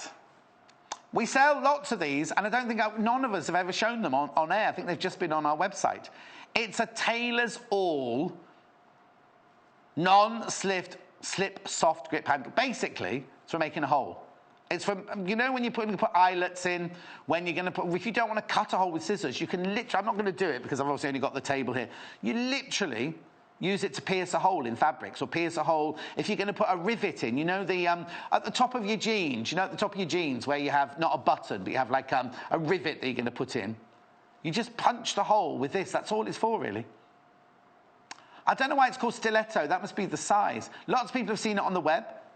But you know what? You can just add it to your order. If you've already bought something today, £2.95. Don't pay any postage packaging because you've already paid your P&P. £2.95. I'm not sure. I think it's called stiletto because of the size, but I'll have to find that one out for you. It's a tailor's awl, anyway, for punching holes. Also, it's just a brilliant tool to have, really. Use it for lots of different things. Or, you know what you could use that for? You know, when this morning, Joy moved a piece of fabric across and she used her quick unpick, and Janice, when she feeds her fabric through the machine. Also, if you've got meters and meters and meters and meters of fabric to gather, and you don't... I was telling you about my friend Dawn's wedding dress that I made for the other day. I didn't make the wedding dress the other day, it was in the 80s, but it had like about 300 meters of ruched gathering around the hem. Well, it was the 80s. And literally, you just feed the fabric through the machine and gather as you're going. Right, now this is fantastic. The iron's not on, so I won't open this one. I thought this was just a straightforward pressing cloth, right? Because I use my tea towel at home. This is not. This is a non-stick pressing sheet. Well, I can open it, but I have to rip the bag, that's all.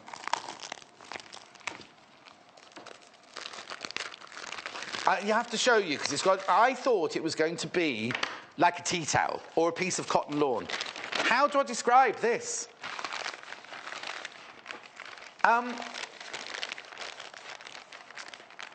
Right, so what you do is if you're putting... and you know we use bondina and bondaweb and everything like that when you're sticking like a piece of lace to a piece of fabric, or you're putting an applique piece onto that. Or like Joy was saying earlier about the wadding, never iron wadding, but she ironed it for that thing. This protects your iron. My iron's not on. My iron's... Oh, no, I won't do it, because somebody will tune in and they'll see me with an iron on. No, I won't do it. So what you do is you don't want the glue getting on the bottom of your iron. You don't want the... If you're doing a two-sided fusible, right? So you're putting a piece of lace onto a piece of fabric. You put the bondaweb between it, fusible interfacing between it. You don't want the glue from the interfacing to come on your iron. So you can put it on this, right? And it's Teflon, that's what it is. But then you can clean this rather than your iron. I'll tell you, it protects your iron and your ironing board from fusible web residue. Used to fuse lace and other open weave fabrics without it sticking. It withstands the highest heat setting on your iron. And what you do is afterwards, you gently scrape the fusible residue off the sheet afterwards. So, oh no, the sheet, you don't just use the sheet once. So basically... you stick and you've got sticky on the back there, and then when it's cooled down, you just peel it off like that, and you can use this over and over and over again. 18-inch square, 46 centimetres. Tanis, yeah. Stiletto. Oh, it's not, so nothing to do with shoes then. I thought it was like a stiletto heel. So Talis said about the awn that we just had, and I said, I don't know what stiletto is, right? There it is, going across the bottom, £2.95. She said it's the name of an Italian thin knife, tapered knife. Thank you, Tanis, for that. Thank you very much indeed. Now, that's Tanis. It's spelt Tanis. We all call it Tanis anyway. I said, it's an unusual, and I think it's Sweden, or it's a Scandinavian lovely name, Tanis. Hello, Tanis. Right, another fact. The shoe heel is named after the knife, apparently. Who told you that? Oh, Tanis. The shoe heel is named after the knife. I should know that, shouldn't I? Anyway, this is, thank you, Tanis, for that. That's your Teflon pressing cloth there. Don't be shocked when you open it, because it feels like a bit of old plastic. That's what I'm just saying to you. It's not a lawn pressing cloth that I thought it was going to be. Right, what time is it? Oh, look at the time. Another new book. Right, bit different to the dressmaking today. No, this is another book that I haven't even seen the inside of yet. Oops. They're just throwing these premieres. Well, the thing is, as soon as things come in, we want you to see them, don't we? We want you to see them. This is Totes and Bags booklet. Oh, I've got a friend called Sue Marsh. I wonder if it's the same one. £12.95. Look, stylish collection for all your needs. Now, it says here, quilt, totes and bags by Sue Marsh for Whistle Pig Creek Productions. Oh, that's unusual, isn't it? Right, here we go then. I know, and I thought that was going to be the name of a quilt, that was all. Oh, no, it's not my friend Sue. My friend Sue's blonde. So in here, you've got the Big Easy, the 3 charming totes, the Big Shopper, that one, the messenger bag, and steps. Afraid of the dark, number 1. Anyway, let's have a look at that. Oh, nice. So that's a nice bag. So anyway, this is called the Big Easy bag, this one. Tells you exactly what you need, 1.1 metre of fabric, 1/4 yard, what you need for pocket linings, everything you're going to need for the bag is listed there. And then look at the instructions. Everything, look at this, cell phone pocket, outside pocket, inside pocket, lower lining, body bag, zipper flap. What did I say? Yeah, bagged body. What did I say? Oh, sorry, I do apologise. It's because I'm reading upside down. And then the instructions, how to make it, look.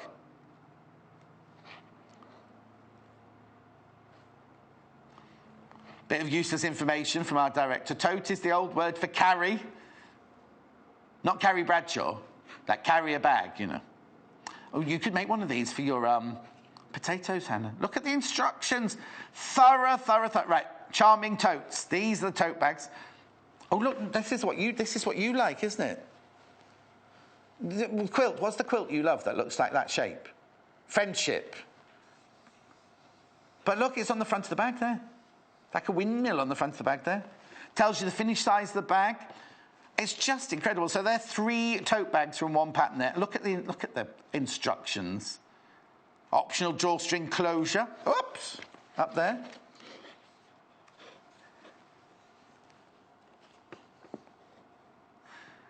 Sturdy bottom. Then we've got the big shopper. Oh, why has she done that? That's a supermarket, isn't it? Oh, is it not? Oh, no, because there's a different letters. Sorry, I thought that was like... Yeah, her name's most probably Mandy or something, isn't it? Or Susan. Or it could be Marks and Spencer's, look. Other shops are available. That's the one I was thinking. Anyway, moving on. Right, bring your own bag. The reason I skipped that one was I didn't know what a BIOB was. It's a bring your own bag. So, you know, because in the supermarkets now, you can't have carry bags unless you pay for them. This is your supermarket bag. Bring your own bag. Finished size. Look at the layout of everything that it's just brilliant, isn't it? Oh, that's nice. Messenger bag. Messenger bag because the strap is long enough to go across your body. That's cute. Now, that looks like that Tanya Whelan fabric we do, doesn't it, that one?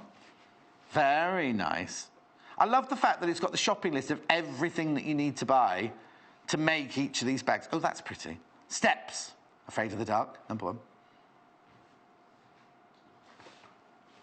I think Hannah was just trying to sing a song then. I'm not quite sure what it was. Oh, Tragedy, she was singing.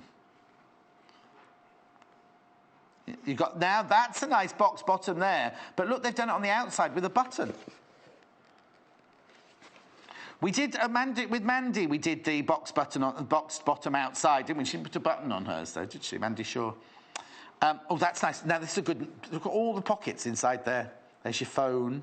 That's a nice fabric. We've got that fabric like that, haven't we? Anyway, and here are your patterns. Here are all the patterns you need, apart from the squares, because the ones that are squares, they give you the measurements for.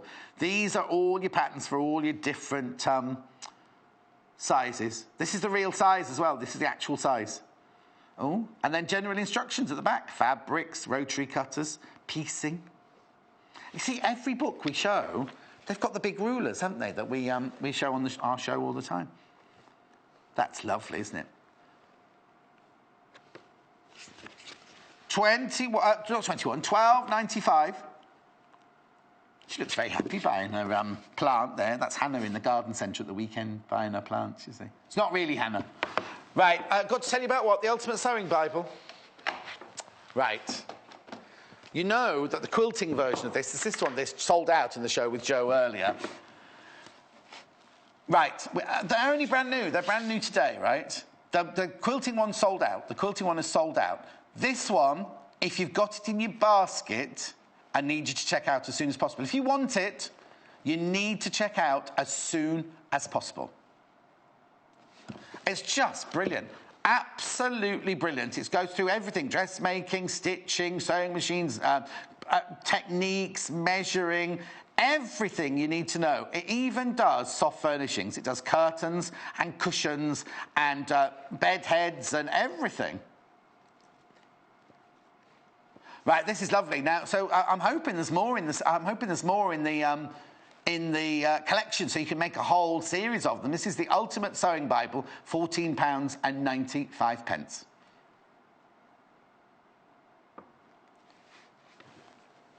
Oh, Diane's book. She's already got it, or she's bought it today. Diane's bought it today, and she's so happy to see the curtain section in it. I know, it's brilliant, isn't it? I'm on placemats there. The curtains, blinds. Well, you'll be able to see it when you get home. With you in 4 to 6 working days, Diane. It's brilliant, isn't it? Oh, pelmets. They're not easy, pelmets. In fact, Hayley wants to make a pelmet, so maybe Hayley should get this one as well. Anyway, Ultimate Sewing Bible for £14 a night. I've got another book. I've got another brand new book to show. Oh, I've only got a couple of minutes. I've Have we got tomorrow's menu ready? It's not me tomorrow, it's Natasha tomorrow, you see. Right, runners, bed, and... Oh, do you know what? I'm always talking about these, aren't they? The hotel I stayed at York, when I got up to film in York, and I always say there was a posh thing on the bed, and I don't know what to call it. It was obviously called a runner. I thought they were just called runners when they're on the tables. Oh, it's her again. It's that lady again. Sue. She's done the whole series, has she? Oh, look. Oh, that's nice. So again, top it off bed runner. Stepping stones bed runner. Oh, excuse me, these are a bit posher than the ones in my hotel. Oh, I do apologise. Dragon's Lair bed runner. That's like a cushion to me. Oh, that's nice. Is that the Dragon's Lair one? It must be. Oh, that's nice.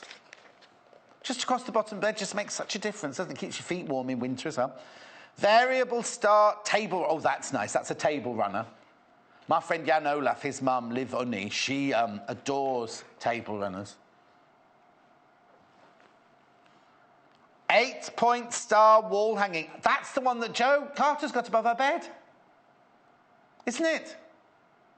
Oh, Hannah's obviously having a mouthful of food or something.